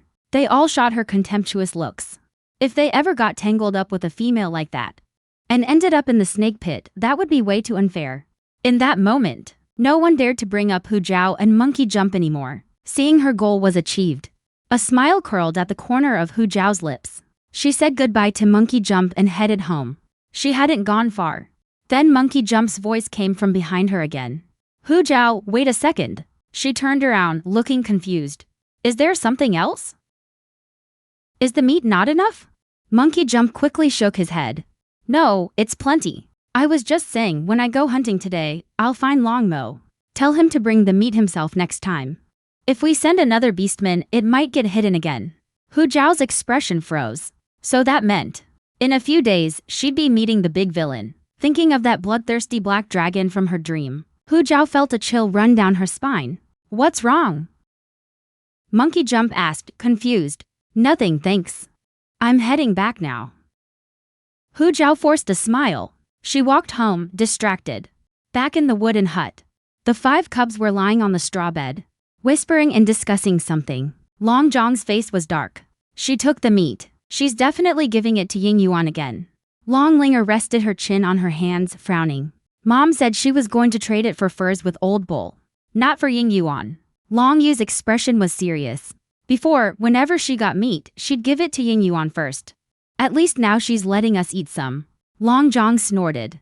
You think she suddenly changed for no reason? She's just putting on a show to win Ying Yuan over. Once she does, she'll ditch us and Dad right away. Hearing that, Long Linger's expression stiffened. Suddenly, Long Yao flew up. Angrily, she shoved her dragon tail up Long Zhang's nostrils. Furious, Long Zhang lunged to grab Long Yao. But Long Yao was quick and small. He darted around the room and Long Zhang couldn't catch him. Long Xiu suddenly spoke up. She won't give the meat to Ying Yuan. Long Yao flew over to Long Xiu's cheek and gave him a satisfied little kiss. Long Xiu wiped the drool off his face, annoyed. Third brother, you're getting slow. Can't even catch little five. That got to Long Zhang. He lunged when Long Yao wasn't looking and pinned him to the ground. OW. Brother is trying to kill me. Long Linger couldn't help but smile. Even the usually cold Long Yu cracked a tiny smile. Just then, Hu Zhao came back. She carried the animal hides inside and set them on the straw bed. All the kids held their breath. She really did bring back new hides. Long Yao was the first to rush over, wagging his tail like a little puppy. He nuzzled Hu Zhao's cheek to win her over. Long Linger quickly caught on too. She got up and hopped out the door. Soon she came back with a bowl of water. Mom, you must be tired. Have some water. Hu Zhao took the water, pleasantly surprised. Thanks, Linger. You're such a good girl. Long Xiu couldn't see, but from Long Linger's reaction, he knew Hu Zhao hadn't done anything foolish, just as he'd guessed. After drinking the water, Hu Zhao stopped keeping the kids inside. She let them go out and play. 3 hours passed quickly. Hu Zhao glanced at the sun's position. It was the hottest part of the day. That's when a bath feels warmest and most comfortable. She quickly set up a pot and started a fire to heat water. Then she went out to call the kids back for a bath. When the kids returned to the yard, they saw Hu Zhao pouring water into a round tub. You're back. This is the bathtub I had someone make for you today. Mommy's giving you a bath today. The kids all froze. That vicious female actually wanted to bathe them? What was she thinking? Before any of them could answer, she walked up and grabbed Long Zhang. Long Zhang gripped his skirt tightly with both hands, staring at Hu Zhao with wide, angry eyes. What are you doing? Don't touch my clothes. Hu Zhao couldn't help but laugh. Aw, is the little guy shy? Long Zhang's expression stayed fierce. Who's shy? Don't touch me. I can wash myself. I don't need your fake kindness. Hu Zhao couldn't hold back a chuckle. Then she remembered that Beastman matured pretty early, so she should keep some distance. So she let him sit in the tub with his leather skirt on, only washing his hair and scrubbing his back. Looking at Long Zhang's tangled, messy hair, she was about to trim it for him. But he put up a strong fight. Try touching my hair and see what happens. I don't need a haircut. Long Zhang covered his head with both hands, a hint of red flashing in his dark eyes. Hu Zhao was stunned for a moment. She didn't understand why Long Zhang reacted so strongly. Zhanger, your hair is all tangled. Let mommy cut it a little shorter. It'll grow back. But Long Zhang seemed triggered. I'm not cutting it. I knew you did it on purpose. You want everyone to see my scar and laugh at me. Get out. Hearing Long Zhang's words, Hu Zhao realized he wanted to hide the scar on his face. Okay, we won't cut your hair. Let mommy dry your hair, all right? Long Zhang kept backing away. He didn't want to get near Hu Zhao at all, afraid he'd catch a cold. She had to hand him the towel and let him dry it himself. After his bath, Long Zhang left the yard without a word. The other kids looked at each other but didn't follow. After washing the rest of the kids, Hu Zhao found Long Xiu standing behind her. When he was 5, the third one had just shifted form. He couldn't control his body well yet. You told him to start a fire and cook. He did as he was told. But while roasting meat, he accidentally fell into the fire and burned half his face. Not only did you not save him, you yelled at him for ruining the meat. I heard from the tribe's beastmen that the third one used to be the best looking. He loved showing off by the river. After that, he always covered his face with his hair. Cutting his hair would be like killing him. After hearing Long Xiu's story, Hu Zhao felt awful. No wonder Long Zhang hated it so much. Then something else hit her. So your eyes. Long Xiu knew what she wanted to ask. My eyes are natural, it's not your fault. After she finished speaking, Long Xiu turned and walked toward the dark wooden hut as usual, as if the endless darkness was his true home. But Hu Zhao's voice made him stop. Mom will find a way to cure your eyes. And Zhang's face too. I heard witch doctors can bring beastmen back from the dead. Mom will find a witch doctor for you. Long Xiu clenched his fists. We don't need your promises. Mom knows she made a lot of mistakes before. From now on, I won't let anyone hurt you again. Long Xiu's heart tightened. Then he coldly walked away. Anyone can say pretty words. Watching Long Xiu's lonely back, Hu Zhao only became more determined. She remembered that after the main couple left the tribe, they met a witch doctor in another big tribe. Beyond the tribe were endless mountains and forests. Monkey Xiaotao carefully made his way deeper into the mountains. He arrived outside a dark cave. Long Mo, are you in there? It's me, Monkey Xiaotao. But only his echo came back from the pitch-black cave. After getting no response for a while, Monkey Xiaotao started to worry. If you don't say anything, I'm coming in. Suddenly, a low, hoarse voice came from inside. What is it? Monkey Xiaotao stopped in his tracks. Hu Zhao told me. Next time, she hopes you'll deliver the prey yourself. She said she misses you. Deep inside the dark cave, a pair of golden beast eyes snapped open. A cold, suspicious glint flickered in them. What is this female up to now? Outside the cave, Monkey Jump saw that Long Mo hadn't answered for a while and got worried. Long Mo doesn't believe me, does he? Just as he was getting ready to sing Hu Zhao's praises and explain things to Long Mo. I understand. Next time, I'll bring the prey myself. Monkey Jump's face lit up. Great, I'll head back now. Without another word, he quickly disappeared into the bushes. Inside the cave, the huge golden beast eyes were like two suns, staring into the darkness at the entrance for a long time. Oh well. Even if that female doesn't like me, she's still my mate. Whatever she asks, I'll do. But if she hurts the cubs again, or if anything happens to them, I'll end her myself. In the other wooden hut, Hu Zhao was putting new clothes on the cubs. Suddenly, angry shouting came from outside. Fox Zhao, get out here! You shameless thing! How dare you go after Monkey Jump? I'll tear your face off today. Because she was a fox. She was shunned by her friends, dumped by her boyfriend, and even females she didn't know showed up at her door to yell at her. Hu Zhao was used to dealing with people like this. Let's see you try to tear my face off. Monkey Xiang got even angrier. You're so shameless. You couldn't seduce Eagle Yuan. So now you're going after my Monkey Jump? Even if you give him all the meat in the world, he won't fall for you.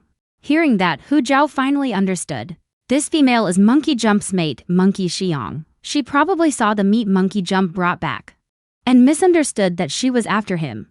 I only went after Eagle Yuan before because he had no mate. Now that he and Dear My Anna are mates, I've stopped bothering him. There's no way I'd go after Monkey Jump.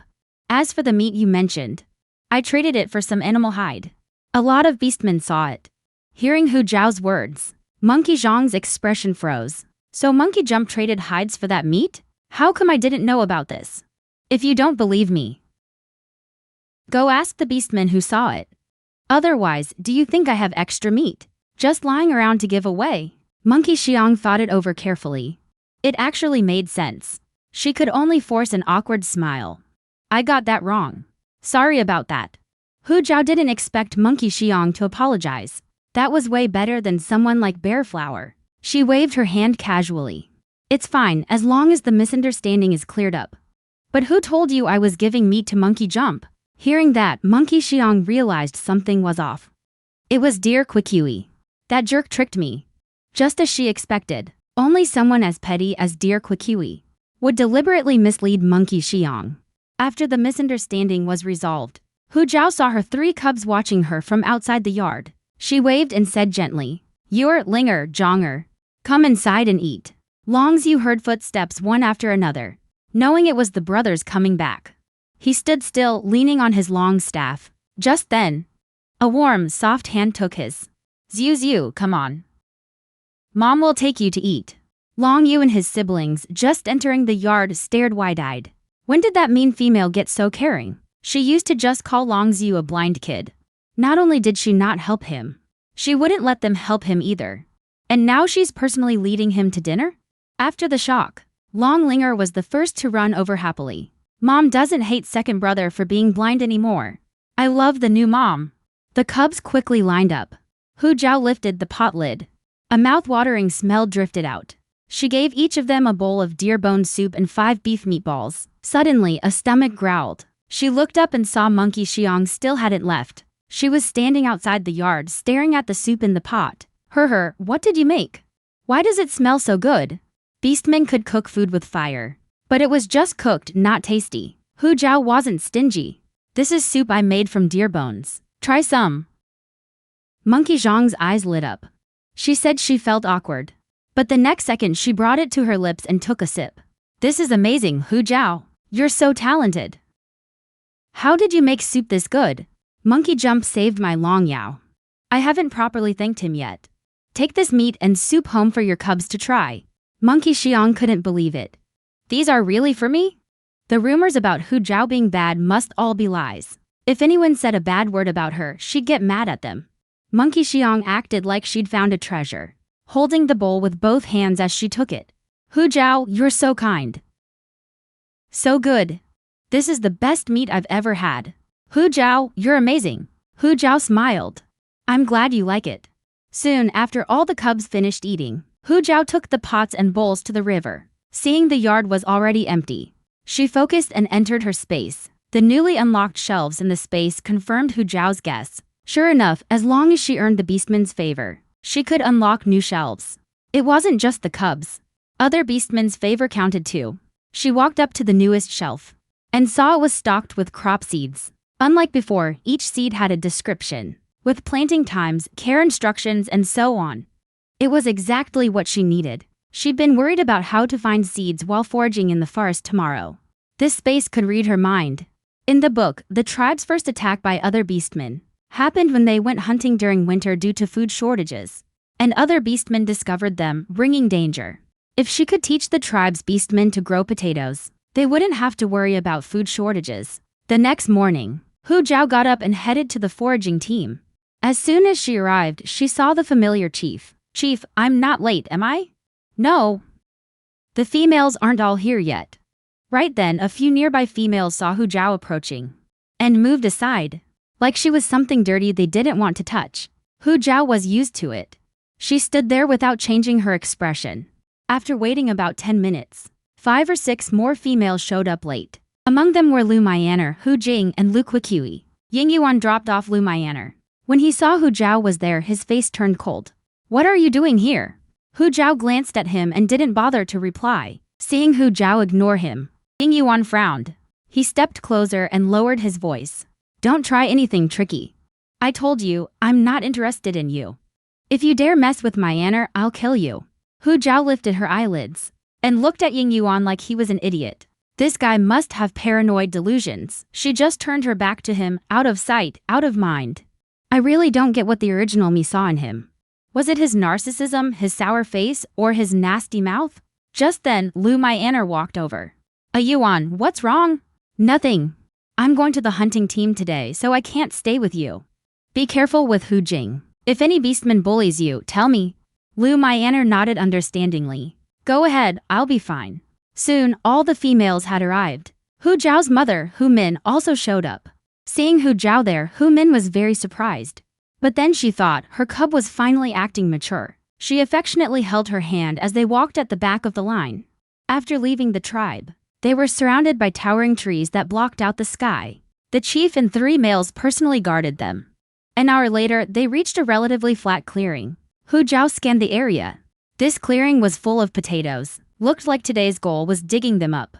As she thought, the chief walked to the front of the group with tools. Everyone, come grab a bone tool. Let's dig up as many ground fruits as we can to stock up for winter. If you find any other edible fruits, pick those too. All the females took their tools and started finding spots to dig potatoes. The chief and 3 males patrolled the area, keeping the females safe. Every fall, the chief organized the females to dig ground fruits and pick edible fruits. Many beastmen had died from eating unfamiliar poisonous fruits. Because of that, the tribe almost never had enough food for winter. Hu Jiao had come out specifically to find more edible fruits and vegetables to plant. To change the tragic attacks by beastmen in winter, She deliberately went farther away with Hu Min to dig potatoes. But after searching around, she realized there was nothing here but potatoes and weeds. She didn't recognize any edible plants. Hu Jiao felt a bit defeated. She had no choice but to dig potatoes. She worked quickly and soon had a pile as big as a small hill. Hu Min stared at her in surprise. Jiao Jiao, when did you get so good at this? Hu Jiao froze at that. Oh no, she'd forgotten her original body's mother was right there.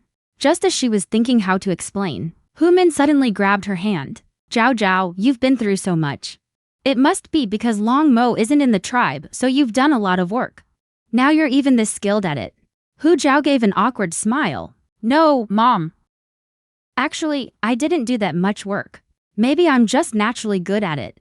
Maybe you should think about finding a new mate.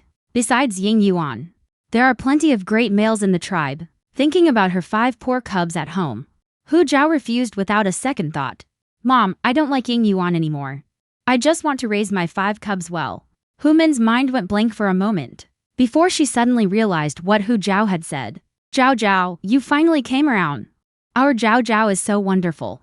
If Ying Yuan doesn't like you, there's something wrong with his eyes. Not far away, Lu Quiqui saw them chatting and laughing and felt annoyed. Seeing no one was watching her, she walked up to Hu Jiao and let out an oops, kicking the pile of potatoes Hu Jiao had stacked all over the ground. Hu Min stood up angrily. Lu Quiqui, are you blind? If you can't walk with those feet, chop them off and feed them to the dogs. Lu Quiqui pretended to be startled and stepped back. Oh, sorry. I just wanted to help since you were digging so slowly. As she spoke, there was a crunch under her feet, and she crushed several more potatoes. Hu Min was furious. This is our winter food. 1 less tuber means 1 less meal in winter. Sorry, I really didn't mean to. I'll give you the ones I dug. Lu Quiqui stepped forward with a fake apologetic look and grabbed Hu Min's arm, her eyes glancing at a rock hidden in the grass behind her. She suddenly increased the force in her hand and shoved hard. But a slender hand grabbed her wrist. Before Lu Quiqui could react, she was shoved back hard. Then a sharp sting hit her cheek. Hu Jiao, you hit me. Hu Jiao let out a cold snort. You deserved it. Lu Quiqui was furious, seeing the beastman nearby.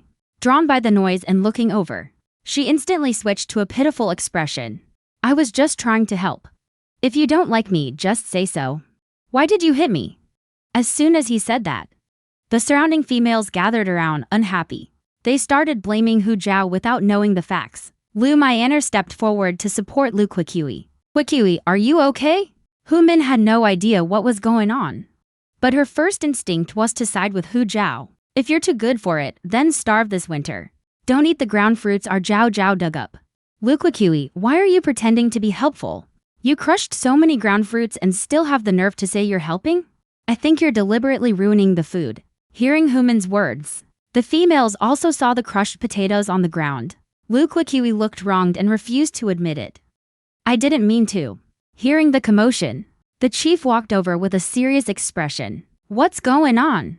Hu Jiao didn't give Lu Quiqui a chance. Chief, Lu Quiqui crushed the ground fruits I dug up. My mom said a few words to her and she held a grudge. She tried to push my mom onto a rock. Good thing I was quick. Otherwise, my mom would have fallen and died. Look how professional she is. She even came up with a motive for Lu Quiqui. Hearing Hu Jiao's words, Lu Quiqui's face went pale. How did this idiot know what she was planning? The next moment, Lu Quiqui's voice came out, choked with tears. I didn't. Sister Myanmar, you have to believe me. Tiger Jing couldn't stand it anymore. Hu Jiao, what nonsense are you talking about? There's no way Lu Quiqui would do something like that. Hearing that, Lu Myanmar let go of her last doubt. Hu Jiao, this time you went too far. No matter what Quiqui did wrong, you shouldn't have hit her. Apologize to Quiqui. Hu Jiao let out a cold laugh. She told the truth, but no one believed her. Lu Quiqui cries a little and suddenly she's the one in the right. She asked coldly. I'm talking nonsense. Lu Quiqui, let me ask you. Did you step on those ground fruits? And did you grab my mom's hand just now? I stepped on the fruits, but I didn't mean to. Do you dare swear by the beast god that you had no intention of hurting my mom just now? Lu Quiqui's face went pale, then red. How could she dare swear by the beast god? If she lied to the beast god, she'd be struck down by divine punishment. Tiger Jing always hated Hu Jiao. Hu Jiao, don't push it. She didn't do anything. Why should Lu Quiqui have to swear? Lu Myanmar was also angry. Hu Zhao, don't go too far. Apologize to Quick Huey now. Hu Min was almost laughing from anger. Why should she apologize? My Zhao didn't do anything wrong. Don't think just because you outnumber us we're scared. Hu Zhao grabbed Hu Min's hand. She gave her a reassuring look. Fine, no swearing then. Then let me ask you this. Oh, I can't stand you guys. So why did you come crawling over here? Don't say you want to help. I'm so awful and I keep bothering your Ying Yuan. And you're still helping me? Are you crazy? If you're not crazy, then you're using helping me as an excuse to stomp on the ground fruit on purpose just to get back at me.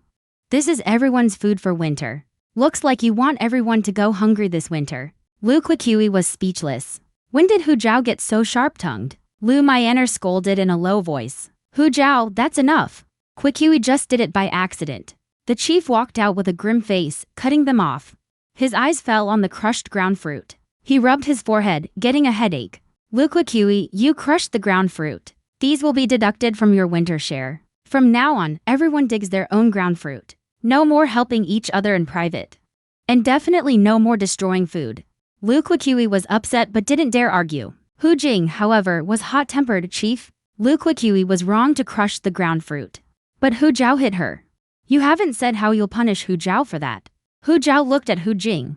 This tiger girl really had a big heart. First she helped her bestie Lu Myanmar, now she's helping Lu Quiqui. In the end, she'd even lose her life over it. Hard to tell if she was naive or just dumb. The chief closed his eyes, getting a headache. Then he looked at Hu Min, who was behind Hu Zhao. His eyes landed on the red marks around her arm. Lu Quiqui deliberately hurt Hu Min. Hu Zhao was just protecting her. Why should she be punished? Hu Min's skin was naturally pale and bright. Even a light pinch would leave a red mark. If you really just wanted to help, why did Lu Quiqui pinch Hu Min's arm so hard? Hu Min had no idea what Lu Quiqui was up to. When she heard the chief, she turned and rummaged through the grass. Sure enough, there was a big rock. Lu Quiqui, how could you be so cruel? What did I do to you? You wanted to kill me. Lu Myanmar and Hu Jing stared at Lu Quiqui in disbelief. No, I didn't. Lu Quiqui shook her head frantically. From now on, the Winter Tribe won't give Lu Quiqui any food. Go find a mate as soon as you get back. And you're off the gathering team. He'd planned to talk to Lu Quiqui alone back at the tribe. But since Hu Jing kept pushing, he had to announce his decision publicly. Lu Quiqui's face went pale and she collapsed to the ground. She wanted to plead her case. But the chief waved his hand. All right, that's enough. Do it again and you'll be banished from the tribe. Everyone, get back to digging earth fruits. The females scattered. No one wanted to go near Lu Quiqui anymore. Lu Myanmar hesitated, reaching out to help Lu Quiqui up. But Hu Jing pulled her away. Why are you still bothering with her? I never thought she'd be like this. She's no better than Hu Zhao. Hu Zhao heard every word. But she stayed calm. Mom, let's keep digging earth fruits. Hu Min wanted to snap back. But when she saw Hu Zhao's soft smile, her heart softened. All right, let's dig earth fruits. By noon, the sun was scorching. Females don't have as much energy as males. They all rested in the shade. Hu Zhao saw Hu Min's face was red and she was nearly dehydrated. She made an excuse to go somewhere private. She took two juicy pears out of her space. Mom, I just found two fruits nearby. Here, eat. Hu Min was a little surprised. You eat, I don't want any. Hu Zhao knew exactly what Hu Min was thinking. Mom, there are two. Let's have one each. Hu Min had no choice but to take a bite. This fruit is so good. Where did you find it? Let me see if I can find some too. Hu Zhao sat down next to her and made up a story. There aren't any more. Probably dropped by a grazing beast. I only saw these two. Too bad. I wonder where such tasty fruit grows. Hu Zhao just smiled and said nothing. After finishing the pears, Hu Zhao looked around and spotted the chief. Just as she was about to speak, she was startled by something behind him. The well-known useless female had actually earned the favor of the supreme beast god, and even solved the tribe's food crisis. When Hu Zhao claimed she had received guidance from the beast god, and shared how to grow potatoes and preserve smoked meat, the chief clenched his fists in excitement. With these methods, the tribe won't go hungry this winter. Soon the harvest was over. The chief assigned Ying Yuan and a few beastmen to help Hu Zhao plant potatoes. Ying Yuan wasn't happy about it, but he had to follow orders. A week later, all 3,000 pounds of planted potatoes had sprouted. Barring any accidents, They'd have enough food before winter came. Before leaving, Hu Zhao told the chief all the instructions, since she couldn't be there to watch all the time. The chief had to handle the monitoring. Little did she know, Lu Quiqui was hiding in the dark grass, a smug smile on her face. Then Lu Quiqui found Lu Myanmar washing clothes by the river. She sincerely apologized for the gathering incident. Seeing Lu Quique's eyes well up, Lu Myanmar immediately softened. I'm glad you realize you were wrong. Don't ever think about hurting another female again. Lu Quiqui nodded obediently, but jealousy flashed in her eyes. Sister Myanmar, I haven't talked to you in a while. Can I come over to your place later? She hadn't had an excuse to see Lu Myanmar, or a chance to run into Ying Yuan. Lu Myanmar didn't notice anything off. She immediately got up and invited Lu Quiqui home. When they got to the house, Ying Yuan was half bent over, tearing apart prey in the yard with his claws. Lu Quiqui was stunned for a moment. Brother Ying Yuan, long time no see. But Ying Yuan walked right past her, heading straight to Lu Myanmar with concern. Lu Quiqui was seething with jealousy. While they were talking, she slipped inside, hid a white feather from the fur bed on her, and walked out acting like nothing happened. The next morning, before Hu Zhao even got up, she heard a beastman shouting at the door. Hu Zhao, something's wrong. The potato sprouts are all dead. When she got to the field to check, the sprouts near the river had already withered. In the fields farther from the river, the sprouts were still growing strong. She crouched down and pressed her pale fingers into the soil. A clear dampness hit her. These sprouts died from overwatering. But the chief just shook his head. That's impossible. I sent beastmen to check today. I never told them to water. Maybe someone snuck in before the patrol and watered the sprouts in secret, on purpose to kill them. As soon as he said that, a male stepped up beside him. Chief, we found this by the river, take a look. Fox Zhao turned to look. He was holding a white bird feather. Lu Quiqui looked shocked. Sister Myanmar, isn't that the feather you always carry? The chief immediately scowled at Lu Myanmar. Are you involved in the sprouts dying? Lu Myanmar went pale with fear. The feather is mine. But I had nothing to do with the sprouts dying. I noticed it was missing yesterday. But the beastman clearly didn't believe her. Just as Lu Myanmar didn't know what to do, Hu Zhao suddenly stepped forward. In that case, let's compare the footprints on the ground. I just noticed a lot of strange footprints over there. Probably left by the beastman who watered yesterday. Whose footprints match? Is the one who destroyed the sprouts. Lu Myanmar nodded firmly. Chief, I can prove my innocence. Then she went to the riverbank and compared the footprints. The footprints on the ground were long and narrow. Clearly not the same beastman. Fox Zhao expected this result. As the female lead of the book, Lu Myanmar wouldn't do anything to hurt the tribe, since everyone's here. Why don't we all compare footprints? Maybe we'll find the real culprit. In the corner, Lu Quique's face went pale. There are so many beastmen here. Testing one by one will take forever. I think you just can't grow potatoes and are making excuses. True, thanks for reminding me. Males don't have feet this small. We just need all the females in the tribe to compare their prints. Soon, the females lined up one by one to compare their footprints. Lu Quiqui stood at the back, forcing herself to go up. Her footprints matched the ones on the ground perfectly. She was the one who destroyed the potato sprouts. Seeing this, Lu Myanmar's eyes were full of disbelief. You stole my feather yesterday. Sister Myanmar, what are you talking about? You clearly gave me that feather. You told me to do it. When did I ever give you a feather? I can't believe you'd do something like this. Before she could finish, Lu Quiqui cut her off with a tearful voice. Sister Myanmar, at this point, just admit it. I really can't cover for you anymore. In that moment, no one knew who to believe. Just then, Fox Zhao spoke up again. Yesterday, the chief and I were talking right here. To find the real culprit, check the corners around here for any matching footprints. Soon, the beastman found the same footprints behind a tree. Lu Quique's face went pale instantly. Fox Zhao looked at her with a knowing smile. You overheard that overwatering kills the soil fruit seedlings. You staged this whole thing yourself, didn't you? Lu Quiqui was so flustered she couldn't get the words out. She couldn't say a thing for a long time. The chief's face turned completely dark.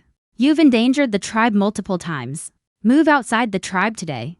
Don't set foot in the tribe without my permission. Lu Quique's eyes went wide with fear. An exiled female can never return to live in the tribe.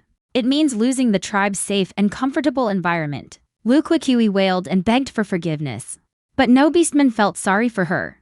Soon, Lu Quikiwi was driven out of the tribe. She walked through the forest in terror, but accidentally ran into some rogue beastmen.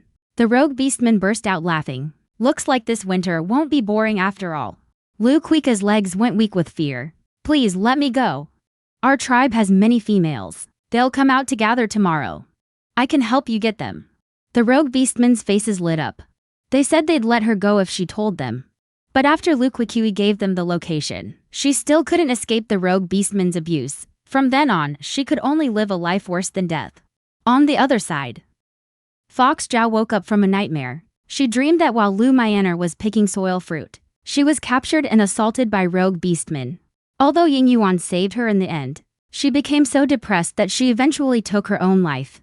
After Lu Myanmar died, all kinds of disasters struck at once. She and her cubs also died in that crumbling world. Remembering how her last dream about Long Yao came true, her heart skipped a beat. So not only did she have to win over the big villain, she also had to keep Lu Myanmar from dying.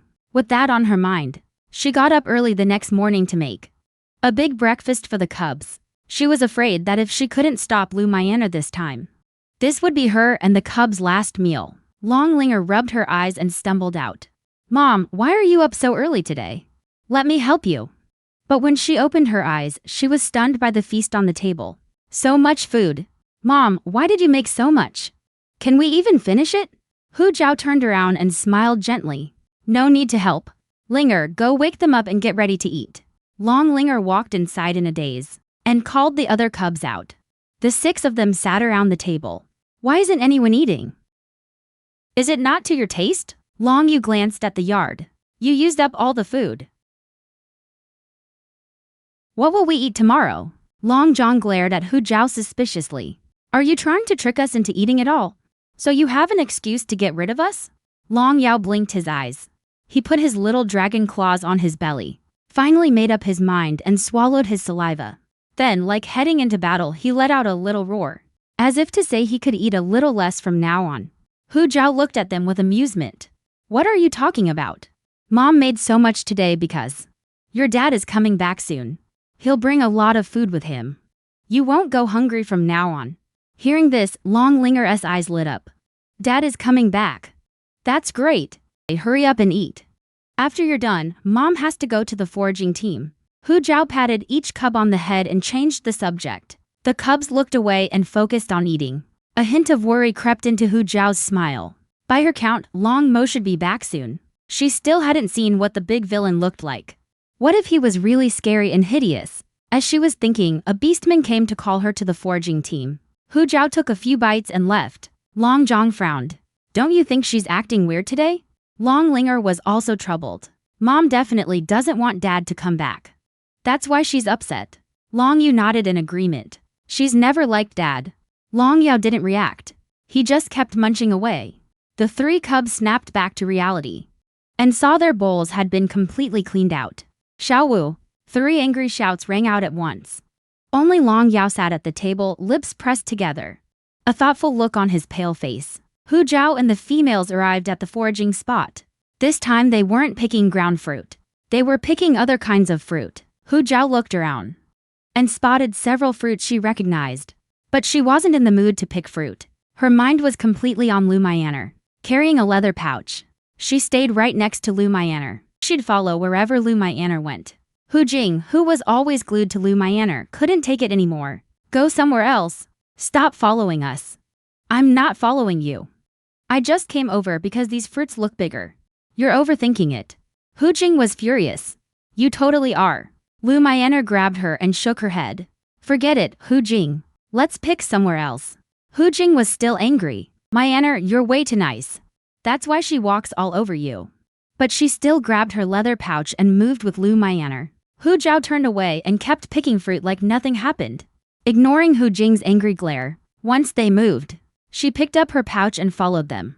These fruits look bigger. Hu Jing couldn't take it anymore and roared. That Hu Zhao is definitely here to annoy us. Hu Zhao squinted, rubbed her ear and looked innocent. I'm just picking fruit, why are you yelling? It's not like I'm stealing yours. There's plenty of fruit here, only you get to pick? I can't come over here? Hearing the argument, The chief came over right away. What's going on? Hu Zhao immediately complained. Chief, I was just picking fruit. But Hu Jing keeps bothering me. She's not lying. She's been working hard picking fruit this whole time. Hu Jing just has a grudge against her. She yells at her every time she sees her. Hearing that, the chief frowned. Picking fruit is a group effort. Either do it properly or don't come at all. Don't bother Hu Zhao. Hu Jing looked frustrated, but couldn't find the words to argue. Alright, everyone focus on picking fruit. The chief gave the order. And finally, things calmed down. In half a day, they picked hundreds of pounds of pomelos and persimmons. That's enough for today. Everyone take a break. We'll head back to the tribe soon. Hearing the chief, the females sat under the trees. Some grabbed a few fruits to snack on. The males were busy, packing the fruit with animal hide and vines. Hu Zhao also picked a persimmon and sat next to Lu Myan'er to eat it. Why haven't the rogue beastmen shown up yet? Was it really just a nightmare? Just as she was doubting, Lu Myan'er suddenly got up and walked toward the distant woods. Hu Zhao perked up and carefully followed, not daring to let her out of sight. But before she got far, Lu Myan'er noticed her. I need to pee. I'm scared alone, so let's go together. With that, she boldly walked up and walked beside Lu Myan'er. Lu Myan'er nodded and didn't think much of it. They walked a bit, making sure the smell wouldn't drift back to the fruit-picking spot. Then stopped by a bush. Hu Zhao looked around but didn't see anything strange. Guess the dream was just her overthinking. There are no rogue beastmen here. Just as she thought that, a rustling sound came from the bush next to her. She turned around, and a giant black python rose up from the bush. Her mind went blank. This giant black python. It looked exactly like the rogue beastmen from her dream. The giant black python had a sinister gleam in its eyes. There really is a female here. Guess that female wasn't lying to us. Two more beast figures burst out of the bushes. A striped tiger missing one ear, and a gray wolf with one blind eye. Seeing the two females in the bushes, the rogue beastmen drooled with excitement from their fangs. Lu Myan'er turned around and saw three terrifying rogue beastmen. She was so scared she fell to the ground. Just then, Hu Zhao snapped back to reality. They're rogue beastmen. Run! Hu Zhao sprang up from the bushes like a spring. She ran over and grabbed Lu Myan'er's arm, then bolted toward where they were picking fruit. Rogue beastmen may be vicious and terrifying, but they're all flawed. They're not as strong as the tribe's beastmen. As long as they reach the chief, they'll be safe. The three rogue beastmen chuckled and immediately chased after them. Suddenly, Lu Myan'er cried out in pain. Fox Zhao! I twisted my ankle. Hu Zhao heard the sound and turned around. She saw Lu Myan'er on the ground, crying her eyes out. Damn it! Don't mess up at the worst time. Thinking of the world collapsing in her dream, Hu Zhao gritted her teeth and went all in. She pulled a machete from her space and charged forward. I'll take you all on. The one-eared tiger had already reached Lu Myan'er. Its massive beast body was about to land on her. Hu Zhao clenched her teeth and swung the machete at the tiger's head.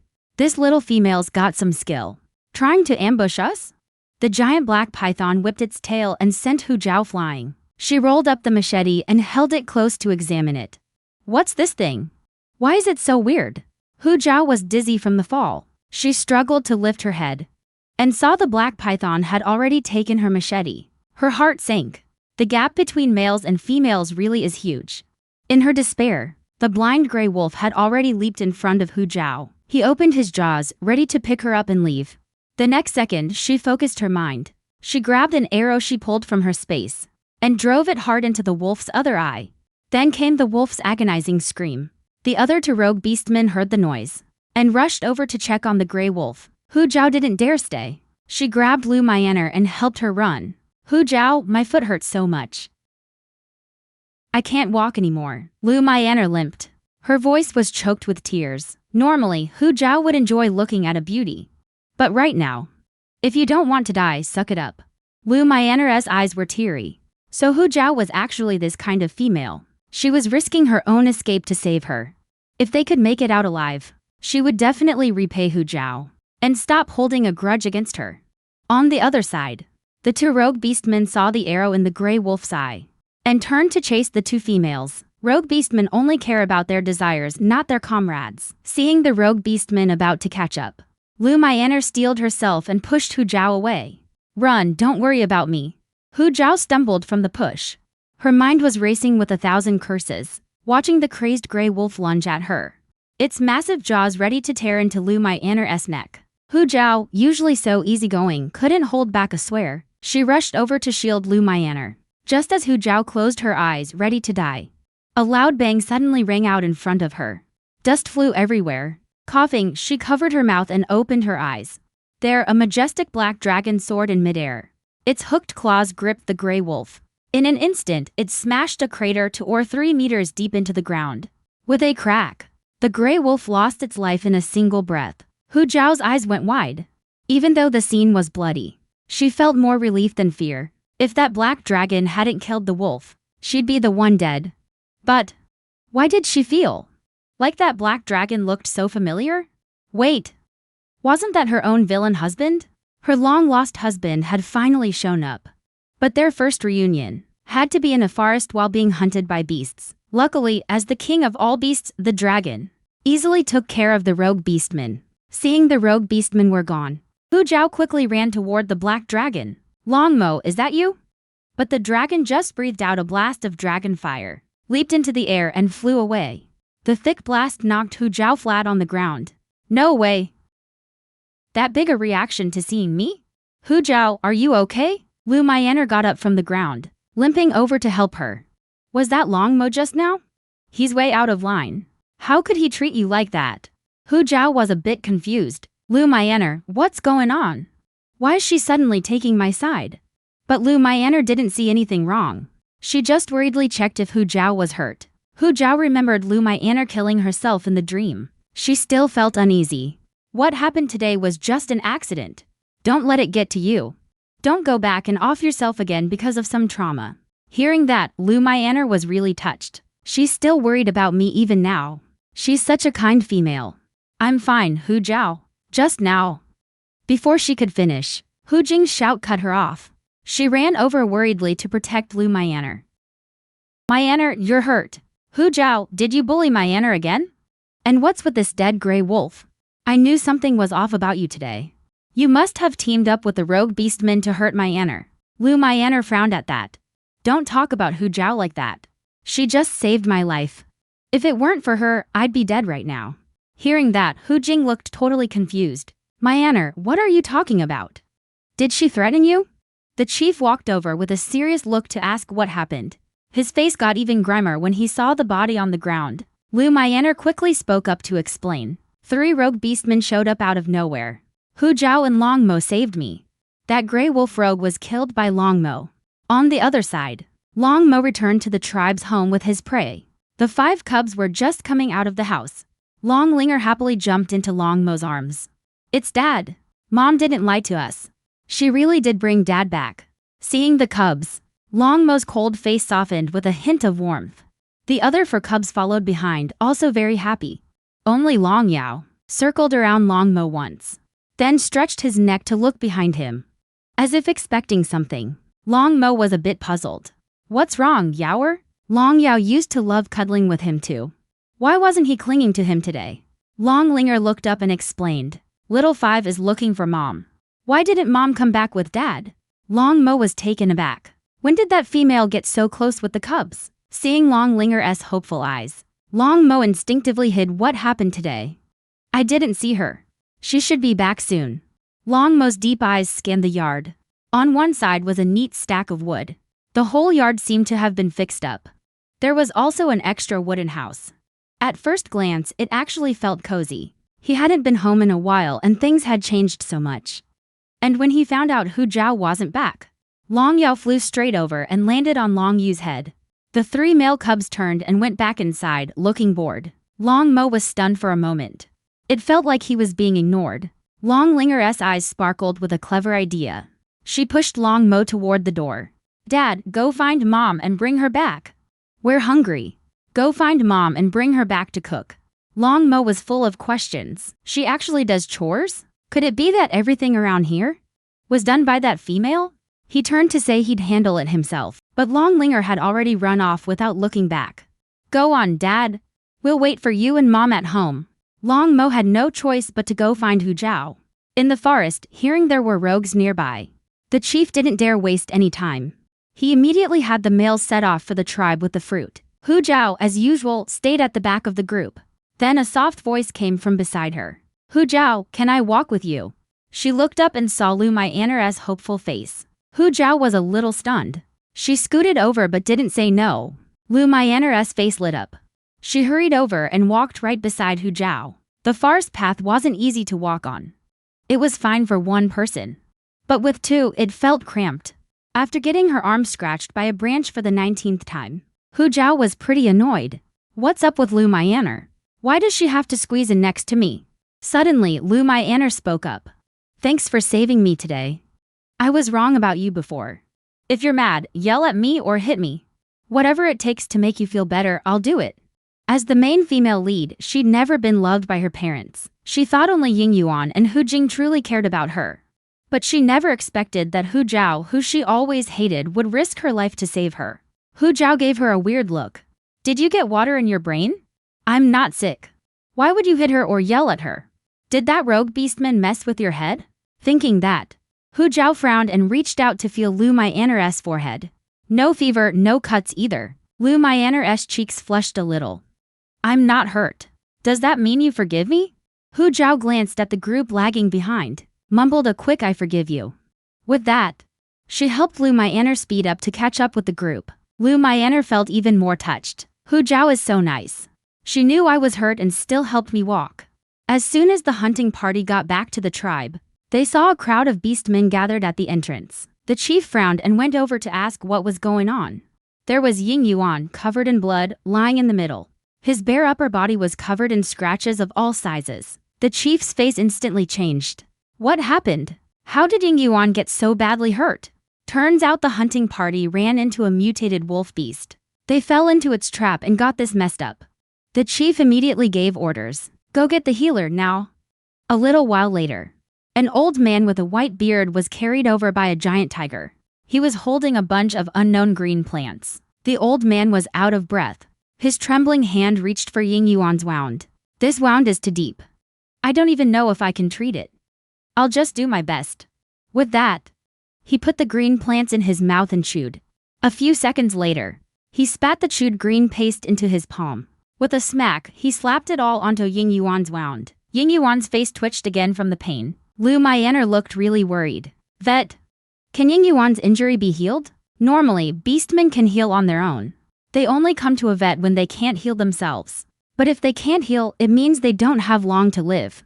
The old man with the white beard shook his head and sighed. The wound is too deep. We'll have to see how lucky he is. If the wound doesn't rot in a couple of days, he might recover. Otherwise, that arm is as good as gone. Lu Myanar's face went pale when she heard that. The chief also looked at the old man.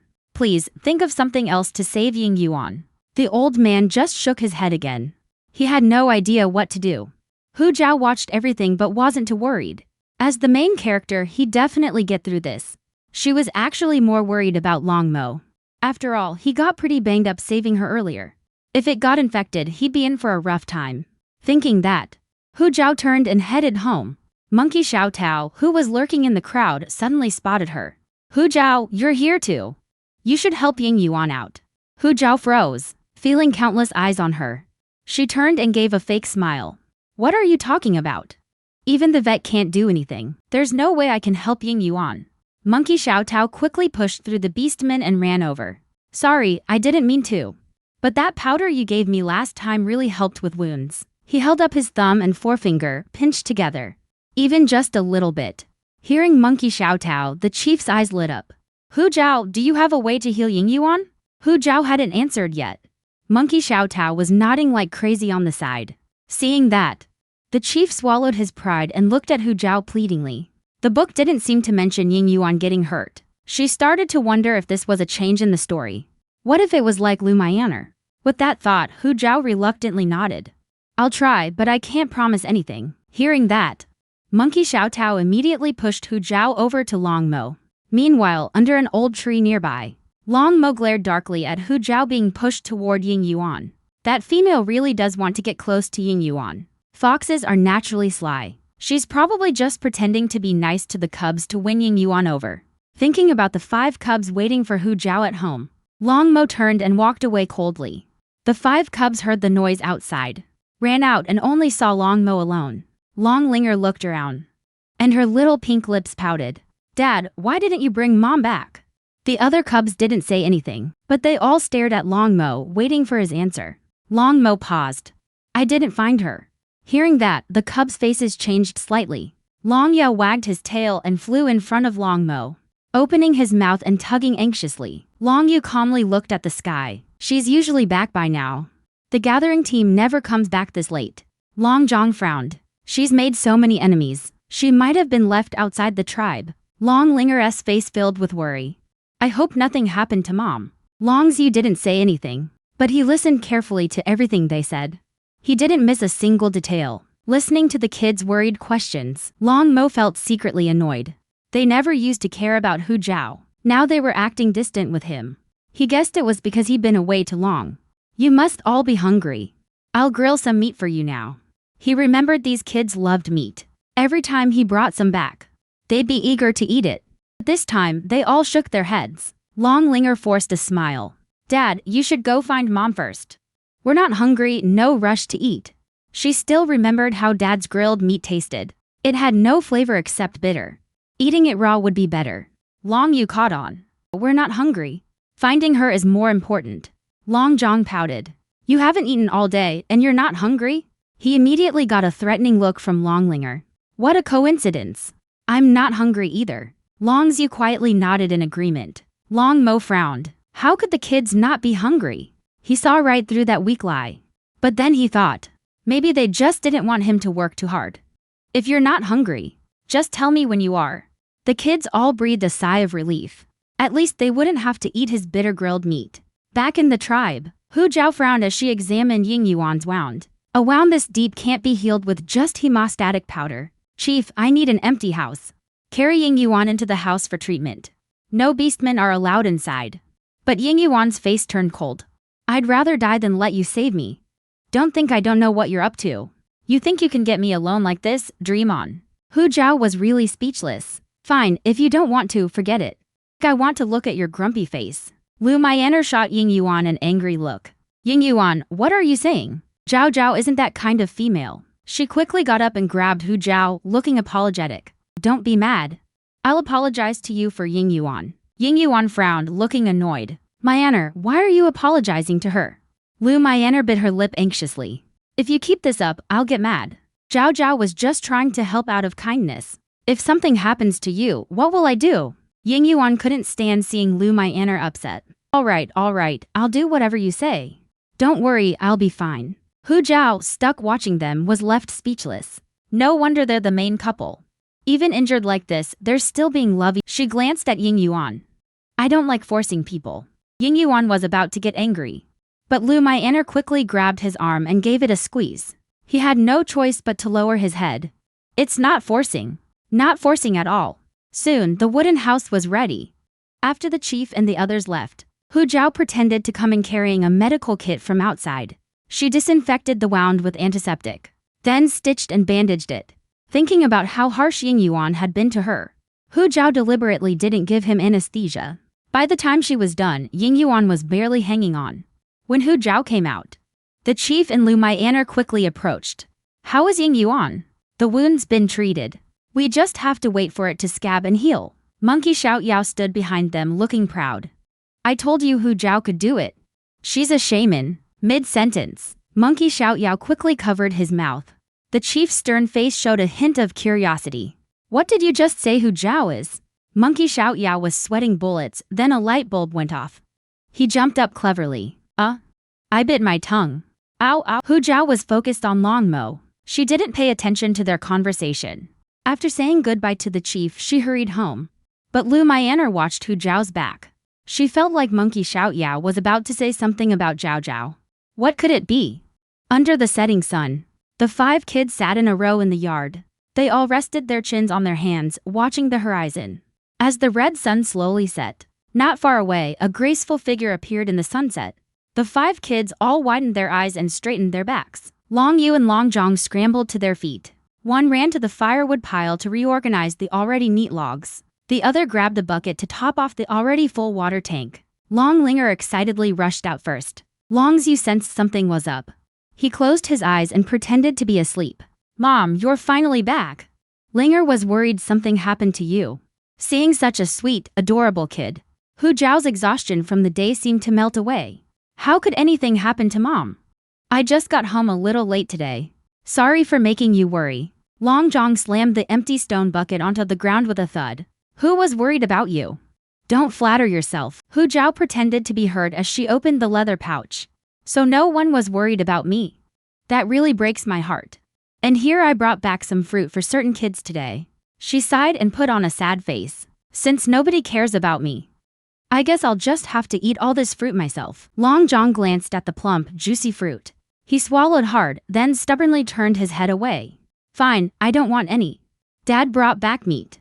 Who cares about your lousy fruit? Third brother, you're lying again. We waited for Mom together all afternoon. You wouldn't even eat Dad's grilled meat, because you were waiting for Mom's cooking. Long Mo, who was just coming out of the house, overheard this. So the kids thought his grilled meat was bad. Long Mo felt a little crushed. Hu Zhao also paused and looked toward the door. She only knew Long Mo was a big villain. No one ever said the big villain would be this handsome. She couldn't understand it. How could the original her pass up such a handsome Long Mo? Why would she choose to be Ying Yuan's lovesick fool instead? Long Linger tugged at Hu Zhao's hand. Mom, what's wrong? Nothing. You must be starving. Mom will make you something good to eat soon. She handed out the pomelos and persimmons to the kids. Long Zhong was still sulking and refused. Long Linger shot a sly glance at Hu Zhao and Long Mo. She stepped forward and shoved the persimmon right into his mouth. Third brother, just eat it. It's really good. As she said this, she pulled Long Zhong outside. She kept signaling Long Yu with her eyes. Long Yu caught on. I just remembered I left something by the river. Come with me to look for it. She also took Long Yao and Long Xiu along. The yard was suddenly left with just Hu Zhao and Long Mo. It was you who saved us outside the tribe just now, right? Thank you. But Long Mo's eyes were full of disgust. Just tell me why you called me back. I'll leave after you say it. I wanted to say. Don't go to the forest anymore. From now on, stay in the tribe. Long Mo narrowed his dark, sinister eyes. What is this vicious female up to now? If you don't say anything, I'll take it as a yes. From now on, you'll live with the kids. Then, without waiting for Long Mo to respond, Hu Zhao pulled him into the yard. I saw you were hurt just now. Let me see where you're injured. As she spoke, Hu Zhao started looking for his wounds. But Long Mo's face suddenly darkened at her words. He grabbed her hands. What exactly are you trying to do? She took off the man's clothes.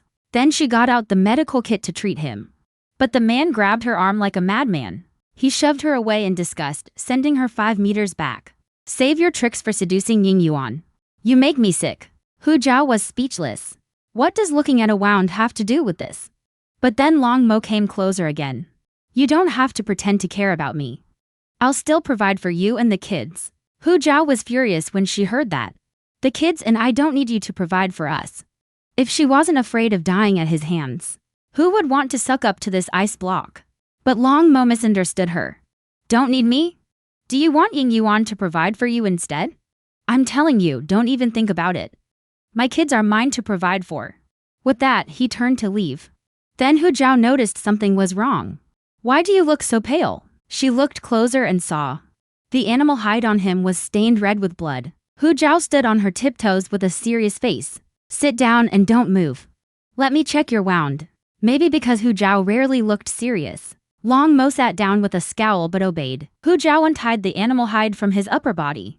A strong smell of blood hit her nose. Blood was still pouring from the wound on his chest. How did it get this bad? She didn't waste any time.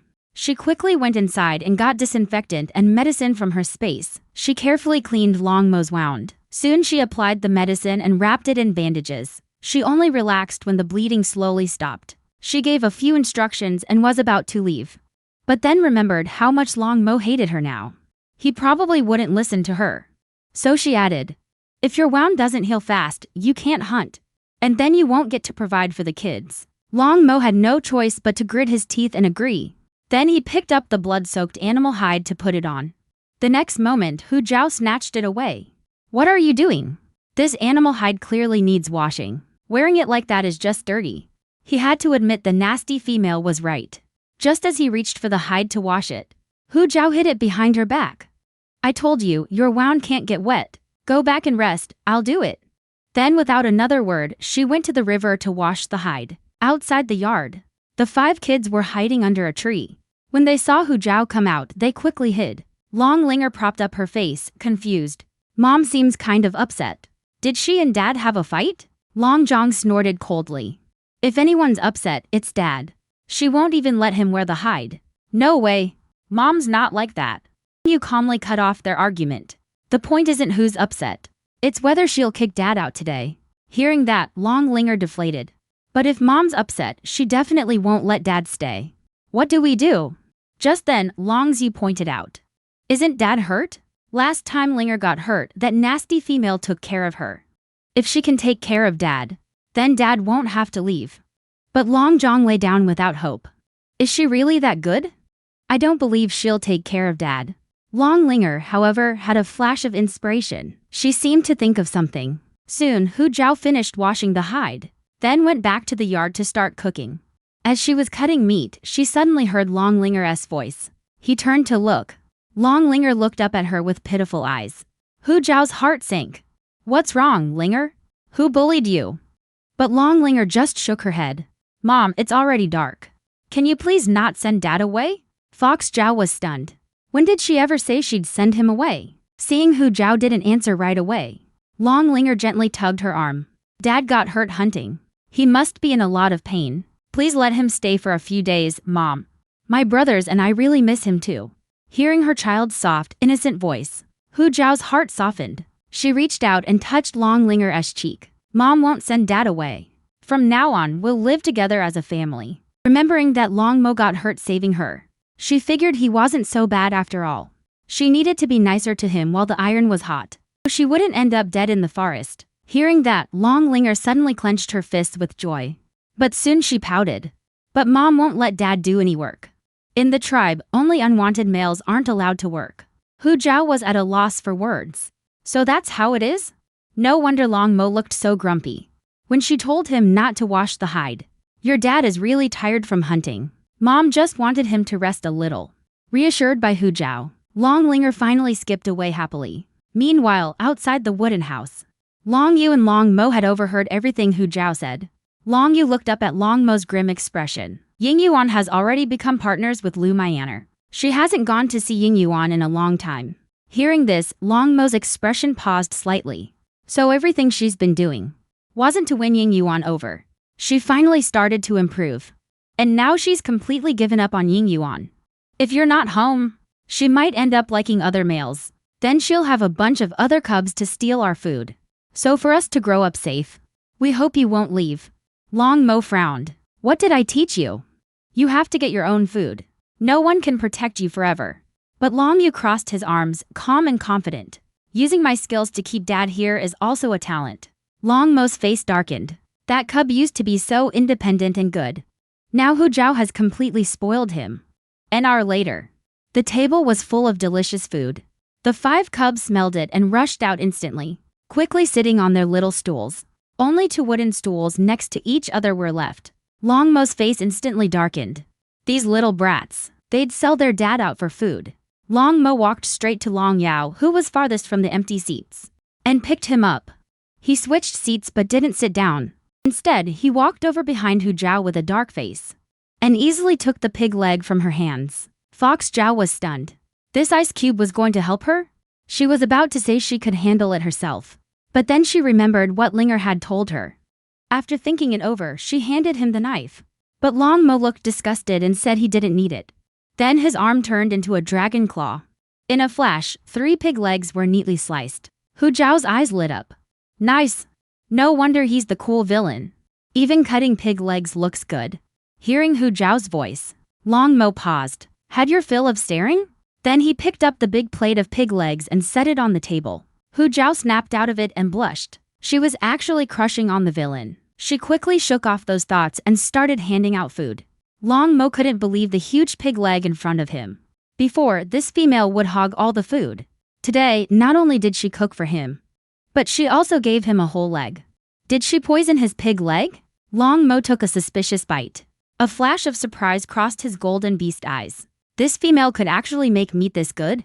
Bite after bite. Before he knew it, the whole pig leg was gone. Staring at the bone in his hand, he held back the urge to suck on it, keeping a straight face. After finishing her grilled meat, Hu Zhao served food to the kids. Then she noticed Long Mo glaring at her with a dark face. Why aren't you eating? Is it not to your taste? Long Mo scowled at the chopsticks in Hu Zhao's hand. Then he looked at the spoon in his bowl, the same kind the kids had. Why are mine different from yours? That mean female gave me the same utensil as the kids. Did she think he only deserved what the kids use? Hu Zhao was confused for a moment before it clicked. You want to use these chopsticks? Long Mo nodded coldly without saying a word. Hu Zhao hesitated, then pulled out a new pair of chopsticks. Beastmen probably don't know how to use chopsticks. But Long Mo grabbed them. Hu Zhao had no choice but to let him do it. He copied how Hu Zhao held the chopsticks. But his 5 fingers just wouldn't listen. They twisted into weird shapes, unable to control the chopsticks. It took a while, but he finally grabbed them. He reached for the dish to pick up some food. But after a dozen tries, he still couldn't pick up a single piece of meat. Long Zhang kindly used a spoon to help him. Dad, just use the spoon. At this rate, you'll starve before you get any meat. Long Mo's face instantly darkened. Eat your own food. So much talking.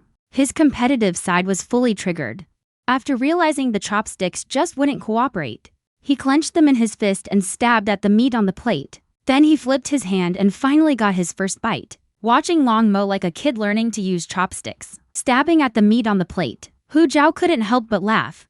The next second, a sharp glare shot her way. She quickly covered her mouth. Ahem. I just choked on my soup. Seeing Long Mo staring at her with a resentful look, Hu Zhao forced herself to explain. I definitely wasn't laughing at you. Your method is great.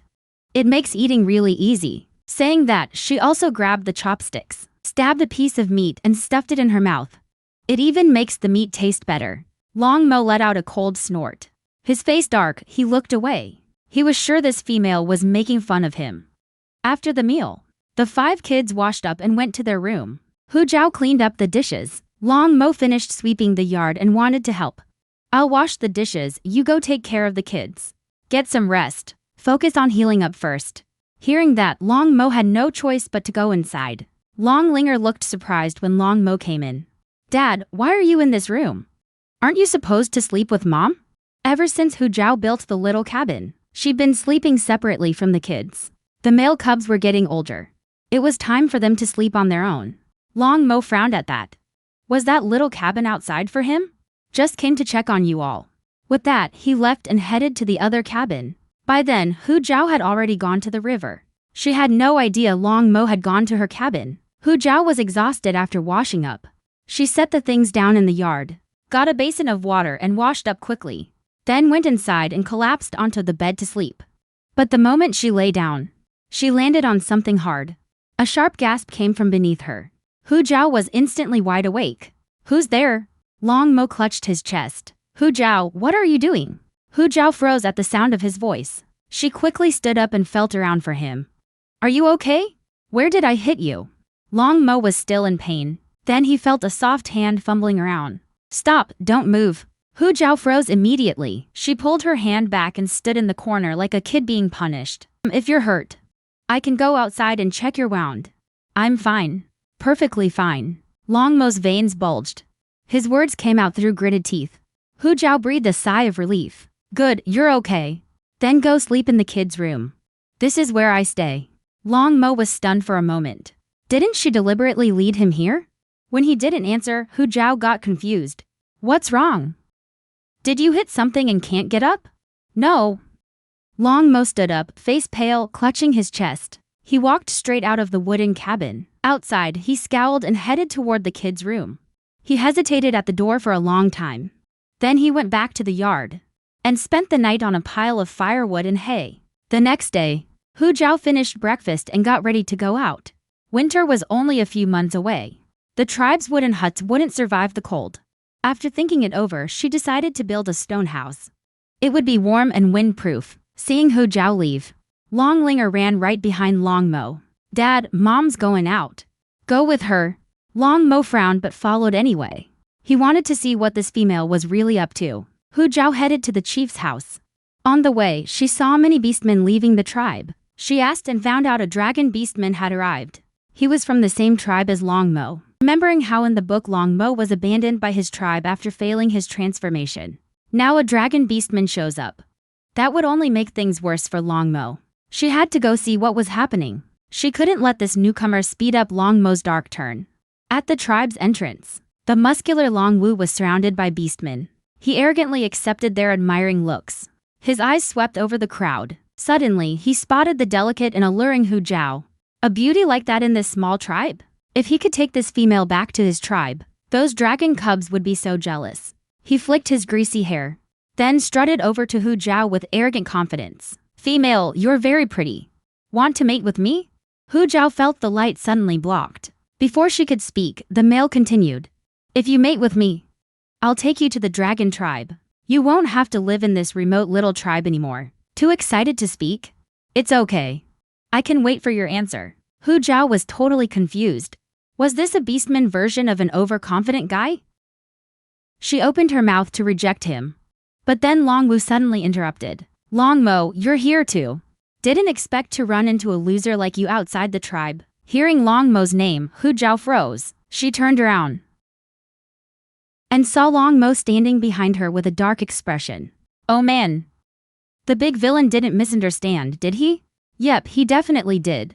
He thought everything Hu Zhao did before was just to get into the dragon tribe, the place that brought him shame. Longmo, after all these years, you're still a coward. From now on, don't tell anyone we're from the same tribe. I'd be embarrassed. Oh, I almost forgot. You've already been kicked out of the dragon tribe. A loser like you doesn't deserve to go back. As Longwu finished speaking, the atmosphere got weirdly quiet. The males of the tribe all frowned, even though they also thought Longmo was a loser. Hearing Longwu say it rubbed them the wrong way. But Longwu didn't notice at all. He just kept laughing smugly. Longmo gritted his teeth and clenched his fists. A dark mist slowly clouded his eyes. Suddenly, Hu Zhao stepped in front of Longmo with a stern face. Sorry, I don't even know you. And I'm not interested in you at all. The loser you're talking about is my mate. To me, he's 1,000 times better than you. If you insult my mate again, don't blame me for being rude. Longmo's expression froze. Was this really the Hu Zhao he remembered? She was actually standing up for him in front of a powerful male. Then Hu Zhao took Longmo's hand. To prove she meant what she said, Longmo felt his whole body go stiff. The female who always said she hated him was actually holding his hand. Longwu's face stiffened. How is that possible? What's so great about that loser compared to me? I understand. You must think that since you already have a mate, you're not good enough to mate with me, right? Don't worry, I don't mind. Just dump this loser, and I'll accept you and your kid. Hu Zhao's mouth twitched. Where did this overconfident guy get his ego? She couldn't take it anymore. She grabbed a handful of dirt and stormed over to Longwu. Seeing Hu Zhao coming, Longwu flashed a smug smile. So you finally came to your senses and decided to dump that loser? Longmo's eyes flickered with disappointment. Just as he suspected, dumping him was what she'd always wanted to do. But before the moment could sink in, Hu Zhao shoved a handful of dirt into Longwu's mouth. Call him a loser one more time. Next time, it won't just be dirt. I'll bury you for real. After her fierce outburst, Hu Zhao stomped hard on Longwu's toes. A beastman's toes are their weakest spot. With that stomp, Longwu's face went pale from the pain. Then Hu Zhao turned and dragged Longmo away. After walking for a while, Hu Zhao's anger cooled a bit. She suddenly realized she dragged the big villain away. She quickly let go. That was an emergency. I didn't mean to. I promise I won't touch you randomly from now on. Seeing Longmo stay silent, Hu Zhao felt a little nervous. Was the big villain already mad? But what Longmo said next made Hu Zhao's face turn completely red. The cold, world-weary iceberg of a husband actually spoke up to confess to his wife. Hu Zhao was totally confused. Was this really the same clueless Longmo? Longmo looked away and explained. You can touch me anytime. That's how it is between mates. Hearing that, Hu Zhao's lips curled into a smile. So Longmo didn't mind her touching him anymore. She might actually be able to redeem herself. But then she remembered she had something to do. I need to go see the chief. Are you coming with me? She cautiously looked up and glanced at Longmo's handsome profile. To be honest, the big villain was really easy on the eyes. A sudden cold voice snapped Hu Zhao back to reality. She looked up and saw Long Mo frowning at her. Aren't you going to see the chief? Are you going or not? Yes, I'm going now. Hu Zhao covered her slightly flushed face and walked ahead. She had just been crushing on the big villain. Long Mo followed unhurriedly behind. What's up with her? Did she hit her head when she fell earlier? Soon, the chief helped with the stone house. After seeing the soil fruit seeds sprout, he fully trusted Hu Zhao. Not long after they got home, Hu Zhao noticed Long Mo was gone. She didn't think much of it. Having the big villain around all the time would be annoying. But when dinner was ready, Long Mo still hadn't come back. Long Linger was worried. What's wrong with Dad? Why isn't he home this late? Long Yu also frowned. Maybe he went to stay in the forest again. Long Zhang snorted. I think so. Dad definitely doesn't want to live here. Seeing this, Hu Zhao gently reassured them. Maybe your dad has something to take care of. If you're hungry, go ahead and eat. Hearing that, Long Yao couldn't wait to sit on a small stool. He looked up eagerly, waiting to be fed. Long Zhang smacked Long Yao on the head. All you think about is eating. Can't you do anything else? Actually, Hu Zhao was worried too. If Long Mo really left, how would she win him over? Suddenly, Long Linger pointed excitedly into the distance. Dad's back. Hu Zhao lifted her drooping head. He didn't leave, that's great. By now, the sky had already darkened. Long Mo thought Hu Zhao and the kids were asleep. He planned to sneak back quietly. But when he walked into the yard, he saw several pairs of eyes all staring at him. Were they waiting for him? Hu Zhao quickly went over and pushed him to sit at the table. Come eat. The kids have been waiting for you.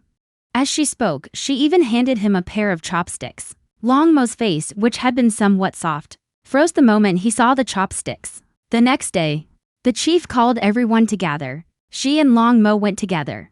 But as soon as they arrived, a male blocked their way.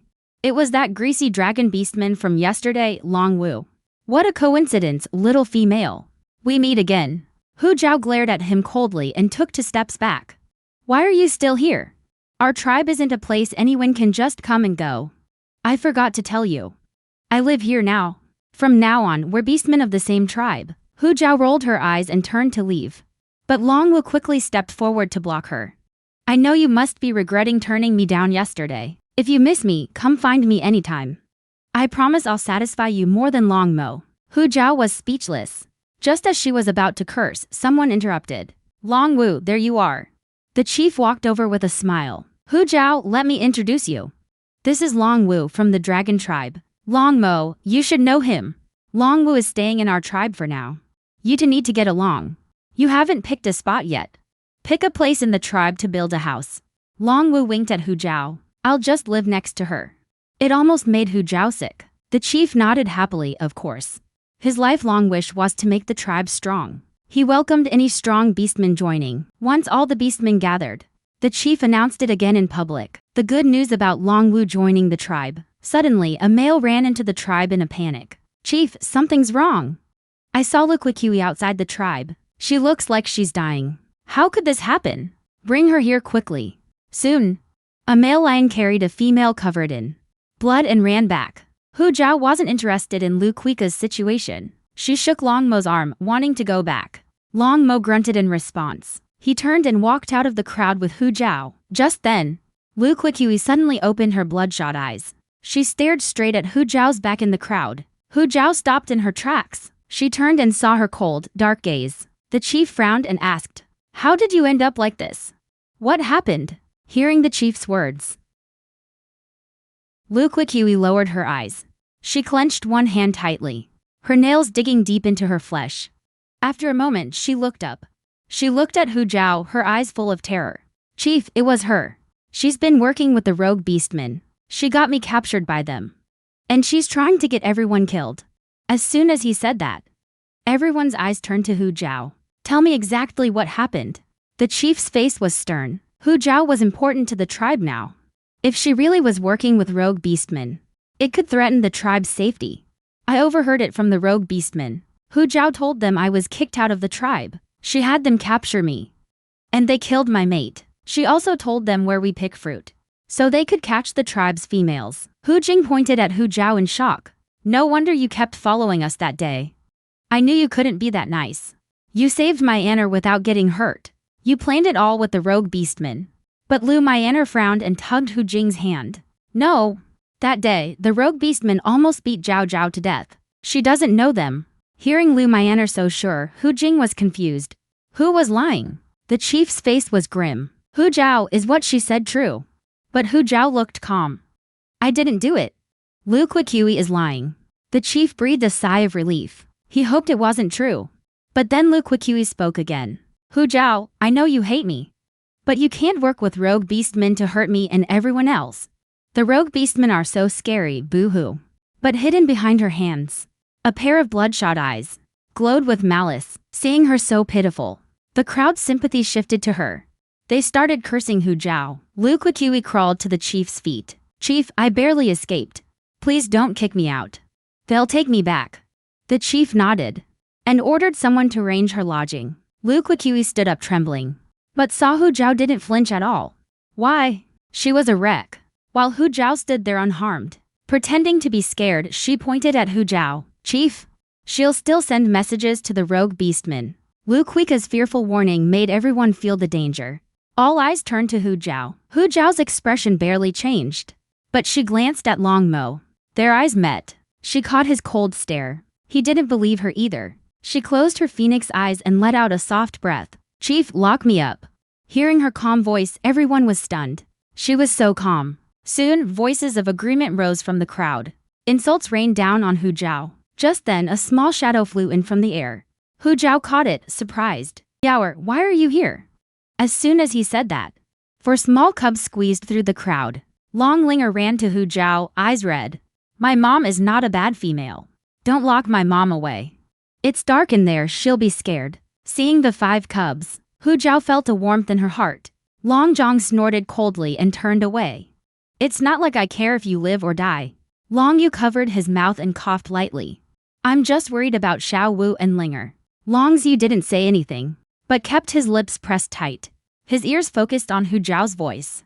The beastmen nearby saw them and came over to chase them off, looking fierce. What are you cubs doing, causing trouble? Get out of the way now, or we'll lock you up too. But Long Linger held onto Hu Zhao's leg tightly. Mom, I don't want you to go. If you go, I'm going with you. Hearing that, Hu Zhao's heart ached. She forced a weak smile. Linger, be good.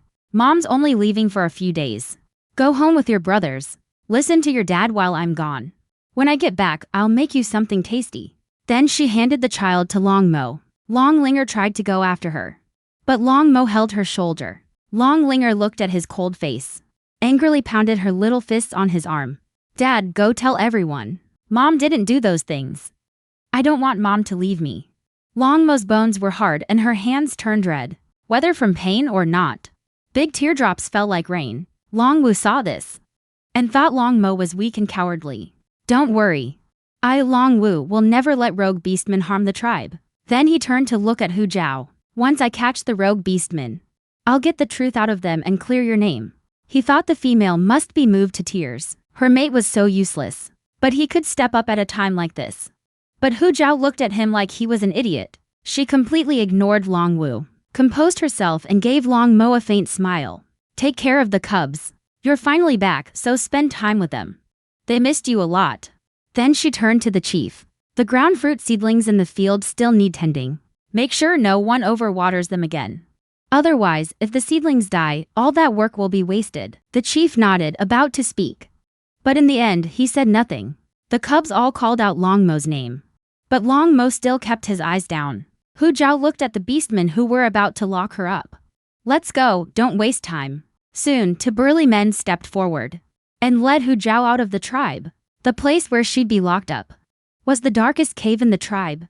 But Hu Zhao wasn't too upset. Finally, she didn't have to play both mom and dad for the cubs. Just then, a soft call came from outside the cave. Lu Myanmar?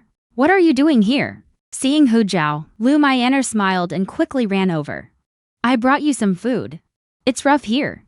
I'm sorry you have to suffer in this place. Hu Zhao smiled warmly. Not at all. I'm fine here. Lu Myanmar thought she was just putting on a brave face. I'm sorry. You almost got hurt trying to save me. And then Lu Qiqui framed you for it. Hu Zhao quickly shook her head. This has nothing to do with you. Don't say that. Thank you for bringing me food today. I'll make sure to treasure it. Lu Myanmar blushed and waved her hand. It's the least I could do. I'll bring you more tomorrow. Don't be scared. I'm sure they'll find out the truth and let you out. Hu Jiao smiled. She had a whole space full of supplies, so she didn't need the food. But seeing how worried Lu Myanmar looked, Hu Jiao thought it over and decided not to refuse. After seeing Lu Myanmar off, she was left alone in the endless darkness, thinking about Long Mo's cold stare today. She still had a long way to go to clear her name. Hu Jiao couldn't help but sigh again. Suddenly, a male voice echoed in the cave. What's with the sighing? Scared being here all alone? Hu Jiao jolted and sat up from the ground. Long Wu. What are you doing here? Long Wu walked over to the fire looking concerned. I was worried about you. So I came to check on you. Hu Jiao's mouth twitched. She glanced at Long Wu's empty hands. Was he planning to comfort her with empty promises? You've seen I'm still alive. You can leave now. That can't happen. I want to stay with you longer. Little female, why don't you just be my mate? Long Mo can't protect you at all. And you still defend him. When you were in trouble, he didn't even come to see you. Who says Long Mo didn't come see me? Hu Jiao couldn't help but argue. I was outside guarding all day today. And I never saw Long Mo show up here. Hu Jiao was at a loss for words. As if Long Mo would ever come. He probably wishes I die here. Long Wu saw Hu Jiao lower her head and thought she was feeling down about it. I'm not like Long Mo. I wouldn't treat my mate so coldly. Don't worry. I'll protect you from now on. He thought he must look really cool right now. Surely this little female would be touched. Little did he know, Hu Jiao wasn't listening at all. Her mind was full of how hard it is to clear her name. On the other side, the 5 cubs had been cooped up at home all day and hadn't said a word to Long Mo. Only when their stomachs started growling did they go out to find food. But as soon as they stepped out, they saw Long Mo. You must be hungry. I'll go borrow some fire and come back to make you something to eat. But as he turned around, he heard Long Linger's angry voice. I'm not eating anything you make. I want Mom to come back. Then all 5 cubs started making a fire and roasting meat themselves. As if Long Mo didn't exist, Long Mo's face was black as coal. These brats were actually shutting him out because of Hu Jiao. He tried to help, but the 5 cubs ignored him. Seeing his cubs reject him like this, Long Mo's face darkened. Then he turned and left coldly. He didn't come back until it was completely dark. Inside the wooden house, the 5 cubs stared outside, wide awake. Long Linger started to regret it. Dad's been gone so long and still hasn't come back. What if he's mad and won't come back? I don't think Dad's coming back. He's got such a bad temper. He's probably furious right now. It's all my fault. If I hadn't said something to make him mad, he wouldn't have left. Long Yu comfortingly rubbed Long Linger's head. It's not your fault, Linger. Dad's a grown male. There's nothing to worry about. Even the quiet Long Yu rarely spoke up to comfort her. Don't worry. Dad's just got a bad temper and a sour face. He's not stupid. He won't put himself in danger. Hearing her brother's words, Long Linger felt much better. Right, what could happen to Dad? We should be worrying about Mom instead. Just then, Long Mo, who was sneaking around, suddenly sneezed. The next moment, a huge black beast shadow landed in front of the cabin. He shifted into human form and kicked the door open. Lu Quikiwi was sleeping. She was startled by the sudden loud noise. She sat up and saw a pair of bloodshot eyes staring right at her. She was about to speak, when suddenly her whole body was lifted up. Her feet kicked wildly in panic. She looked at the male in fear, grabbing his hands tightly. She struggled desperately to break free from the grip, prying at the hand around her throat. But Long Mo's grip stayed tight. He didn't let go until she was almost suffocating. Long Mo, what are you doing? I'm a female. Are you trying to kill me? But Long Mo just stared coldly at her, his voice dripping with rage. Why did you frame her? After his mate was set up, he, as her husband, completely lost it. Under cover of night, he burst into the cabin and grabbed Lu Quikiwi by the throat. Why did you frame Hu Jiao? Lu Quikiwi was drenched in cold sweat from fear, but her hatred for Hu Jiao outweighed her terror. I didn't frame her. I heard it all from wandering beastmen. Before she could finish, Long Mo stomped hard on her fingers. If you don't tell the truth, I'll break your fingers one by one. But Lu Quikiwi still clenched her teeth and refused to answer. Long Mo had little patience to begin with. He stepped on another finger and snapped it. A scream mixed with the sound of breaking bones. I'll tell you everything. Long Mo finally lifted his foot, his sharp gaze fixed on her ugly face. But Lu Quikiwi went crazy. I'll tell you why. Because Hu Zhao can stay in the tribe with Ying Yuan, while I was tortured by wandering beastmen. I wanted to make her suffer 100 times more than me. And Lu Mai'aner too. What does a useless waste of a female have to deserve Ying Yuan? You took everything from me. So I'll make you all pay with your lives. Lu Quikiwi burst into hysterical laughter. Once Hu Zhao is driven out of the tribe, she will suffer the same torment I did. Hearing this, Long Mo's killing intent grew even stronger. Looking at the smug woman in front of him, he turned one hand into a dragon claw. Like a hook, it slashed toward Lu Quiki's face. Suddenly, shouts came from outside the house. Long Mo, don't kill her. The chief and Ying Yuan appeared at the door. But Long Mo acted as if he hadn't heard. His dragon claw plunged straight into Lu Quiki's eyes. The woman immediately fell to the ground, clutching her eyes and screaming in pain. Seeing this, the beastmen felt a chill run down their spines. He was that ruthless. Long Mo casually shook his hand. But his sinister eyes never left Lu Quikiwi. Then the chief and the other beastmen snapped out of it. They quickly stepped forward and pulled him behind them. Even though Lu Quikiwi had done what she did, killing a female would get him banished from the tribe. The chief was protecting Long Mo. Long Mo didn't resist. You must have heard just now. Everything was Lu Quiki's doing. Don't worry.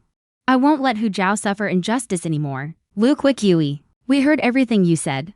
How did our tribe end up with a degenerate female like you?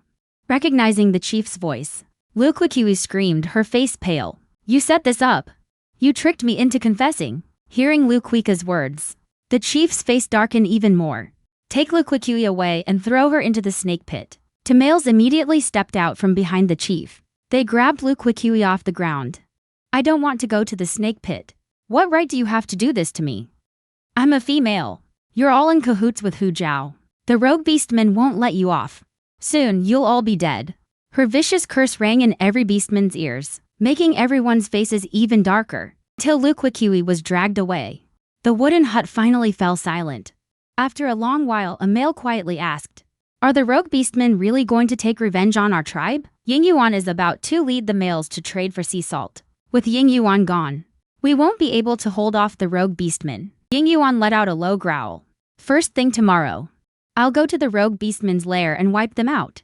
That way we won't have to worry every day.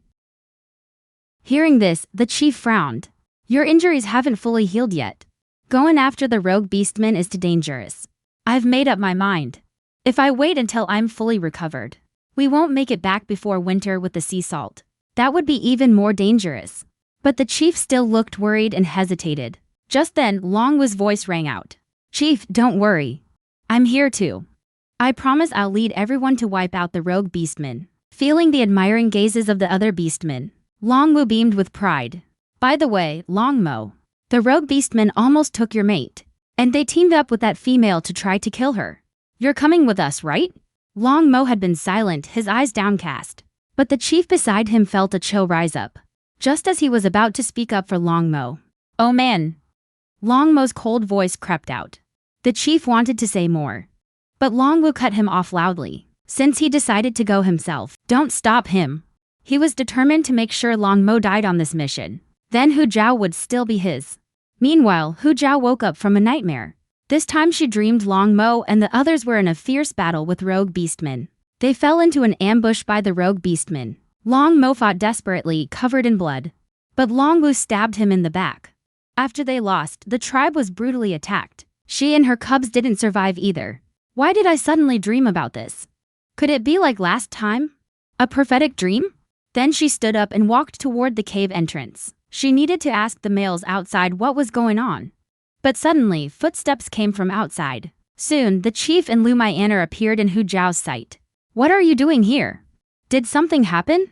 But she saw Lu Mai'aner looking delighted. Zhao, you can go back now. We're here to take you home. We're really sorry. Lu Quikiwi has confessed to her crimes. We know you're innocent. Hu Zhao was stunned. How did she confess after just one night? Zhao, you don't know yet. Yesterday, Long Mo went to see Lu Quikiwi for you. He made her tell the truth. Hu Zhao couldn't believe it. Really? Then where's Long Mo? Why isn't he here?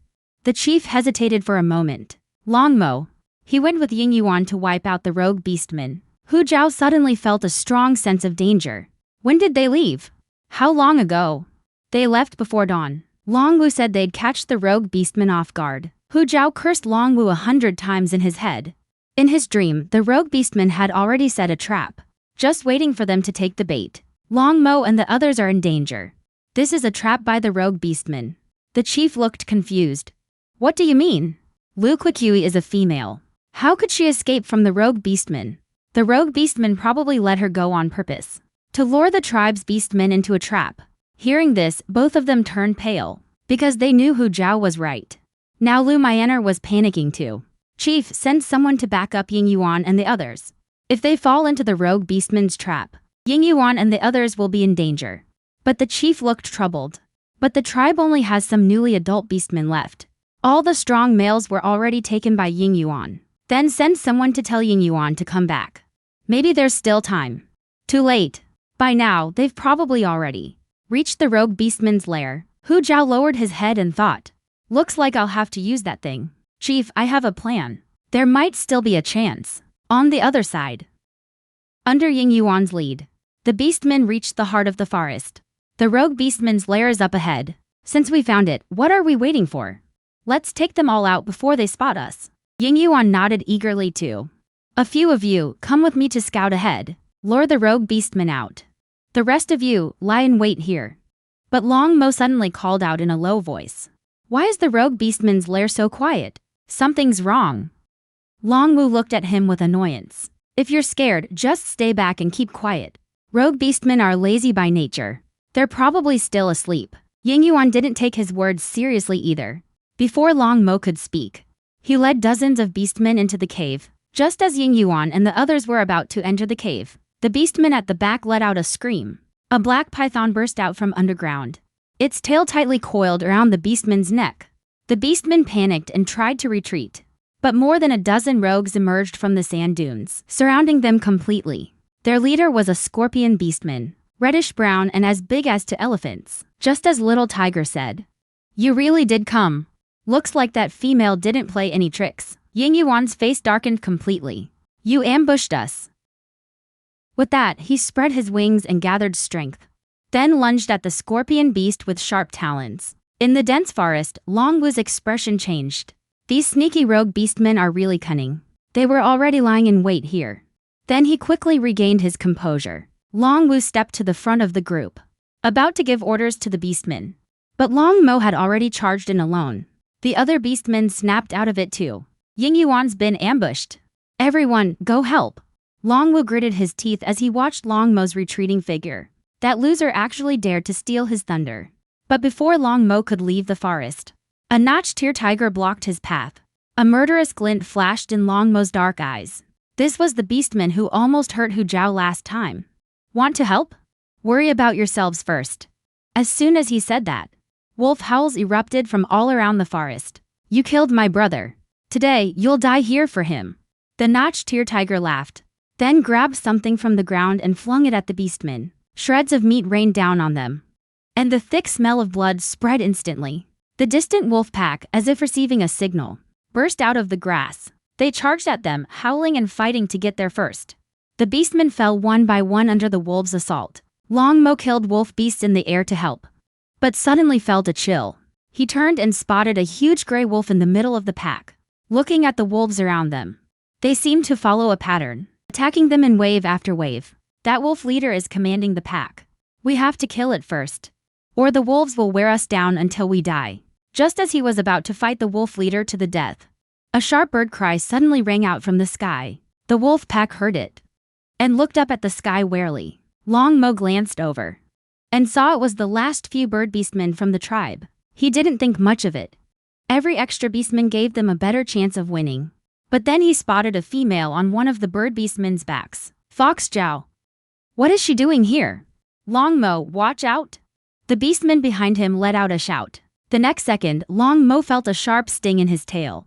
A wolf beastman leaped up and clamped down on his tail. Long Wu looked at the young beastman who had warned Long Mo. A flicker of displeasure crossed his sly eyes. He had deliberately left that gap open in the defense line so the wolf beastman would attack Long Mo. This guy just ruined his plan. The young beastman breathed a sigh of relief seeing Long Mo was okay. But the next second, he spotted Hu Zhao on the bird beastman's back and his eyes went wide with shock. Little sister. What is she doing here? Hearing the young beastman's cry, Long Mo instinctively looked back. Before he could even wonder who he was, Hu Zhao in midair suddenly blew a whistle. Now go! As the words fell, all the bird beastmen suddenly dove toward the wolf beastmen, each one clutched in their claws a long string of red objects. The brown fuses at the ends were sparking, shrinking fast before their eyes. The moment they dropped them, a loud crackling explosion erupted all around. At the same time, a pungent white smoke rose up. The wolf pack was just ordinary wild animals after all. Startled, they immediately scattered in all directions. The wolf leader's eyes blazed with fury. At this rate, those wretched beastmen would turn the tables on them. In no time, it was ready to flee. Sensing the wolf leader's move, Hu Zhao quickly shouted to Long Mo, "Grab the alpha wolf. Don't let it get away." Hearing Hu Zhao's voice, Long Mo's eyes darkened. But his body shot forward like an arrow, chasing the wolf leader. In the blink of an eye, a dark blur flashed past. His bloodied dragon tail slammed hard into the wolf leader. It crashed through a big tree before hitting the ground. Long Mo quickly stepped forward and pinned the wolf's head with his claw. He was about to crush its skull. Then Hu Zhao's voice came from above again. "Don't kill it." Then she anxiously patted the bird beastman's back. "Fly lower, let me down." The bird beastman saw that and quickly flew toward the ground. Soon Hu Zhao jumped off the bird beastman. Long Mo turned his head and stared at Hu Zhao in confusion, as if asking her why. Hu Zhao understood the look in Long Mo's eyes. Ying Yuan and the others are still fighting hard against the rogue beastman. We can get the wolf pack to help us. With that, she turned to face the wolf leader. "What did those rogue beastmen promise you? I can give you the same. If you get these wolves to fight the rogue beastmen, I'll spare you and them." The wolf leader glared at Hu Zhao with hatred. No reaction at all. Seeing that, Hu Zhao quickly thought of something. She crouched down, picked up a stick, and poked him. "I know you want to use the rogue beastmen to kill beastmen. But have you thought about this? The rogue beastmen will also kill and eat wolf beasts. Once we're dead, they'll eat all of you too. If you help me now, I promise not to kill your pack later. And I'll let you all leave here. But if you don't help, we're all going to die anyway. Before I die, I'll have my people kill every wolf beast. So you'll all die with us." Hearing that, the wolf leader's eyes went wide. A tearing howl showed how desperate he felt. After a moment, he closed his beastly eyes and nodded slightly. With a low wolf howl, the wolves all around fell silent. Hu Zhao's face lit up. "Long Mo. He's willing to help us fight the rogue beastmen." Hu Zhao's beautiful face reflected in his pure white, red-tinged eyes. For a moment, he couldn't look away. Just then, a shout came from behind them. Hu Zhao was a little stunned. "Who is this?" "Little sis, what are you doing here?" Long Linger's eyes were red. "I was so worried about you just now." After a moment of shock, Hu Zhao suddenly remembered. This was her third brother, Hu Qinglu. Since her third and fourth brothers trained in the forest all year, she'd never met him before. "Third brother, you came too? Where are big brother and father?" Hu Qinglu scratched his head sheepishly. "They're all back at the tribe. Actually, I snuck out." Hearing that, Hu Zhao breathed a sigh of relief. She didn't see any wounds on Hu Qinglu. It must all be blood from other beastmen and wolves. Hu Qinglu lowered his voice. "Don't you dare tell mom and dad, or I'm dead." Hu Zhao pursed her lips. "Let's see if we make it back alive first." Long Mo let out a displeased grunt nearby. "Ying Yuan is still in there, alive or dead." Hu Zhao snapped back to reality. Right, we need to save Ying Yuan." The wolf leader let out a reluctant howl. The wolves around them immediately surged onto the flat ground. But when Long Mo heard Hu Zhao's urgent plea to save Ying Yuan, his eyes darkened again. Was she that worried about Ying Yuan's safety? Meanwhile, outside the dense forest, Ying Yuan was backed into a corner by the scorpion beast. Out of 10 beastmen, only 3 are left. Just then, countless gray wolves surrounded them. The scorpion beast sensed something was wrong. She turned around and saw the broken-eared tiger had become the wolves' meal. Soon, several beastmen walked out from behind them. Seeing this, Ying Yuan's eyes flashed with disbelief. Then he let out a low cry and swooped down to save the 3 surviving beastmen. "Hu Zhao, aren't you a healer? They're dying. Save them." Hearing Ying Yuan's commanding tone, Hu Zhao frowned slightly. She looked at the 3 dying beastmen and frowned even more. "I can't save them. Keeping them alive would only cause more pain. Hearing this, Ying Yuan's eyes went wide. No way. You just don't want to save them. Long Mo coldly shoved Ying Yuan aside. Before he could react, Long Mo's claws pierced the three beastmen's heads. In their last moment, the three beastmen for the first time gave Long Mo a gentle, grateful look. Seeing what Long Mo did, Ying Yuan lunged at him in a rage. They were my people. How could you kill them? You're the one who got them killed. Long Mo shot him a cold glance, unfazed. Ying Yuan froze on the spot. He was the one who got them killed. If he had just listened to Long Mo's advice, they wouldn't have fallen into the rogue beastman's trap. What's all the fighting about? The rogue beastmen killed your people. What you need to do now is avenge them, got it? With that, Hu Zhao's gaze swept toward the rogue beastman in the distance. But what she saw shocked her. The weak female everyone looked down on had actually taken down over a dozen gray wolves, and even rode a giant bird alone to rescue her cold husband surrounded by the wolf pack. Under Hu Zhao's command, the remaining rogue beastmen were taken out too. Because Long Mo and Ying Yuan fought so hard, the other beastmen barely broke a sweat. They all praised the two for their strength. It was the first time Long Mo had been treated like this by the group. So he just walked over to Hu Zhao with a dark face, saying nothing. Just then, a beastman suddenly shouted, Long Wu, how many rogue beastmen did you kill? I thought you said you'd help us wipe them all out.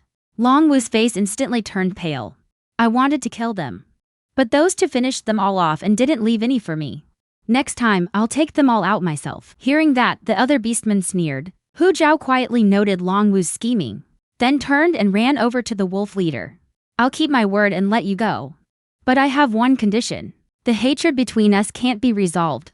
If you want to survive, take your pack and find a place with no beastmen. In this world, beastmen are at the top of the food chain. The only solution is to stay away from each other. The wolf leader gave Hu Zhao a long look, then turned and left without a word. Once the wolf pack had completely disappeared, Hu Zhao was about to head back with the others. But she turned and ran straight into a pair of deep red beast eyes. Startled, she slipped and fell forward. Great, I'm gonna eat it this time. But suddenly, a pair of strong arms caught her before Hu Zhao could react, and was scooped up and gently set right. You okay? A deep, rich voice came from above. Hu Zhao quickly shook her head. I'm nothing. Then she quickly stepped back a few paces. The male's scent made her face burn. Long Mo looked at the blood on himself. He thought she was disgusted by him. He turned coldly to leave. Hu Zhao quickly yelled, wait. Then she pulled a cloth from her bag, turned and wiped the blood off Long Mo's face. Long Mo froze completely. He snapped out of it and grabbed her wrist. Hu Zhao gave an awkward smile. I just thought your face was too dirty. I wanted to help you clean it. Or you can do it yourself. When Long Mo let go, she shoved the cloth into his hand and ran off. By the time Long Mo came to his senses, Hu Zhao was already on the back of a yellow fox Hu Qinglu's form, gleefully rubbing its fur. She looked really happy. He turned cold and shifted into his dragon form, leapt up and flew into the sky. He glanced down at his own dragon body. His expression darkened, judging by how that female acted just now. She must really like furry beasts. Soon, the group returned to the tribe. The chief and Lu Mianer were overjoyed to see them. As soon as Hu Zhao jumped off the yellow fox, Hu Min rushed out and hugged her. My Zhao, you scared your mother to death. Don't do anything so dangerous again. Hu Zhao laughed and patted Hu Min on the back. Mom, I'm fine, aren't I? Oh, right. I even brought third brother back safe and sound. Sure enough, the heat instantly shifted. Hu Qinglu took Hu Zhao's place as the one being scolded. Ying Yuan guiltily apologized to the chief. Sorry, chief. I couldn't bring them all back. Punish me however you want. The chief smiled and shook his head. Compared to being wiped out by rogue beastmen, this outcome is way better. Hu Zhao, we owe you this time. I've wronged you before. Just then, a beastman shouted from behind. Chief, it's not just Hu Zhao. Long Mo helped a lot too. Hearing this, the beastmen all praised Long Mo's bravery. Only Long Wu, ignored, looked furious. Why does that loser get recognized? Thinking about the mockery from the others today, a vicious glint flashed in Long Wu's eyes. On the way home, Hu Zhao noticed Long Mo seemed down. She thought it was because of his injuries, so she quickened her pace to bandage him. But then Long Mo suddenly stopped. Do you really like furry beasts? Hu Zhao, though confused, nodded. Yeah, I do. They're cute and fluffy. But then Long Mo's face darkened. So do you like Ying Yuan because he has feathers? Hu Zhao was totally confused. What does Ying Yuan have to do with this? Seeing Hu Zhao not answering, Long Mo got even angrier. Before she could snap out of it, he turned coldly and kept walking home. Hu Zhao was totally confused. But then she remembered Long Mo was injured today. So she softened and ran after him. After all, she still needed him to survive. As soon as they got home, Long Yao jumped into her arms and licked her face. Hu Zhao's face instantly felt ticklish. All right, you little rascal. You got drool all over my face again. Long Mo got even more jealous. He grabbed the cub by the scruff and tossed it away.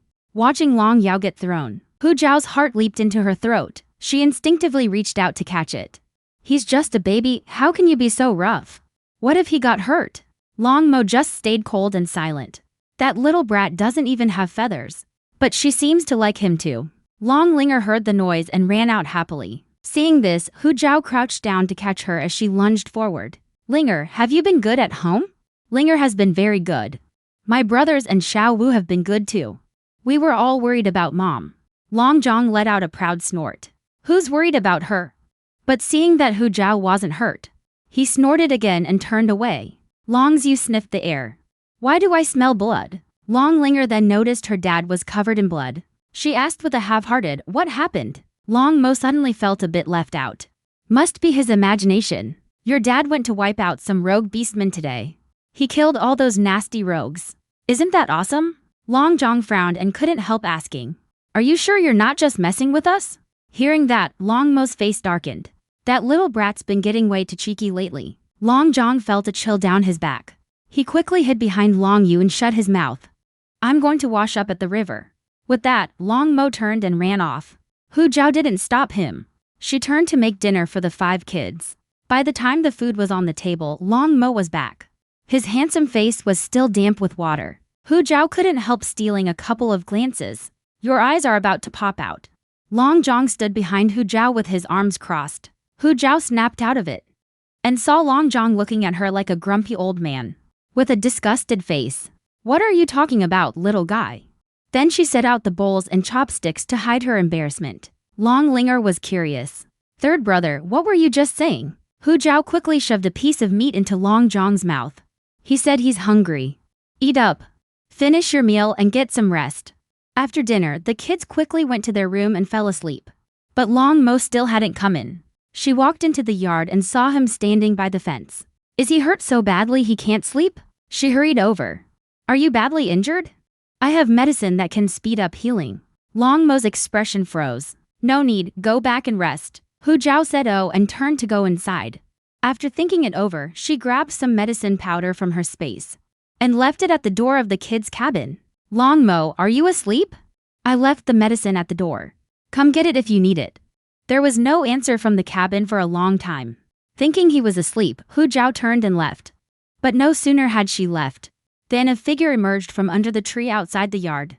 He walked to the door and picked up the medicine pack. At that moment, his bare skin was covered with wounds of all sizes. After being soaked in the river water, the wounds had started to turn white. A sharp pain shot through him, deep into his bones. He opened the leaf, shook it, and sprinkled the powder onto his wounds. The pain eased quite a bit. Long Mo's eyes darkened. Such effective medicine must be very precious. And she gave him so much of it. But didn't she hate him? The next morning, after making breakfast, Hu Zhao waited and waited, but Long Mo never showed up. Linger, do you know where your dad went? Long Linger shook her head honestly. I don't know. I didn't see him this morning. Hu Zhao looked worried. Did he run back into the forest again? Just then, footsteps came from outside the yard. Hu Zhao thought it was Long Mo coming back. But when she turned around, it was Hu Xiong. Hu Xiong smiled and walked up warmly. Are you waiting for Long Mo? How did you know? He was gone early this morning. I was waiting for him to come back and eat. He went with Ying Yuan to the coast to trade for salt. Hearing this, Hu Zhao and the 5 kids' eyes went wide. Long Mo went with Ying Yuan to trade for salt? Long Yu couldn't believe it. Dad went to the coast? Long Zhong didn't buy it at all. How is that possible? He'd never do that. It's true, they've already left. The chief told me to let you know. With Ying Yuan there, don't worry too much. Hu Zhao was stunned. It was because of Ying Yuan that she was worried. She remembered in the original story, Ying Yuan led the group to the coast alone. Was it because she had Long Mo come back that the story changed? It'll take at least 3 months for them to trade for salt in return. But don't worry, Zhao, they'll definitely be back before winter. Hu Zhao nodded. She couldn't exactly go and drag him back. She just hoped the salt trade would go as smoothly as in the book. But she felt like she was forgetting something. She scratched her head but couldn't remember. 10 days later, Long Mo and a group of beastmen arrived at a grassland. Since they were carrying supplies, they couldn't bring extra food. Everyone had to take turns hunting for their daily meals. Today, it was Long Mo's turn to hunt. Unexpectedly, Long Wu offered to go with him. Long Mo turned to refuse, but Ying Yuan made the decision for him. Two beastmen can hunt faster. Go together and come back quickly. Hearing this, Long Mo said nothing and left. Long Wu smiled at Ying Yuan. But when he turned around, his face became dark and vicious. Not long after, Long Wu suddenly flew back to camp. Long Mo ran into some trouble out there. He sent me back to get help. Hu Qinglu, can you go help Long Mo? Hu Qinglu looked surprised. Is he really so weak he can't even carry his prey? He said it with disdain. But he quickly got up. He shifted into his yellow fox form and signaled Long Wu to lead the way. The dragon and fox quickly left the camp. Hu Qinglu sensed something was off after following for a while. Why did Long Mo send you back to get my help? Why not just have you help him directly? And we've been walking for so long. How are we not at the hunting grounds yet? Long Wu, flying above, heard him and stopped. Actually, the one who needs your help isn't Long Mo. It's me. The hostility in Long Wu's eyes immediately put Hu Qinglu on guard. What do you need my help with? To take your life, of course. As soon as he said that, his massive dragon body lunged at Hu Qinglu. Luckily, Hu Qinglu was already on alert. He leaped back instantly to dodge. Why do you want to kill me? I didn't want to kill you. But blame yourself for being Hu Zhao's brother. Once I kill you and frame Long Mo for it, Hu Zhao will hate him. Then I'll have a chance to win her over. Hu Qinglu couldn't believe what he was hearing. Dude, seriously? If you want to date my sister, shouldn't you be sucking up to me? If you like Zhao Zhao, just go for her. We're in the middle of a critical salt trade. If you mess that up, you won't have a place in the tribe anymore. What would a low-level beastman like you understand? I'm a noble dragon beastman. Even if I kill you, do you think your chief would let me leave? With that, a cruel glint flashed in his eyes. He swung his dragon body and attacked Hu Qinglu again. Hu Qinglu's face darkened. He suddenly threw a handful of yellow-white powder. Long Wu quickly covered his eyes with his claws. But he realized it was just harmless dust. Is that all you've got? Go die. Back at the other camp, Long Mo returned with 10 kills. The beastman's eyes lit up at the sight of so much prey. After all, this was the most they'd caught on the salt trading trip. But Hu Qingshan frowned and stopped him. Where's my third brother? Long Mo looked confused. I didn't see him. Wasn't he at camp? Didn't you send Long Wu back to get him to help you? Where did you take him? Hearing that name, Long Mo's face went dark. I wasn't with him. And I never sent for him. As soon as he said that, Long Mo's expression changed. He shifted into his dragon form and flew off. Long Mo, where are you going? Where did you take my third brother? He shifted into a blue fox and hurried after him. It all happened so fast. The other beastmen didn't even react. Before they knew it, the two were already far away. Ying Yuan frowned in displeasure. Those two left camp without permission. You few, handle the prey here. The rest of the males, come with me to bring them back. Meanwhile, Hu Qinglu was in serious danger. Long Wu's attacks were getting more vicious. Soon, his body was covered in wounds. He gritted his teeth, opened his fox mouth and let out a short, pleasant cry. Long Wu, who was attacking from the air, paused. You've got some nerve. Singing at a time like this right before you die. Just as he was about to deliver the final blow, he suddenly felt his dragon tail go numb. She turned around. Dozens of colorful snakes had sunk their fangs into his tail. And not just snakes, and countless poisonous bugs, all staring him down, ready to strike. Long Wu's face went pale. What's going on? Hu Qinglu let out a cold snort. I'm not that easy to kill. Just some little bugs. You think this can stop me? He sneered. He flicked his tail and sent the snakes flying. Dragon beastman's scales are super tough. A little bit of poison won't stop me from killing you. With that, the black dragon swept across, crushing a ton of bugs and snakes on the ground. Still, the bugs kept coming, fearless and endless. crawling up the black dragon's body. Long Wu totally lost it. He stopped caring about the bugs on him and went straight for Hu Qinglu to finish him off. Long Mo and Hu Qingshan rushed over and saw this. They both shouted at the same time. A fierce look flashed in Long Mo's eyes. He charged and slammed into Long Wu's jaw. Long Wu didn't even see it coming. The hit made him bite his own tongue and lip. Next thing, Long Wu was writhing in pain midair. But Long Mo wasn't done with him. He slashed his sharp, massive claws across Long Wu's head. With a crack, both of Long Wu's dragon horns flew off. Hu Qingshan hurried over to Hu Qinglu. "Third brother, you okay? What happened? How'd you get so hurt?" Hu Qinglu snapped back to reality. "It was Long Wu. He tried to kill me." As soon as he said that, the other beast's sympathetic looks toward Long Wu instantly changed. After the last fight, they already had plenty of complaints about Long Wu. Hearing that, they all started cursing him out. But Long Wu didn't answer. He just lay on the ground, writhing in pain. "He looks poisoned. Where did all these venomous bugs come from?" "Everyone fall back." Countless poisonous insects swarmed onto Long Wu. The venom spread through his bloodstream instantly. "Long Mo, I'll kill you." Long Wu's hoarse voice came from under the swarm. Ying Yuan and the others were horrified. But no one planned to help Long Wu. "Alright, let's head back. Once we're full, we still need to travel to trade for salt." Everyone started to leave. Just then, the ground suddenly shook violently. They turned to look. What they saw nearly scared them to death. An icy husband goes on his first trip and brings back a sneaky little female. Not only does she act weak for sympathy, she even tries to cuddle with him right in front of his wife. Luckily, the husband is loyal and clueless, kicking the fake to the curb and cutting ties. Right after Long Mo and the others dealt with Long Wu, a volcano erupted in the distance. Seeing this, Ying Yuan shouted for everyone to run. But the lava came fast. In seconds, it was right near them. Long Wu, trapped by the bugs, couldn't fly. He was swallowed by the lava instantly.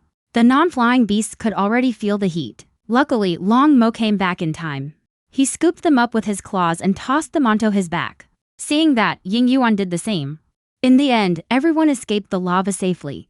A few days later, back at the tribe, Hu Zhao and Lu Mianer were sewing animal hide clothes. Suddenly, a beastman's shout came from outside. "Ying Yuan and the others are back. The chief wants you." Hu Zhao quickly looked up at the sound. "Back this early? Did something happen?" Worried, she hurried over. "Chief, what's going on? Where's Long Mo?" The chief quickly reassured her. "Don't worry, Long Mo is fine." Hu Zhao breathed a sigh of relief. Then she noticed Long Mo and the others standing nearby. Her face lit up and she was about to wave. But then she saw someone step out from behind Long Mo. A soft, delicate female. She timidly clutched his animal hide clothes. Hu Zhao's voice stopped short. Where did this pretty, fragile little thing come from? There were only about a dozen females in the tribe. Hu Zhao had been there long enough to recognize almost all of them. She was sure this one wasn't from the tribe. Before she could react, Ying Yuan and the other beasts walked over. "What happened? Why are you back so early?" Ying Yuan's face darkened. "Chief, I'm sorry. We ran into a firestorm on the way. All the supplies were swallowed up by it. We barely made it back." The chief's face went pale. He seemed to age decades in an instant. "And the path to the coast is completely covered in firestorm. We searched nearby. There's no way through." As soon as he said that, the beasts' faces went ashen. "Now we have no supplies and no sea salt. This is pushing them to the brink." Seeing the beasts all looking so down, the chief sighed. "You just escaped the firestorm, don't blame yourselves. It couldn't be helped. Go get some rest." Then the chief noticed a strange female. "Who is this? How did she come back with you?" Feeling the beast's eyes on her, the female finally spoke up timidly. "My name is Wang Yu. I met Long Mo while fleeing on the road. My tribe was attacked by another tribe. Everyone died, I was the only one who escaped. Luckily, Long Mo saved me in the forest. Can I join your tribe?" Hearing that, the chief's pale face finally got some color. "Of course you can. Our tribe welcomes you." But Hu Zhao felt uneasy. Isn't that the name of the female lead in the book? In the original story, Ying Yuan saves Wang Yu. Wang Yu falls for him at first sight. How did Long Mo save her now? "Thank you, chief. The beasts in your tribe are all kind. You must be exhausted from the trip back. I'll have a female take you to settle in. Come to me if you need anything." Then the chief looked around. "Hu Jing, take Wang Yu to rest. Show her round the tribe." Let her stay with you for now. Hu Jing agreed and stepped out of the crowd. But Wang Yu glanced at Hu Jing, then timidly hid behind Long Mo. Chief, I'm scared. Can Long Mo show me around the tribe? I don't dare go near other beastmen. Seeing her play the innocent act made Hu Zhao furious. In the book, her original self's fourth brother, Hu Qingyuan, fell for her. But she used him and he ended up dying a miserable death. She stepped forward and stood between Long Mo and Wang Yu. Sorry, but my mate doesn't like being around other females. You'll just have to deal with it. Wang Yu's face went pale. I'm sorry.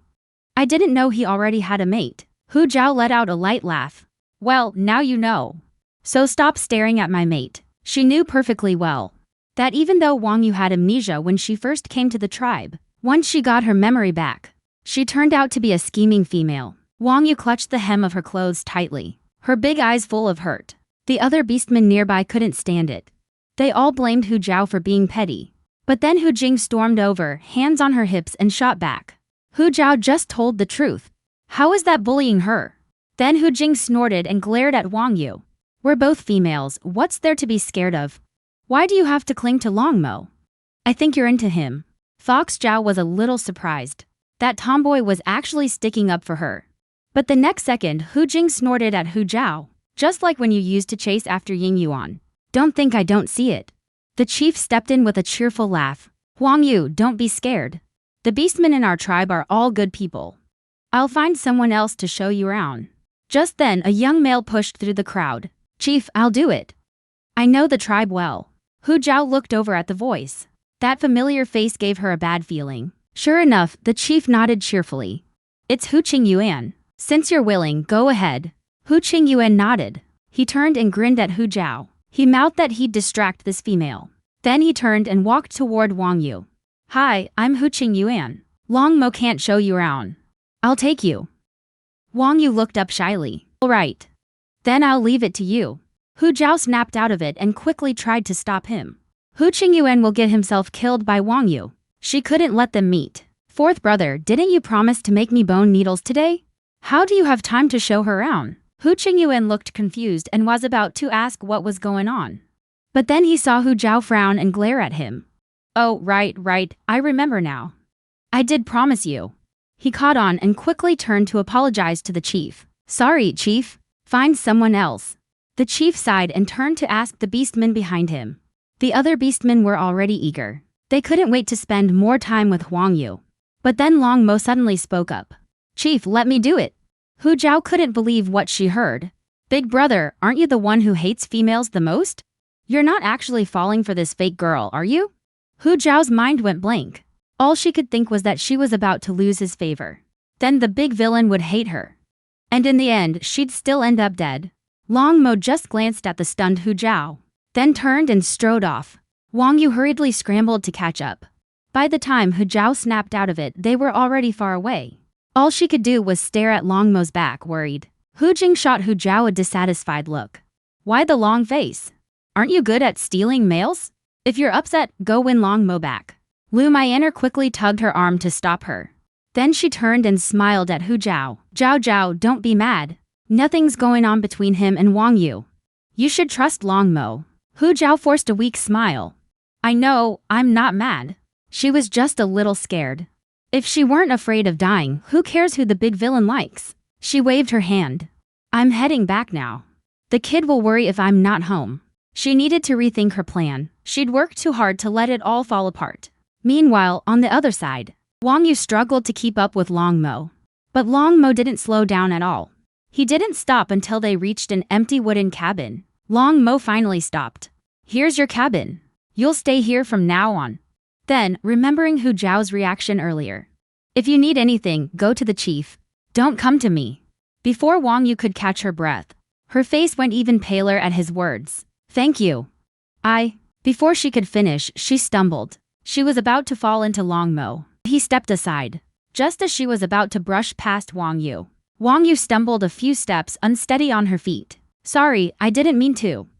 I just tripped. Stop pretending. Long Mo dodged her hand again, his face expressionless. In the forest. You followed me to the camp in your beast form. I never saved you. He knew this female wasn't as weak as she seemed. A female who could keep up with him in beast form.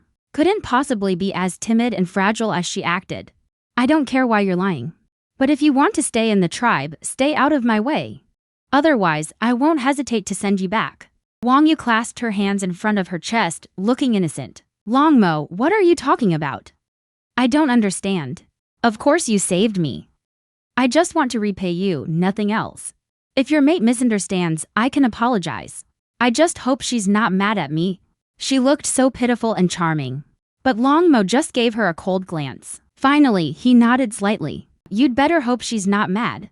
Otherwise, you can go back to where you came from. Wang Yu's expression froze. But Longmo didn't look at her again and turned away. The hut the chief assigned to Wang Yu was close to Ying Yuan's house. After walking a short distance, she saw Ying Yuan standing outside the hut. A few beastmen were gathered around him. Ying Yuan, look at you. You came back wearing a new set of animal hide clothes. I've never seen this style before. It looks really weird. I know. I saw Hu Zhao make clothes like that. Did Hu Zhao give those to you? Hearing this, Longmo's face darkened. He instantly shifted into his dragon form and flew away. What nonsense! Lu Myanmar made these for me with her own hands. There's no way Hu Zhao made them. When Hu Zhao got home, she immediately sensed something was off. Why are Xiao Wu and Linger so quiet today? Hu Zhao approached suspiciously. She saw that all 5 cubs, except Longzhu, were soaking wet, hiding behind the door.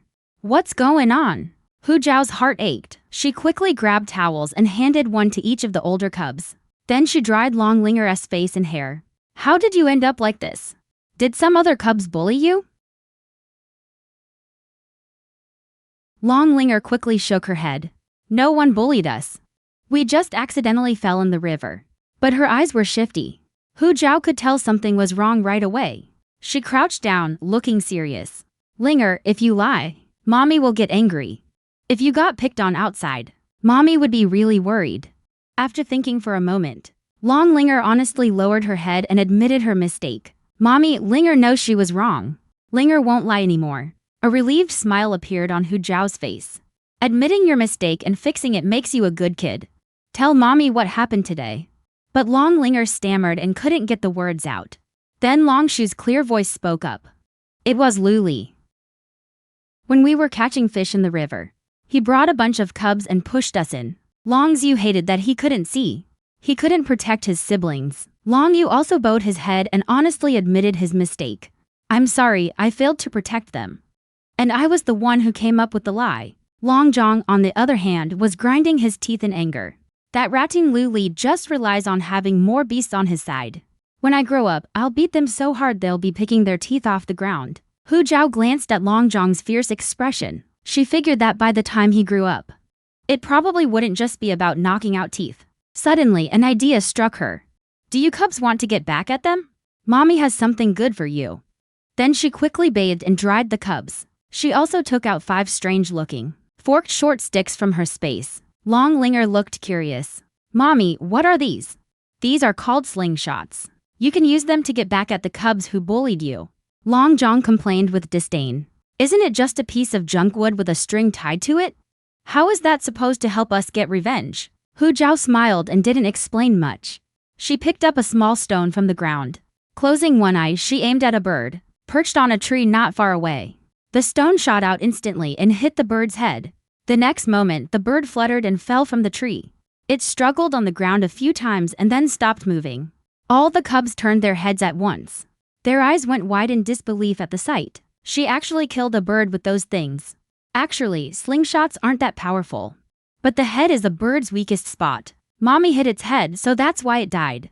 But using it on beastmen will still hurt a lot. You need to be careful when you use it. You can teach bad guys a lesson. But you must never have harmful intentions, got it? All 5 cubs nodded eagerly. Beastmen naturally respect the strong. And Hu Zhao killing that bird made them see her as way more powerful all of a sudden. Then Hu Zhao handed out the slingshots to each cub. The cubs were all excited, running around to practice on birds. Long Zhu suddenly came closer. Here, take this back. I don't need it. She suddenly remembered Long Zhu couldn't see. Her heart softened. She gently put the slingshot back. You will need it. When Mommy finds a witch doctor to treat your eyes, you can use it. And Mommy has seen blind beastmen like you before. They can't see. but they can hit targets just by listening. If Xiuqiu is that talented, maybe you can too. Hearing that, a glimmer of hope appeared on Longshu's expressionless face. He didn't really expect to get his eyes fixed. But listening for sounds, maybe he could give it a try. He slowly gripped the slingshot tighter. Suddenly, he felt like he had a direction in life. As they were talking, Long Mo came back. Hu Zhao tensed up. She told the cubs to go play with their slingshots nearby. Then she ran back into the wooden cabin to get the gift she had carefully prepared for Long Mo. Long Mo had just entered the yard when he saw the cubs playing with weird sticks. His usually dark and grumpy face showed a strange expression. What are they doing? Just as she was wondering, when Hu Zhao ran out of the cabin, smiling as she hurried over to him, Long Mo kept his face tight and expressionless. What is it? Hu Zhao smiled. She held out the animal hide clothes in her hands. You must be tired from the journey. I made you a new set of clothes, but I don't know if they'll fit you. Try them on. If they don't fit, I can fix them.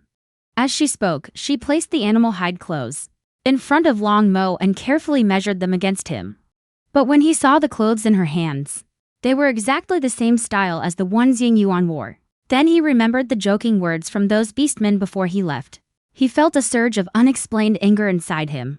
This female actually gave him the same clothes she gave Ying Yuan. He coldly raised his hand and pushed away Hu Zhao's hands that were measuring against him. Hu Zhao stumbled back a few steps. The animal hide clothes in her hands also fell to the ground. The 5 cubs in the yard instantly looked over. They stared at Long Mo with displeasure. Those were clothes their mother made with her own hands. Hu Zhao was also stunned. What are you doing? She quickly bent down to pick up the animal hide clothes from the ground. The clothes had gotten dirty from falling on the ground. These are new clothes that haven't even been worn yet. If you don't like them, just tell me. I'll make you a new pair. She didn't miss the ugly look on Long Mo's face. She thought he was just disgusted, which is why he reacted that way. Don't bother. I don't need them.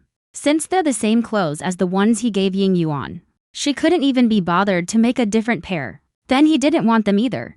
But he didn't know how arrogant he was now, and how much he would regret it later. She took off the man's clothes, then put on the new clothes she had sewn for him. But unexpectedly, the man went crazy and pushed her hands away. He angrily pushed her to the ground. These ugly clothes make me sick. Hu Zhao felt a surge of anger. Fine, forget it. It's not like I put any effort into them. Hearing that, Long Mo's face darkened even more. So these clothes really were just a careless hand-me-down. Then he turned and stormed out of the yard, face black. Dad is way out of line. How could he treat Mom like that? I don't like Dad anymore. I don't think Dad was wrong. What's wrong with not wanting to wear ugly clothes? As soon as he said that, Long Zhong let out a scream. Long Yao had already bitten him on the head in anger. Ow, little 5. You're asking for a beating, Long Zhong growled. But Long Yao was too quick to catch. Mom, don't be mad. Dad must have lost his mind. The clothes Mom made aren't ugly. Linger loves them the most. Seeing how sweet and sensible Linger was, Hu Zhao's anger mostly faded. At the same time, she regretted her harsh words. Didn't that just make Long Mo hate her even more? After moping for a while, Hu Zhao pulled herself together and went to clean fish and cook. Long Mo didn't come back for dinner. Hu Zhao waited for a long time. Figuring he wasn't coming, she called the kids to eat. Late at night, after Hu Zhao and the kids had gone to sleep, a tall, slightly tired figure appeared outside the yard. He slipped up into the tree he had slept in before. The next morning, Long Mo woke up early and went to the chief's house. When Hu Zhao got up, she didn't see his familiar face. She was troubled but had no choice. She could only head to the river to catch fish for the day's meals. Little sister, look what I brought you. Hu Zhao turned around and saw Hu Qingyuan running over excitedly. He sprinted up to Hu Zhao and pulled out a long, thin object from behind his back. This is something 4th brother stayed up all night for. A bone needle he polished for you. He wouldn't give it to just any beastman. Hu Zhao looked even more confused. 4th brother, why are you giving me a bone needle? Hu Qingyuan was taken aback too. Didn't you ask me to make you a bone needle yesterday? Hu Zhao slapped her forehead. She suddenly remembered the excuse she made up yesterday. 4th brother, thank you for making me this bone needle. I actually really need it.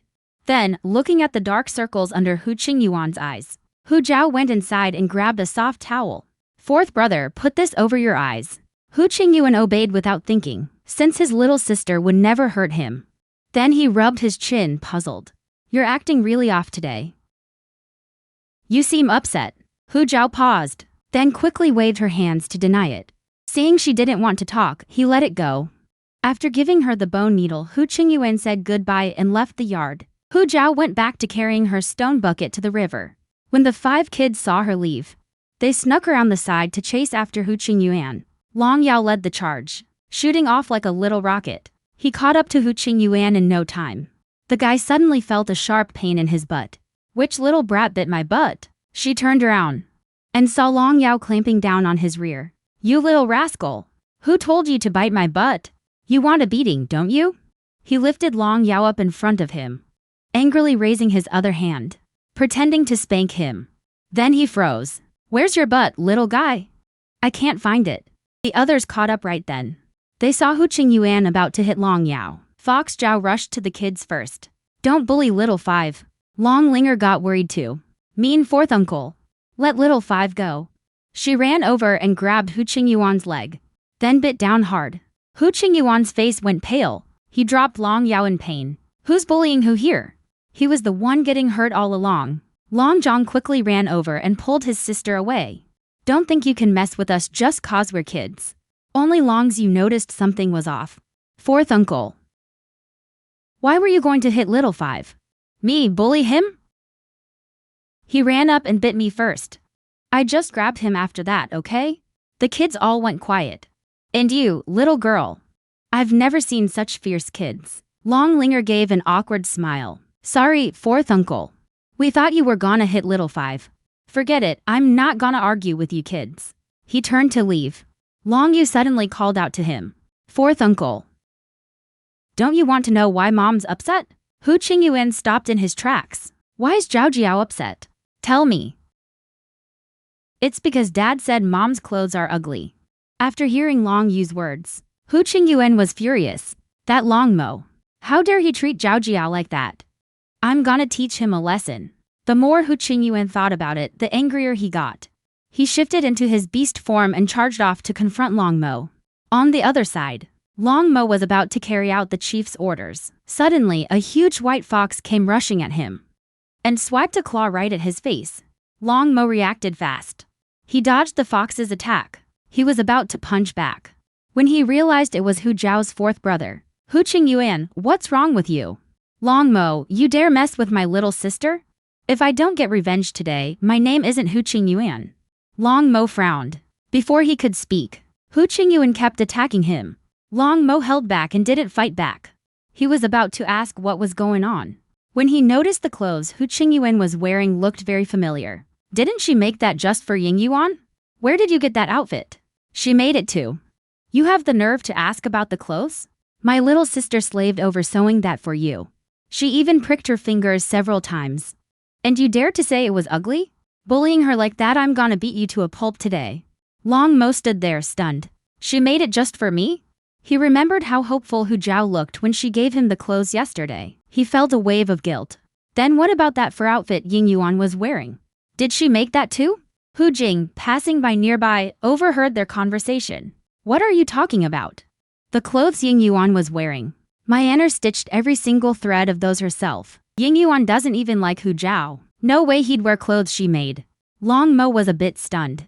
So she didn't make it. Then why are they exactly the same? Hu Zhao taught us how to make them, of course.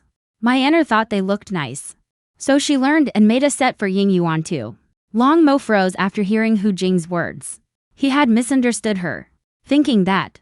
He instantly shifted into his dragon form and rushed home. When he got back to the yard, no one was there. He barged into the house and searched everywhere frantically. He clearly remembered Hu Zhao saying yesterday that she was going to use the fur clothes to pad the bed. But why couldn't he find them anywhere? Instead, he spotted a pile of bone needles on the floor. Long Mo paused for a moment. As if possessed, he picked up one of the bone needles and pricked his finger with it. After a sharp sting, a bead of blood the size of a soybean appeared on his finger. Thinking about what Hu Zhao had gone through, he clenched his fist tightly. Then he turned and quickly left the wooden house. Meanwhile, Hu Zhao carried an empty stone bucket to the river. She rolled up her sleeves, bent down, and started trying to catch fish. But she had no hunting experience. After all that effort, she only caught one small fish. Forget it. Catching fish just isn't for me. When no one was around, she pulled 7 big fish, each over 10 pounds, straight from her space. Then she dropped them into the stone bucket and clapped her hands in satisfaction. She picked up the stone bucket to head back. But as she turned, she saw a female. It was Lu Li's mother, Lu Mu. Hu Zhao ignored her completely and walked around with the bucket. But Lu Mu was faster and blocked her way. All those fish must be heavy, right? How about I help you carry a few? You don't have to thank me. Just give me half the fish. Then I'll barely forgive you for what you did to Lu Li. Then she reached out to grab the fish. Hu Zhao didn't hold back and slapped her hand away. Don't bother, I can carry them myself. I still remember the grudges from before. Lu Mu's eyes went wide, her face red. You little brat. You actually hit me. I didn't hit you. You tried to steal my fish and got bitten. How is that my fault? Lu Mu was so furious she could spit blood. Then she spotted some beastmen in the distance. She plopped down on the ground and started wailing. She had a loud voice. Soon, it attracted a bunch of beastmen. Seeing it was the tribe's most troublesome Lu Mu, no one wanted to get involved. Hu Zhao really didn't want to waste time with her here. She turned to leave. Lu Mu saw her about to go. So she rolled over and grabbed her leg, refusing to let go. You hit me and now you want to run? Leave my fish behind. Or you're not going anywhere. Not unless you walk over my dead body. Hu Zhao was a little surprised. You asked for it. Then she stepped right on one of her hands. Lu Mu's face twisted in pain. How dare you step on me? When the chief gets here, I'll make sure he kicks you out. Hu Zhao wasn't scared at all. Don't thank me. I'm just that helpful. I love granting people's wishes, Hu Zhao said with a straight face. While she was loosening her grip in pain, she stepped on her other hand. Before Lu Mu could even scream, Hu Zhao had already walked right over her. The beastmen around just watched. But no one stepped in to help. Then suddenly, a soft, weak voice spoke up. Aunt Lu is old. How could you treat her like that? Just give her fish back to her.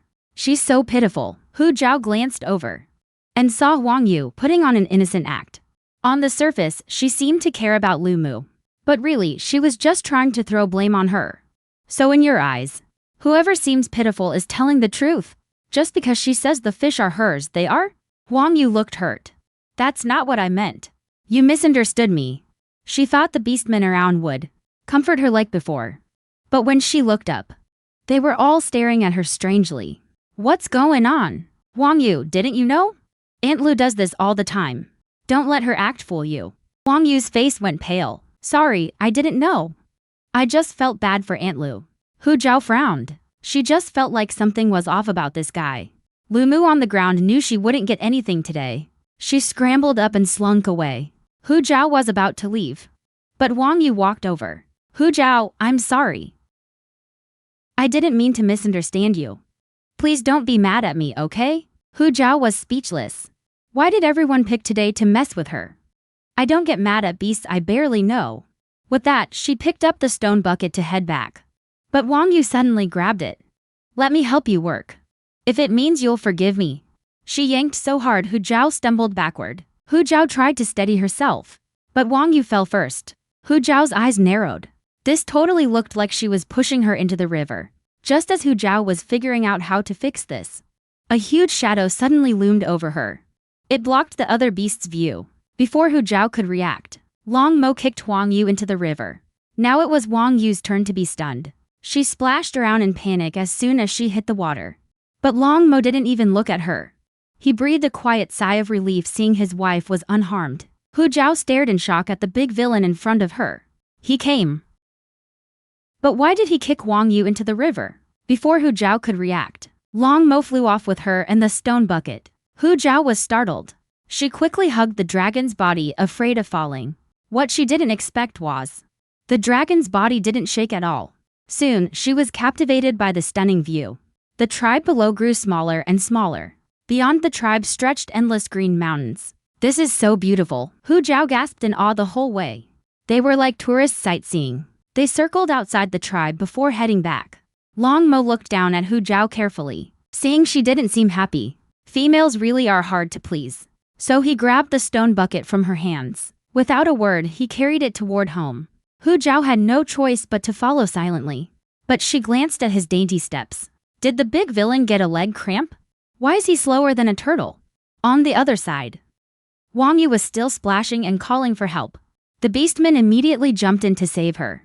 But the next second, a few beastmen stared at the water barely reaching their calves. Then they looked at Wang Yu, who was screaming in fear. The water's not deep here.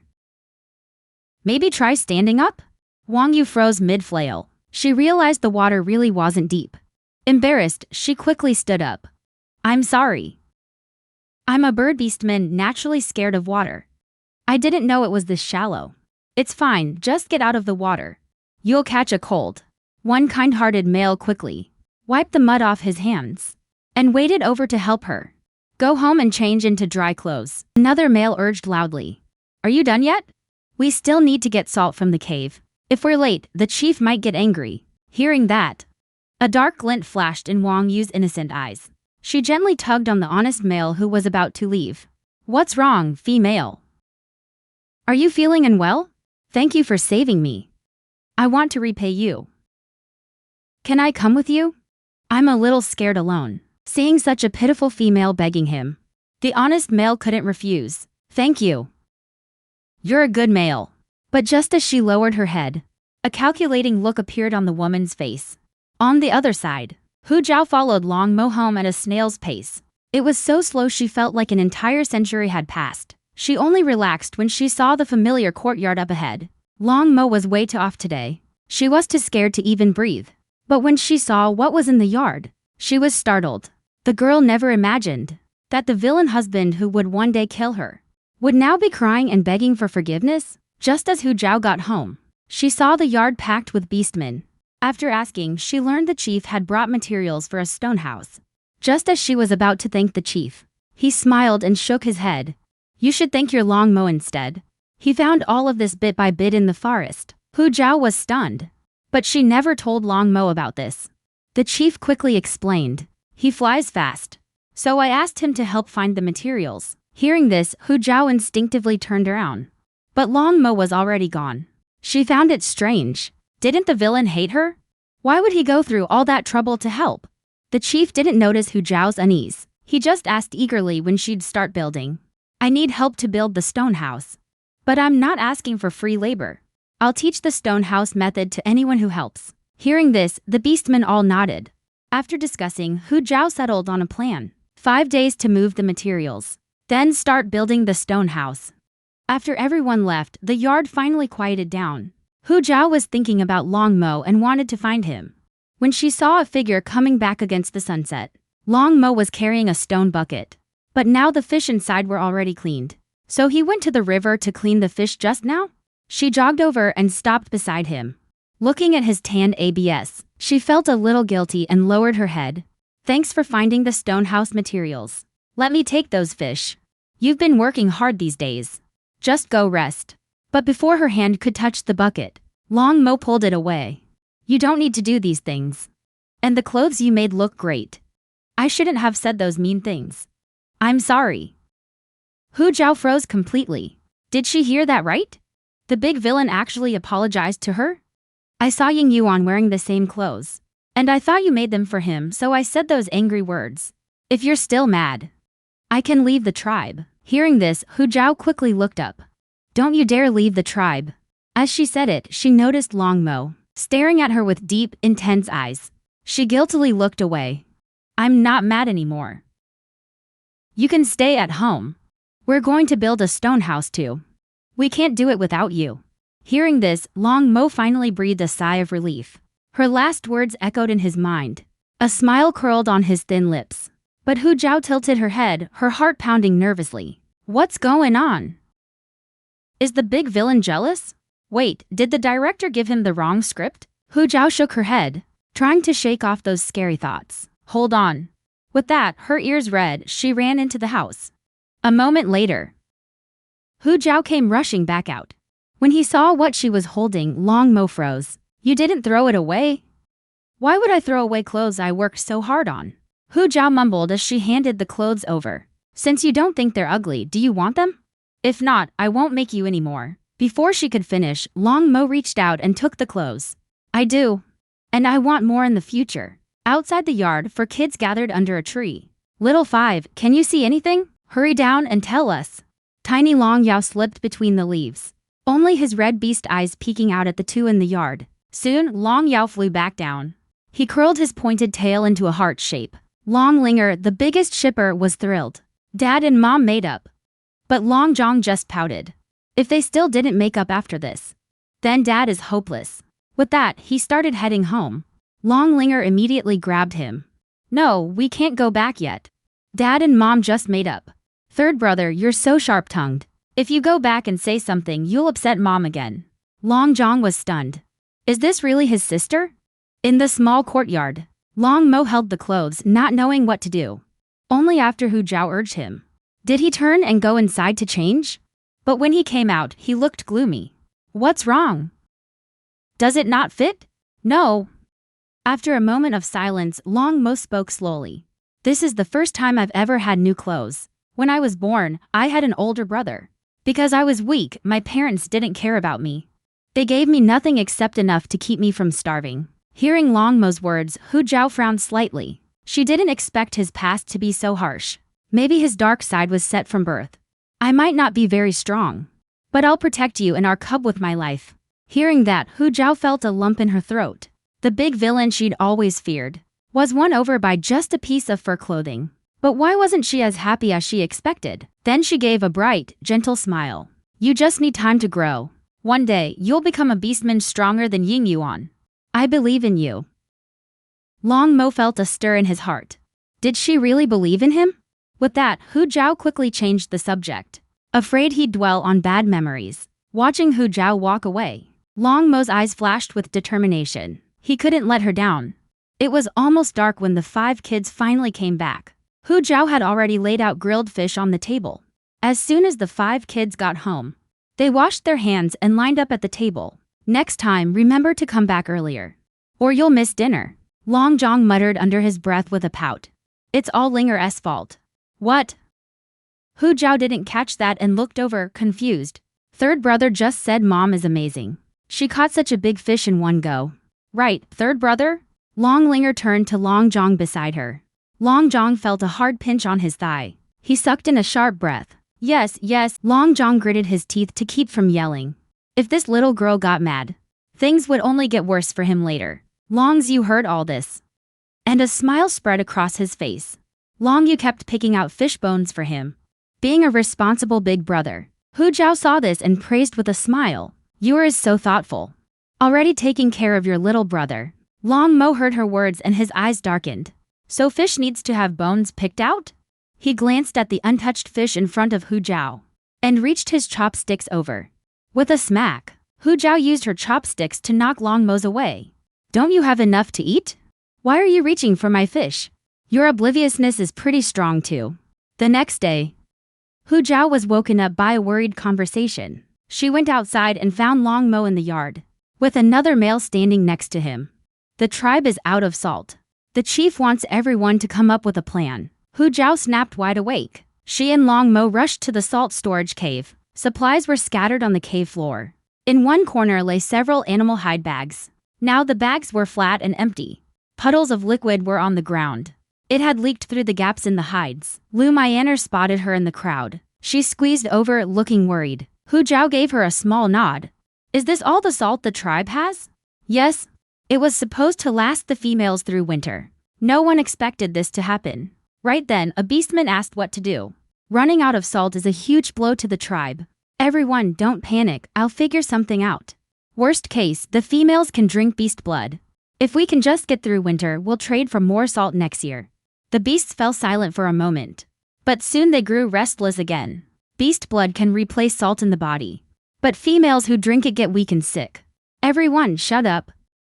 Do you think yelling will make salt appear? Chief, how about I take supplies to the coast as soon as winter starts and trade for salt? That way I can be back by the end of winter. The chief quickly shook his head. Traveling in winter is a good way to freeze to death. Then there's no other choice. I don't want my Anner to survive on beast blood all winter. The chief fell silent. Hu Jing couldn't help muttering. Is there really nothing else that can replace salt besides beast blood? Hearing that, Hu Zhao had a flash of inspiration. Right, we can use something else instead. Chief, I have another idea. Zhao Zhao, what is it? Tell us quickly. The chief didn't doubt Hu Zhao's words at all. Now, in his eyes, she was the tribe's savior. Earlier, when I was picking fruit, I saw a beast eating from a tree and tried some myself. That fruit was salty too. I don't know if it can replace salt. Of course, that was a lie. Salt fruit is a plant from Earth. Tree-climbing animals use it to get their salt. She'd never seen any here. But since most plants here are like Earth's, she figured she could find the same salt fruit. The chief immediately asked excitedly what it looked like. I don't remember exactly. Probably small and round. Tastes salty and bitter. She was afraid if she described it too well, it might not match and mislead them. Still, the beast's eyes lit up with excitement. They all thanked Hu Zhao. But Hu Zhao felt like someone was watching her. She looked back. But there were no suspicious eyes around. After some discussion, the beasts finally felt relieved. Hu Zhao went home with Long Mo at ease. From now on, I'll hunt more prey. Just tell me what you want to eat. Hearing Long Mo's words, Hu Zhao froze. She looked up at the tall male beside her, confused. I might not be strong, but I can still support you and the cubs. Don't go hungry anymore. Though she was puzzled why he said that, she just nodded obediently. Actually, Long Mo was thinking about her eating that small fruit earlier. She must not have had enough food lately, so she had to pick those tiny fruits to fill her stomach. From now on, I'm going to make sure she's well-fed and healthy. After walking Hu Zhao home, Long Mo headed out. She didn't think much about it and started making breakfast. Suddenly, she saw Long Linger happily running into the yard. Mom, I hit a bird. I'm the first one to hit a bird. Mom, aren't I awesome? I didn't expect Linger to be even better than her brothers. Great job. Hearing Fox Zhao's words, the cubs nearby all sighed. They looked at the dozen birds they'd buried in the dirt to hide them. But hey, she's their little sister. Too bad about those birds, though. Mom, I want to give this bird to you. This is my first catch. I want you to have it. Sure, thanks, Linger. Mom will cook your catch and enjoy it soon. Mom, I know how to clean a bird. Let me do it myself. Fox Zhao thought it over and didn't refuse. She handed her a small knife. Long Linger excitedly took the knife and skipped off to the river. With the knife, Long Linger started bleeding the bird by the river. Her little hands worked precisely, cutting open the sparrow's belly with the knife. She removed the organs and carefully separated the meat from the bones. The bones, thin as fish bones, were cleaned off completely, not a scrap of meat left. Soon, Long Linger had a handful of boneless meat. Hu Zhao wasn't even done with breakfast yet when Long Linger came running back excitedly. Mom, I cleaned the bird. Here's the meat for you to eat. Hu Zhao was totally stunned. Is that the same bird? This lump of meat looks nothing like that little bird. It is, Mom. Even if the meat is a little small, I'll catch bigger and bigger prey for you to eat. Hu Zhao's mouth twitched. Hunting is what males do. You're a female, you don't need to hunt. Hearing that, Long Linger's excited look fell. Then what should a female do? Kill prey? I can do that too. Hu Zhao felt the little girl was way too excited about killing. Looking at the meat in her hand, she shuddered. Could her bloodline's wild killer instinct be awakening? She quickly bent down and said, killing prey is something males can do too. For a girl as. She glanced at the meat, choosing her words. As careful as you. You can do more important things. Like being a vet or something. Long Linger blinked blankly. If I'm a vet, can I kill the bad beastmen who bully you? Right, a vet. When you get old and sick, I can treat you. Whether Long Linger heard that last part or not, she got excited again. Mom. I'll be a vet. Long Linger held the knife carefully. Mom, can I have this? She looked up hopefully. Hu Zhao glanced at the knife and agreed without thinking. Just don't hurt yourself, and don't let the tribe's beastmen see it. Getting a gift, Long Linger was thrilled. She took the knife and went to show off to the other kids. Long Zhang curled his lip in disdain. What good is something so small? When I grow up, my claws will be way sharper than that. Long Zi was the most careful. Linger, remember not to let other beastmen see this. Just then, Hu Zhao's voice came from the yard. Kids, come eat breakfast. Just then, Long Mo came back too. Why are you back so early? Weren't you out hunting? Long Mo didn't have any prey with him. Instead, he was holding a stone jar. Hu Zhao was confused. Then he handed her the jar. Open it and see. Hu Zhao took the jar. She looked inside and her eyes went wide in surprise. This is salt. How did you get so much salt? Don't tell me the salt in the cave was you. Hu Zhao's mind went blank. All she could think was, what if he stole the salt? A whole jar of salt like that is priceless. And Long Mo just handed it to her without a second thought. The salt in the cave did melt. This is what I traded food for with the chief a while back. I've been saving it and never used it. But take it for now. I'll find a way to get more salt later. Hearing that, Hu Zhao's mouth twitched. What do you mean not much? This whole jar is refined salt. It's more than enough, seriously. No. This is already plenty of salt. You don't need to worry about salt anymore, really. Long Mo just thought she was trying to comfort him. He didn't eat salt himself, but he'd seen it in the tribe before. This little bit of salt was nothing. He never expected her to be so thoughtful after she changed. He couldn't let her suffer. Now that's what you call a man talking himself into it. Hu Zhao carefully brought the salt inside. This was salt given to her by the big villain himself. She had to keep it safe. After putting the salt away, Hu Zhao pulled Long Mo to eat breakfast. After eating, Long Mo went out to hunt. The firewood at home was almost gone. The radishes and rapeseed she planted had sprouted. The potatoes in the fields south of the tribe were growing strong. Aside from the salt issue, everything was heading in the right direction. But Hu Zhao looked at the firewood in the yard that burned up in no time. The wood burned too fast. She'd have to figure out how to make some charcoal. Just as she was heading out to talk to the chief, an unexpected person suddenly appeared nearby. Revenge is served. The arrogant dear mother's family finally got what they deserved. Just now, Hu Zhao put the salt away. Then she found the chief and told him about the charcoal. The chief agreed right away. He immediately ordered the tribe to prepare. That night, Hu Zhao had another strange dream. In the dream, there was a huge lake. The lake was covered in countless salt crystals. If she could bring these back to the tribe, they'd never run out of salt. After getting excited, Hu Zhao looked around in confusion. In the distance, a golden sun slowly rose from the red clouds. That was the east. Hu Zhao murmured. Suddenly, she heard sorrowful dragon roars and fox cries from the east. She was about to go see what was happening, when the scene in front of her suddenly shattered.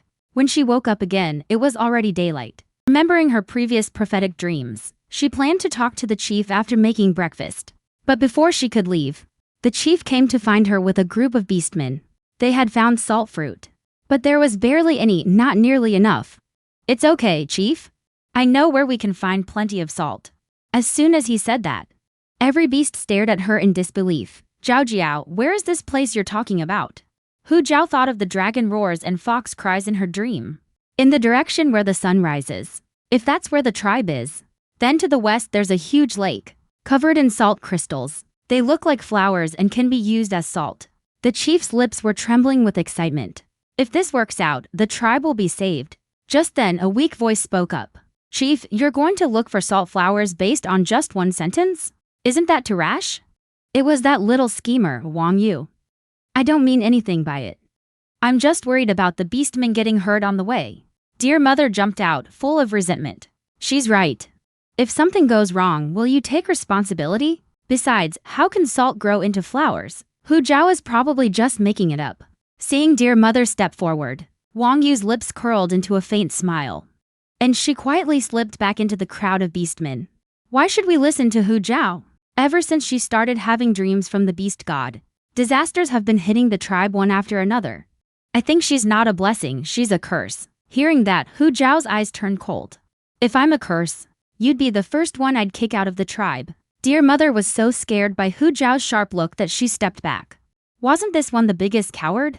How dare she talk back in front of everyone? Then she snapped out of it, pointed at Hu Zhao's nose in shame and anger. Did you hear that? This vicious female wants to kick me out of the tribe. She is a curse. Enough. If you keep causing trouble here, you can leave the tribe just like Lu Kuikui. Hearing that, dear mother backed down immediately. She could only glare at Hu Zhao in frustration. Since Aunt Dear brought it up, I'll be clear with everyone right here. I'm just providing the method for getting salt. Whatever happens on the road or how your bodies react to the salt, it's all your own choice. If you're going to blame me for everything, then from now on, I won't share anything with the chief. Hearing this, the beastmen quickly waved their hands, all saying they'd take responsibility themselves. In the afternoon, the chief picked 8 beastmen to head west and look for salt flowers. Hu Zhao went back to the space to prepare materials for burning coal. At the same time, Long Zhong and Long Xiu carried stone buckets to the river. They were going to catch fish again today. Just then, Lu Mianer's younger brother Lu Li showed up with his friends. What's up, only you two half-breeds today? A blind guy and a freak think they can catch fish in the river? More like you're here to feed the fish, right? As soon as Lu Li said that, the other cubs burst out laughing. Lu Li, let's see if you can keep from crying for your parents later. Hearing that, Lu Li laughed even harder. You think you can threaten me, freak? Guess I didn't teach you enough last time. Lu Li laughed as he cracked his knuckles. Just then, a sharp whistle cut through the air. A small pebble hit him right on the head. Who did this? Come out now. Behind the tree, Long Linger waved her little hands excitedly. Long Yu smiled. He took aim and a few more crisp thwacks rang out. The other cubs howled in pain. Lu Li shook off the pain. You dare hit me? I'll beat you half-breeds to death. The moment Lu Li said that, a hail of stones came flying. They knocked him flat on his face. He tumbled into the river with a splash. The cubs had never seen anything like it. They covered their heads and ran off in no time. Lu Li barely managed to crawl back onto the bank, still hurting. He looked up and saw Long Zhong's fierce glare. Get out of my way, freak, or I'll beat you to death. Long Zhong bared his teeth in a cruel grin. Then he shoved Lu Li's head underwater. Long Xiu heard the commotion and calmly warned. Third, don't kill him. It'll cause trouble for her and Dad. Don't worry, second brother, I know what I'm doing. I won't kill him. Just let him drink a little more water. After all, that's what Lu Li always did to them. This time, he was going to get payback. After Lu Li had been dunked a dozen times, Long Linger started to feel bad for him. Third brother, let him up. If someone comes, we'll run out of time. It's my turn to get revenge. Long Zhong finally let go. Lu Li burst up from the river. He scrambled desperately onto the bank. But as soon as he got out, he saw a sweet smiling little girl standing nearby. She was holding a sharp, gleaming object. You? What are you doing? Relax. I'm not gonna hurt you. Lu Li panicked and tried to run. But the four cubs pinned him down. All he could do was stare in terror as Long Linger slowly crouched. When Lu Li's mother got the news and arrived at the river, she saw Lu Li writhing on the ground in pain. You little brats, let him go. I'll beat you rotten troublemakers to death today. She grabbed Long Yao, who hadn't managed to escape. Once I skin this one, none of you are getting away. Then she picked up a sharp rock from the ground and hurled it hard at Long Yao. Hu Zhao arrived just in time to see it. Fox Zhao rushed to the kids first. Try hurting my cub and see what happens. So what if I do? He's just a useless dragon who can't even transform. Worse than a bug. I'm going to skin him today and hang him at my front door. Before she could finish, Hu Zhao's hand turned into a sharp claw and slashed at the hand holding Long Yao. Lu Li's mother screamed in pain. Long Yao broke free and hid in Hu Zhao's arms. Are you okay? The little guy was seeing stars, but he shook his dazed little head. When they saw Hu Zhao show up, the four cubs all ran over. The knot in their stomachs finally loosened. Long Linger's eyes went wide. She pointed at Hu Zhao's still dripping claws. Mom, your hand. Hu Zhao lifted her hands. Only then did she realize she'd unknowingly shifted her claws. Mommy's fine. Take care of Yaoer. She gave the order, then turned to Lu Li's mother. The commotion was loud. Soon, a bunch of beastmen gathered by the river. Lu Li's mother felt totally humiliated. You little brat. How dare you hit me? Before she could finish, Hu Zhao stepped up and slapped her. I'm hitting you today, that's what I'm doing. You wanted to skin my cub? You think I can't hit you? Lu Li's mother covered her face, eyes wide. That little brat actually dared to hit her. Before she could speak, Hu Zhao backhanded her again. No respect for your elders. You bully cubs just cause you've got thick skin. I've wanted to hit you for a long time. As she spoke, Hu Zhao slapped her a dozen more times. She only stopped when her own hand started to hurt. If you ever touch my cub again, I'll hit you again. This time it's my hand. Next time, maybe a stick or a bone knife. I'll keep going until you admit you're wrong.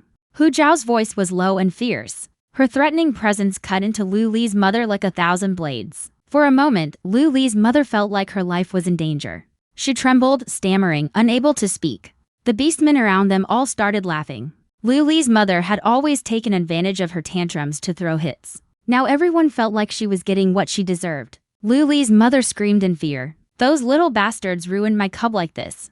Skinning it is letting it off easy. What gives you the right to hit me? It was just a little scuffle between cubs. He's not even dead. What gives you the right to touch my cubs? Luli's mother was about to argue back, when she suddenly realized those words sounded familiar. But the beastmen around them caught on. Back when Luli got Longlinger bitten by a snake, Luli's mother had said the same thing. My 5 cubs are so well-behaved and sweet. They'd only ever get picked on by Luli. There's no way they'd do this to him. Hu Zhao said, looking around at the beastmen. Did you see it? Or did anyone see it happen? The beastmen all shook their heads and waved their hands. They weren't about to help that mean female. Hearing Hu Zhao's words, Luli's mother flew into a rage. They're just a bunch of half-breeds. I'll hit them if I want. Not only will I hit them, I'll beat these little half-breeds to death. They deserve to die. Luli's mother cursed, then scrambled up and lunged at the 5 cubs, claws out. Luli shouted from behind, Mom! Kill them! Hearing them, Hu Zhao's face went cold. She stuck out a foot and tripped Luli's mother. As she fell, Hu Zhao grabbed a handful of dirt and shoved it in her mouth. I don't want to hurt a cub, but if you ever bully mine again, I'll make sure Luli loses his mom first. And then his dad. As she spoke, her sharp claws had already pierced Luli's mother's skin. Seeing that, Luli's mother panicked. I won't do it again. Let me go. But Hu Zhao had no intention of letting her go. She pulled out a sharp bone knife she carried with her and stabbed it straight into Luli's mother's hand. Luli's mother screamed like a stuck pig. Tears and snot streamed down her face from the pain. This is a lesson for you. If I ever see you mess with my cubs again, this bone knife will go straight through your heart. Luli's mother screamed and begged for mercy. She was truly terrified of this crazy female. Mommy, Longlinger said timidly. I know I was wrong, Mom. I won't cause you any more trouble from now on. Longyu clenched his fists. I told them to do it. If you're going to blame anyone, blame me. They only meant to teach Luli a lesson and leave. They didn't expect it to blow up like this. Hu Zhao reached out and ruffled the cubs' heads. You didn't do anything wrong. If someone bullies you, you fight back. But you're still young. So be careful from now on. Don't let the bad guys catch you again. Longlinger's eyes were red with guilt. I'm sorry, Mom. Silly cub, why are you apologizing to me? If anyone bullies you, tell me right away. With that, Hu Zhao took the cub's hands to head home. Just then, a shout came from the beast crowd. A scrawny male lunged at Luli's mother. Luli's father was panicked. He knelt down nervously to help her up. Dad, it was Hu Zhao. Hu Zhao beat Mom like this. Luli's father looked at his injured wife, remembering how she always called him useless. Hu Zhao doesn't have any males around her now. Isn't this the perfect chance for him to show off? Don't worry, kid's mom. I'll get revenge for you right now. Thinking that, Luli's father angrily yelled at Hu Zhao. Hu Zhao, stop right there. You hurt my mate and think you can just leave? I'm going to teach you a lesson today. With that, Luli's father shifted into his beast form and charged straight at Hu Zhao. Hu Zhao heard the noise and turned around. She saw a shaky psychic deer running right at her. Charging straight like that, does he think I won't dodge? Just as Hu Zhao was about to move aside with the cubs, an angry dragon roar came from above. A massive, mighty black dragon swooped down, blotting out the sky. The psychic deer was instantly knocked flying. Seeing that familiar figure, Hu Zhao was clearly stunned. Longlinger's eyes were full of excitement and admiration. Daddy, you're so awesome. You sent those 2 bad guys flying with a biu. The other 4 cubs all breathed a sigh of relief when they saw Longmo arrive. Sure, Dad has a sour face and says mean things, but at times like this, he can actually be useful. Longmo shifted into human form and moved closer to Hu Zhao. If you're scared, you can. Before he could finish, he was cut off by angry shouts in the distance. You idiot, you grabbed my hair. Mom, Dad, are you okay? Hu Zhao watched coldly as the 2 suffered the consequences of their own actions. But Longmo misunderstood her expression. She must be really scared today. Staring at them like that, she's probably afraid they'll come after her again. Longmo's eyes turned cold. He looked at the 2 with a dark gaze, scheming something. As the commotion ended, the crowd of beastmen dispersed. Longmo carried a small stone bucket in his hand. Something feels missing. Hu Zhao glanced at the silent male beside her. Longmo. Thanks for earlier. Longmo pressed his lips tight. His face stayed calm, but he bit his tongue from nerves. It hurt so much the veins on his forehead bulged. Seeing his weird expression, Hu Zhao couldn't help asking, "You look kind of off. Are you just tired today?" Long Mo's face got even worse. "No." Since he said that, Hu Zhao didn't push. But she noticed his empty hands and got confused. "Weren't you out hunting? Where's the catch?" Long Mo stopped walking. He finally remembered what he forgot. "I'll go find it."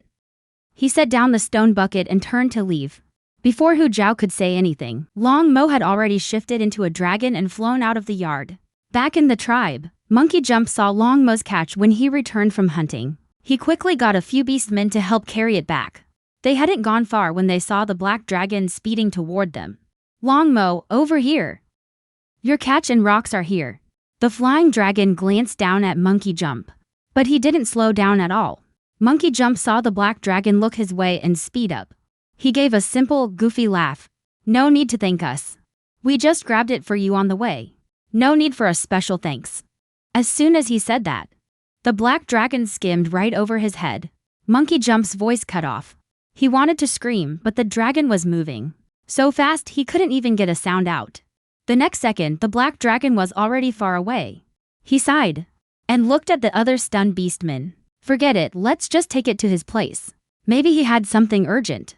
The tribe's beastmen now saw Hu Zhao and her mate in a much better light. Helping carry a few things was no big deal. Hu Zhao was about to make something tasty for the cubs when she saw Monkey Jump coming over with some beastmen. "These are Long Mo's kills. We're bringing them over for him." "Thanks, you guys. Oh, by the way, Long Mo went out looking too. Didn't you run into him?" "We saw him, all right. But he seemed busy and ignored us." Hu Zhao was a bit suspicious. What could he have to do this late? On the other side, the deer parents, all battered, brought Dearly home. Suddenly, with a loud crash, a black dragon slammed to the ground. They all jumped up in fright. "Long Mo, what do you want now?" The black dragon looked grim. His red beast eyes narrowed in on them. "These two bullied her today. You want to kill us? If we die, the chief will kick your whole family out of the tribe." The black dragon snorted heavily, knocking them both to the ground. "That pig-like female has a point. He could rough it in the forest. He can't let her suffer out there." Then he shifted into human form and punched the deer mother right in the nose. The deer father just got up to help her when he got punched in the eye too. "You're right, I can't kill you. So I'll just leave you barely alive." As soon as he said that, Long Mo's fists rained down on them. "I may not have many skills, but I'm not afraid to die. Today you bullied my mate, and I'm paying you back for her. If you've got a problem, challenge me anytime. But if you mess with her again, I'll beat you every time I see you." The deer mother, her mouth twisted, stammered, We didn't bully Fox Zhao." Long Mo's face went cold. Not agreeing. "Guess I didn't hit hard enough." The deer mother covered her head and quickly nodded. "Agreed. I understand. I'll never show up in front of her again." Long Mo finally pulled back his hand. He turned to leave, but was startled by what he saw.